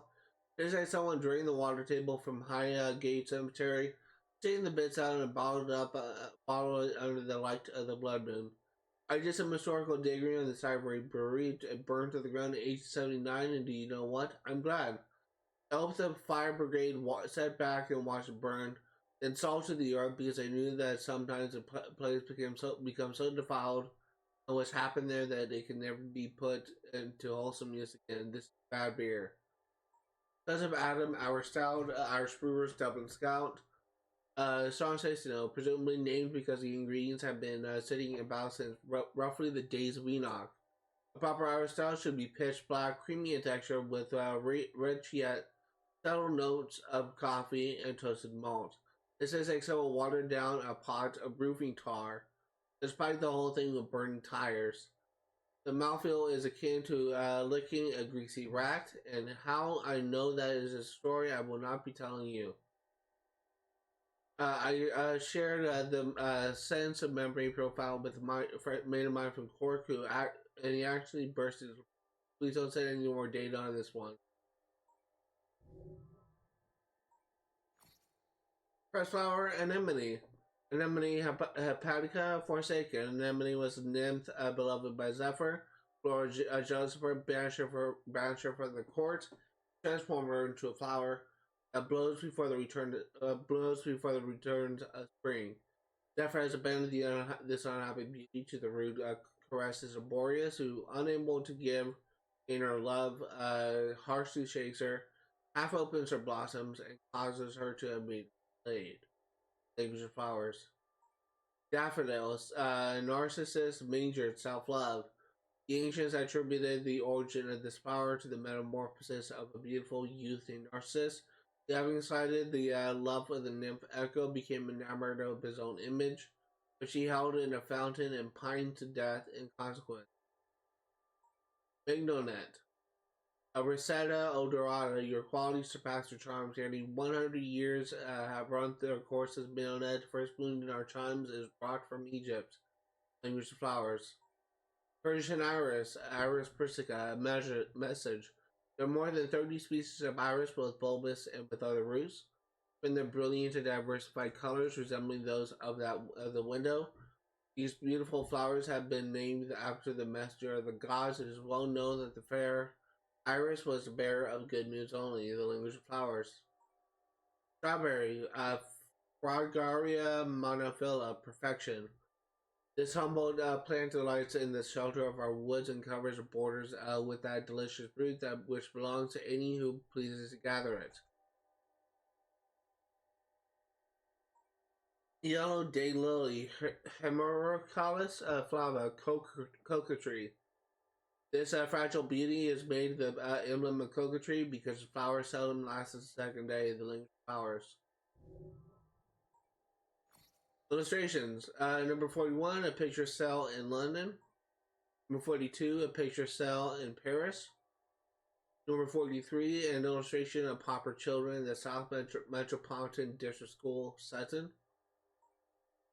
Number 44, Alhambra water carrier. Number 45, the Queen, the German Empress, and Royal Party.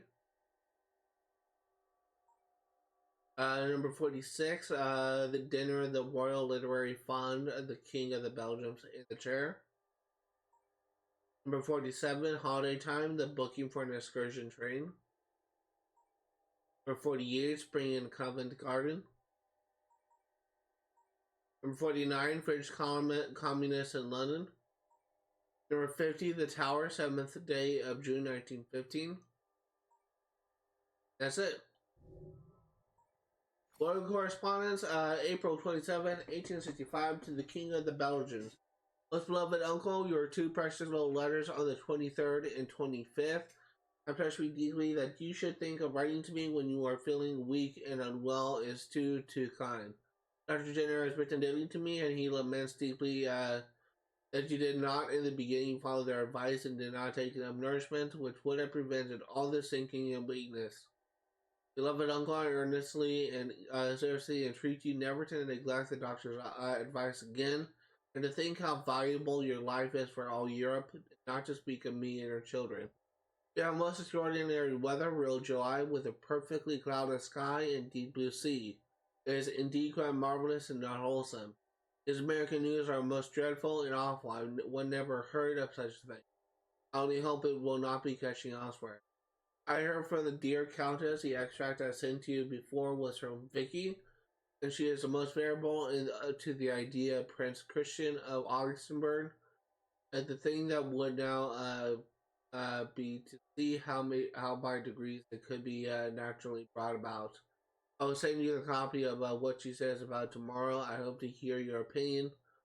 Ever your devoted and unhappy niece, Gar. April 29th, 1865, to Mrs. Lincoln. Dear Madam, though a stranger to you, I cannot remain silent when so terrible calamity has fallen upon you and your country.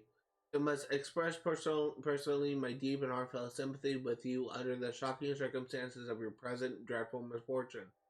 No one can better appreciate that than I can, who am myself utterly broken-hearted by the loss of my own beloved husband, who was the light of my life, my stay, my all. What your sufferings must be, and I earnestly pray that you may be supported by him, to whom alone the sorely stricken can look for comfort in this hour of heavy affliction.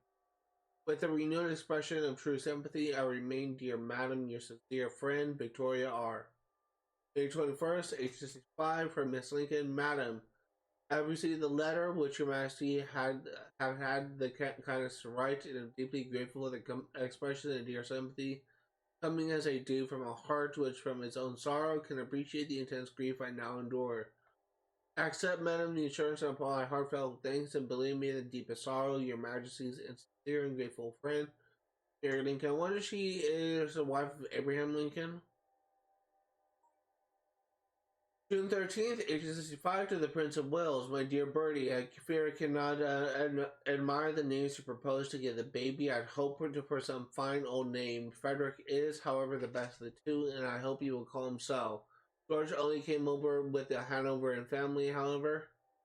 However, if the dear child grows up good and wise, I shall not mind what his name is. Of course, he will add Albert at the end, like your brothers. As you know, we settled long ago that all dearest papas male descendants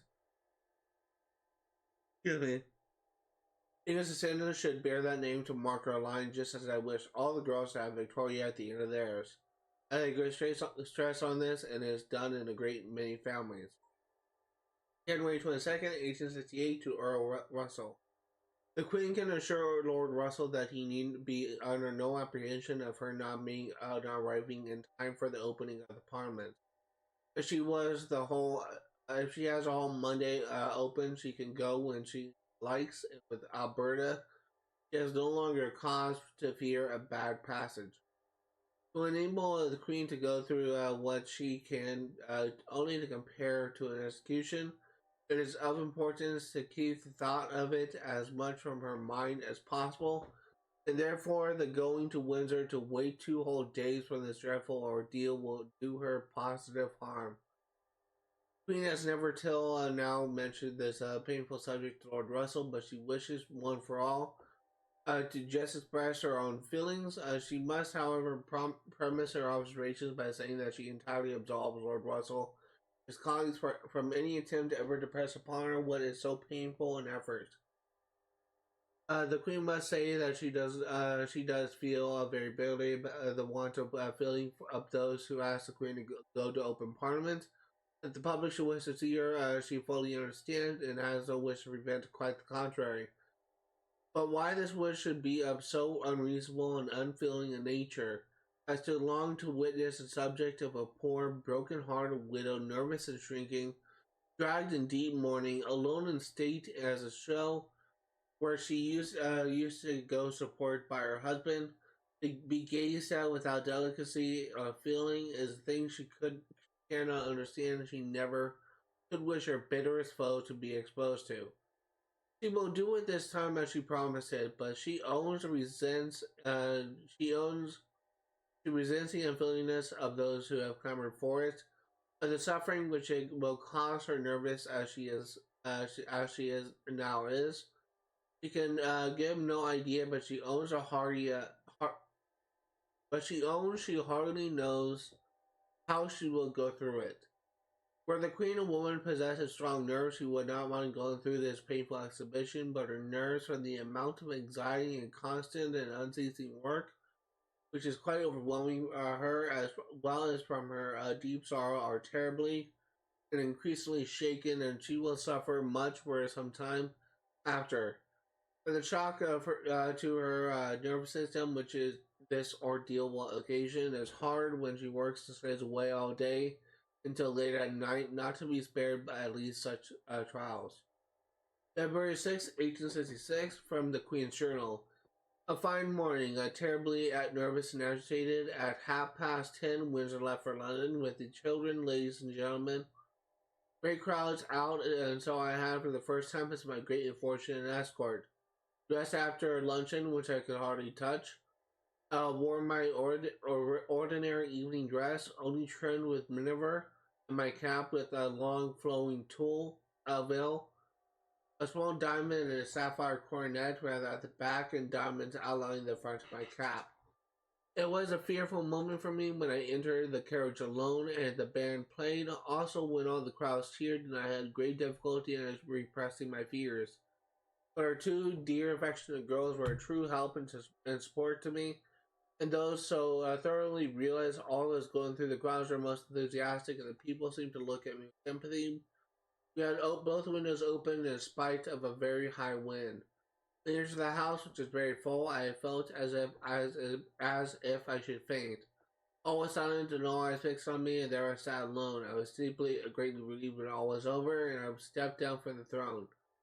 So thankful that the great ordeal of today was well over, and that I was enabled to get through it.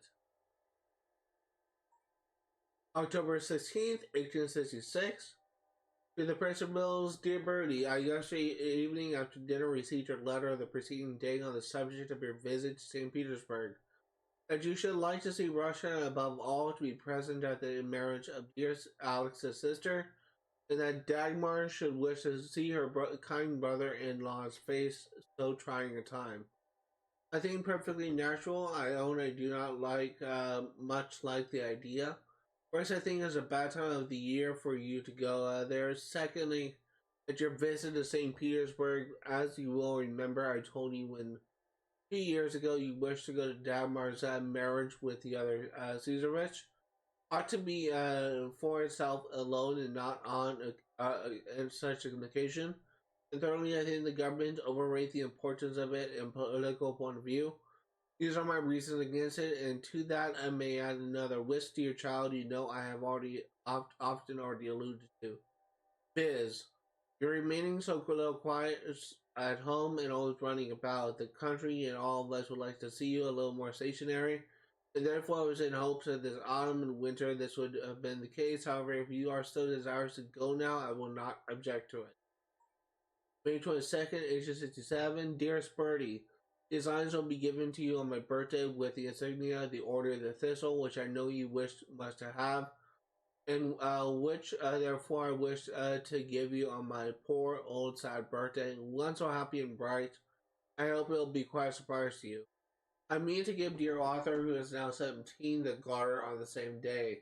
I would also have given Affy the office of constable at the Round Table, but his home is not properly in England, and the income is of no consequence. I shall give it to poor Victor, and would ask you to tell to him in my name, saying to him at the same time that I thought he ought now to be very prudent, and not to embark in any speculation. You should impress it strongly upon him. As Lynchon and Christian live at Frogmore, I mean to make Christian ranger of Windsor Park, which will give him some pleasant occupation and be a help to General Seymour. But it will make no difference whether as to the shooting, which remains entirely at my hands and under my discretion. VR.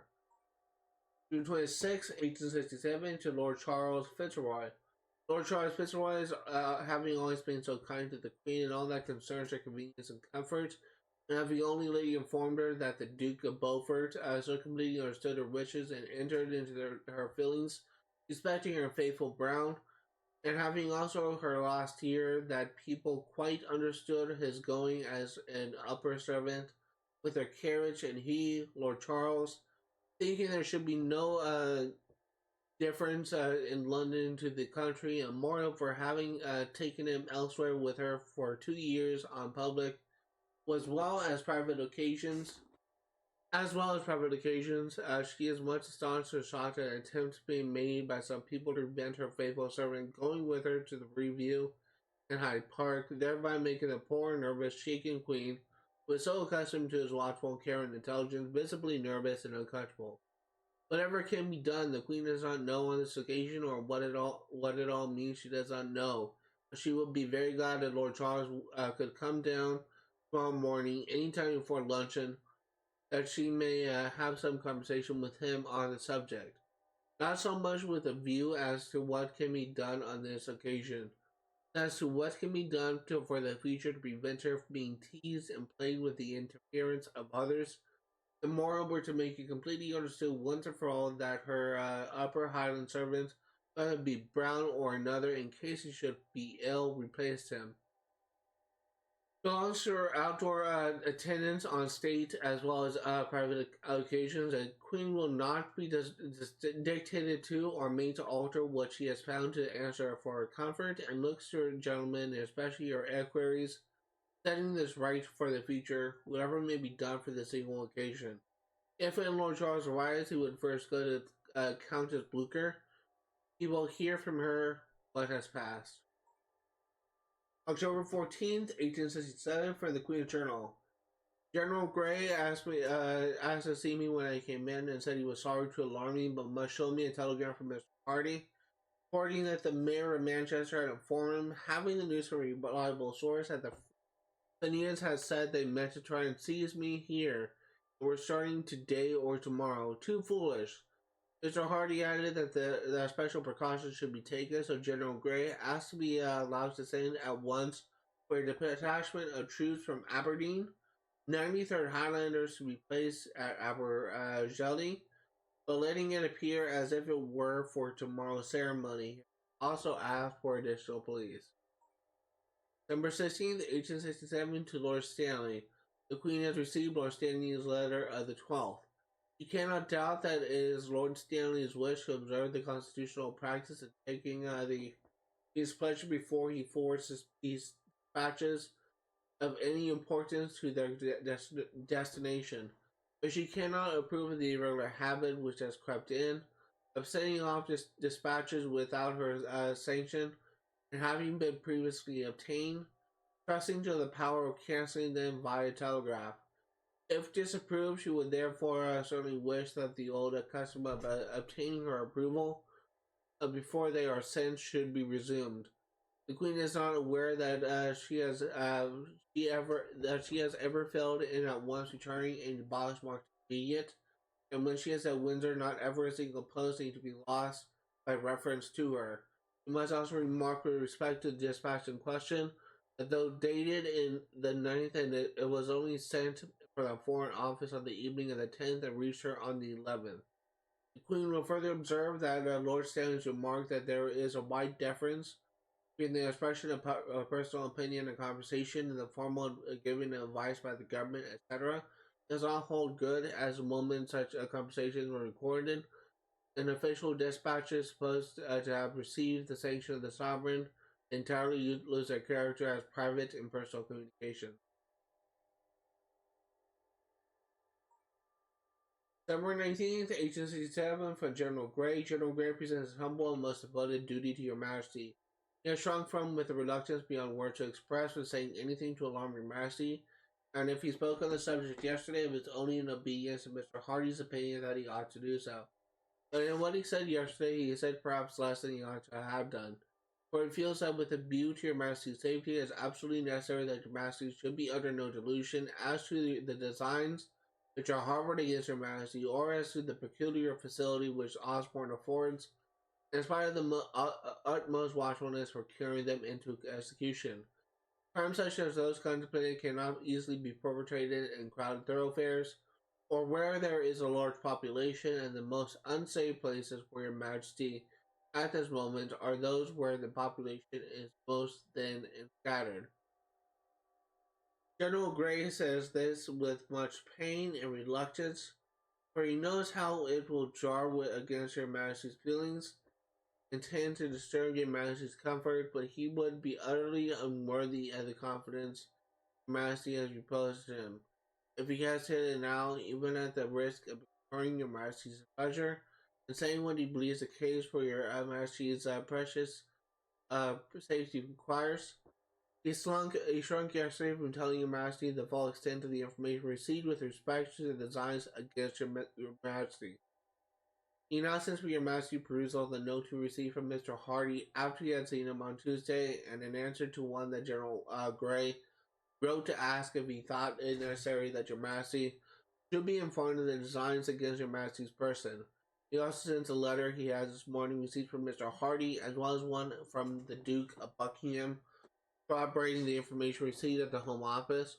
Also one from the Duke of Cambridge, enclosing an anonymous letter, evidently written in a good spirit, warning him of the designs against your majesty, which it is added they are only waiting for rendering the services of the military in and about London, more immediately available in the event of the incendiary fires, which appears to form of an outbreak most to be apprehended.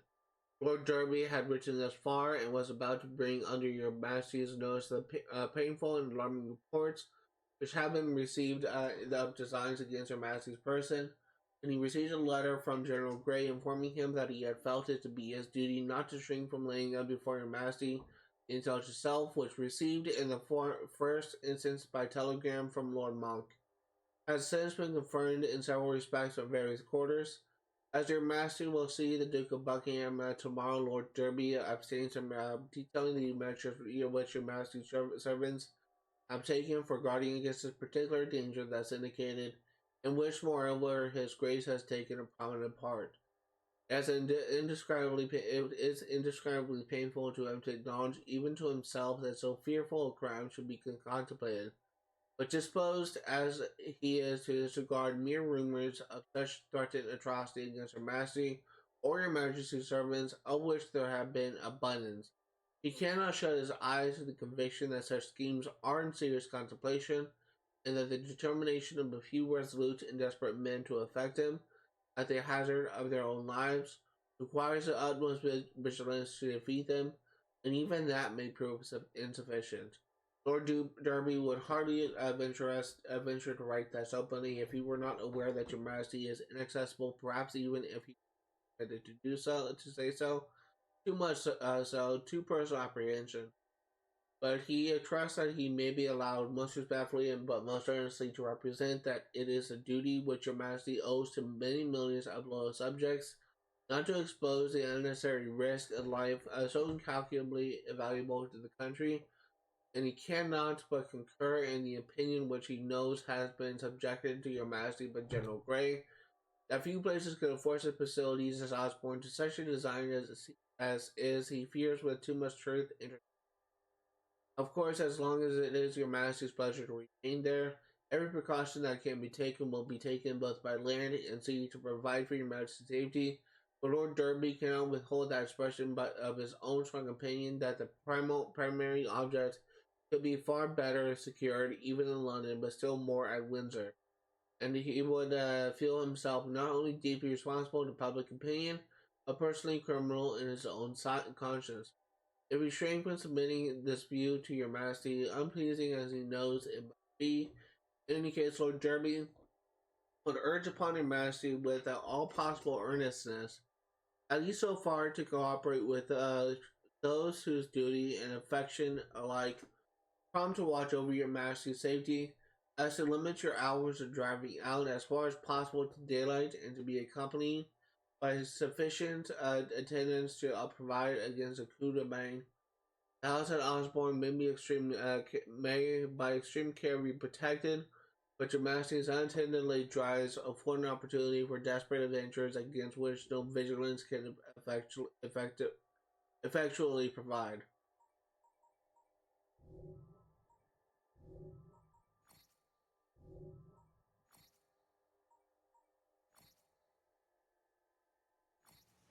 The Paris facility was completely destroyed, along with our best samples. All that work, lost forever. With that in mind, these are notes towards increased efforts in locating new precursor samples. I want to merge industry and entertainment in the hearts and minds of the public. Every product and service Abstergo offers should be sending user data to Helix for us to look through. That will be a tough sell to a public who's already scared of Big Brother, so we will sell them on Big Mother. Nobody likes it when the government snoops on our social media, but everyone's wearing an Abstergo body band fitness monitor. What about an Abstergo stenographer? We take a sample from the plaintiff and defendant, and then relive the case through the animals. Yes, that's what I want. I'll ask Mr. Ricken to lean on the Justice Department to get samples from the prison population as well. Laetitia has authorized a series of Abstergo clinics. We're going to open them in cities around the world. Abstergo Healthcare. Imagine being adopted and finding out who your birth parents are, along with your entire medical history in minutes.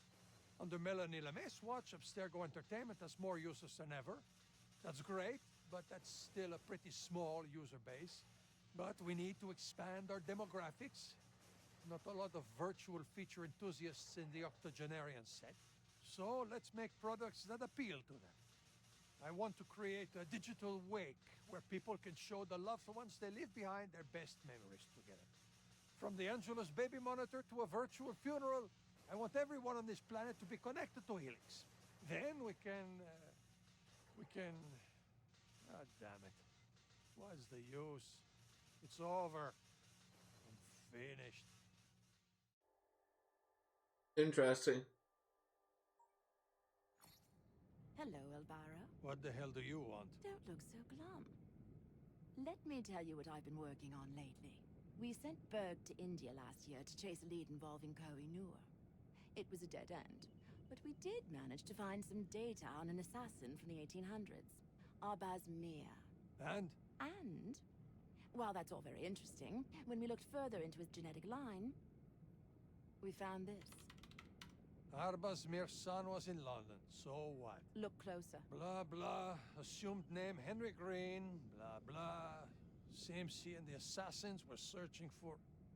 Oh, my God. You found another one. My teams are working outward from this sample.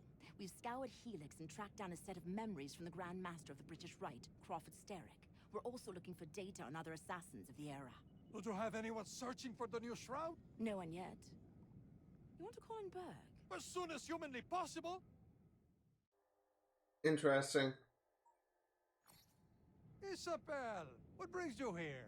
I came to gloat, actually. Look at this data. A sage. It gets better. Check his patrilineal line. Let's see. Patrilineal line. 19th century American Midwest. 18th century American Revolution. 16th century Ottoman Empire.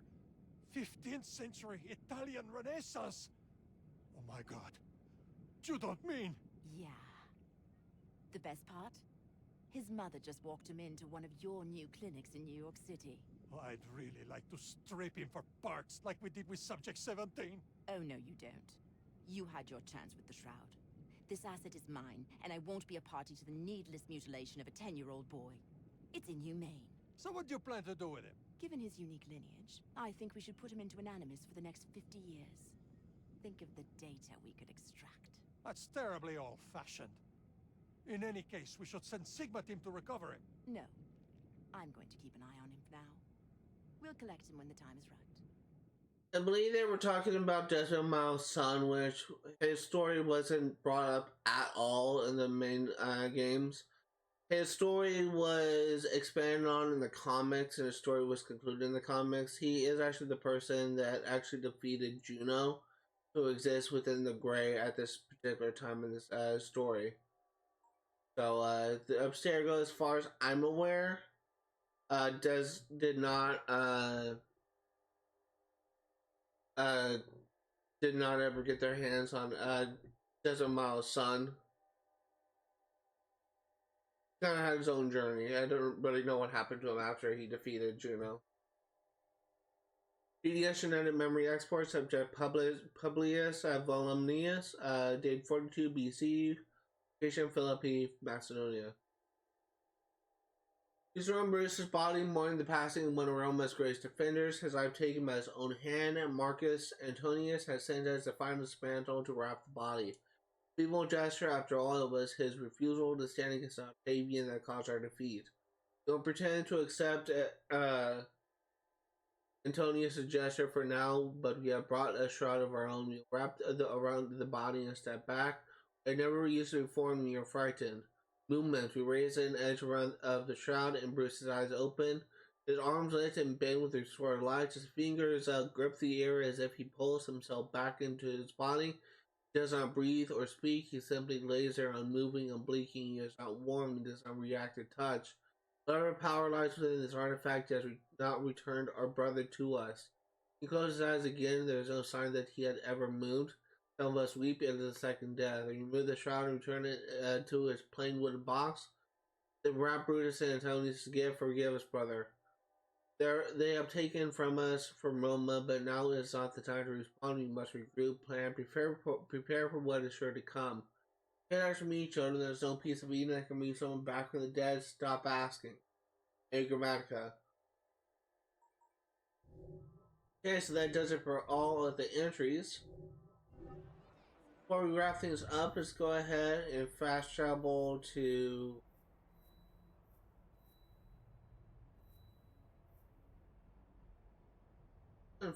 here. And that's going to do it for tonight. Thank you guys for watching, and I will see you next time.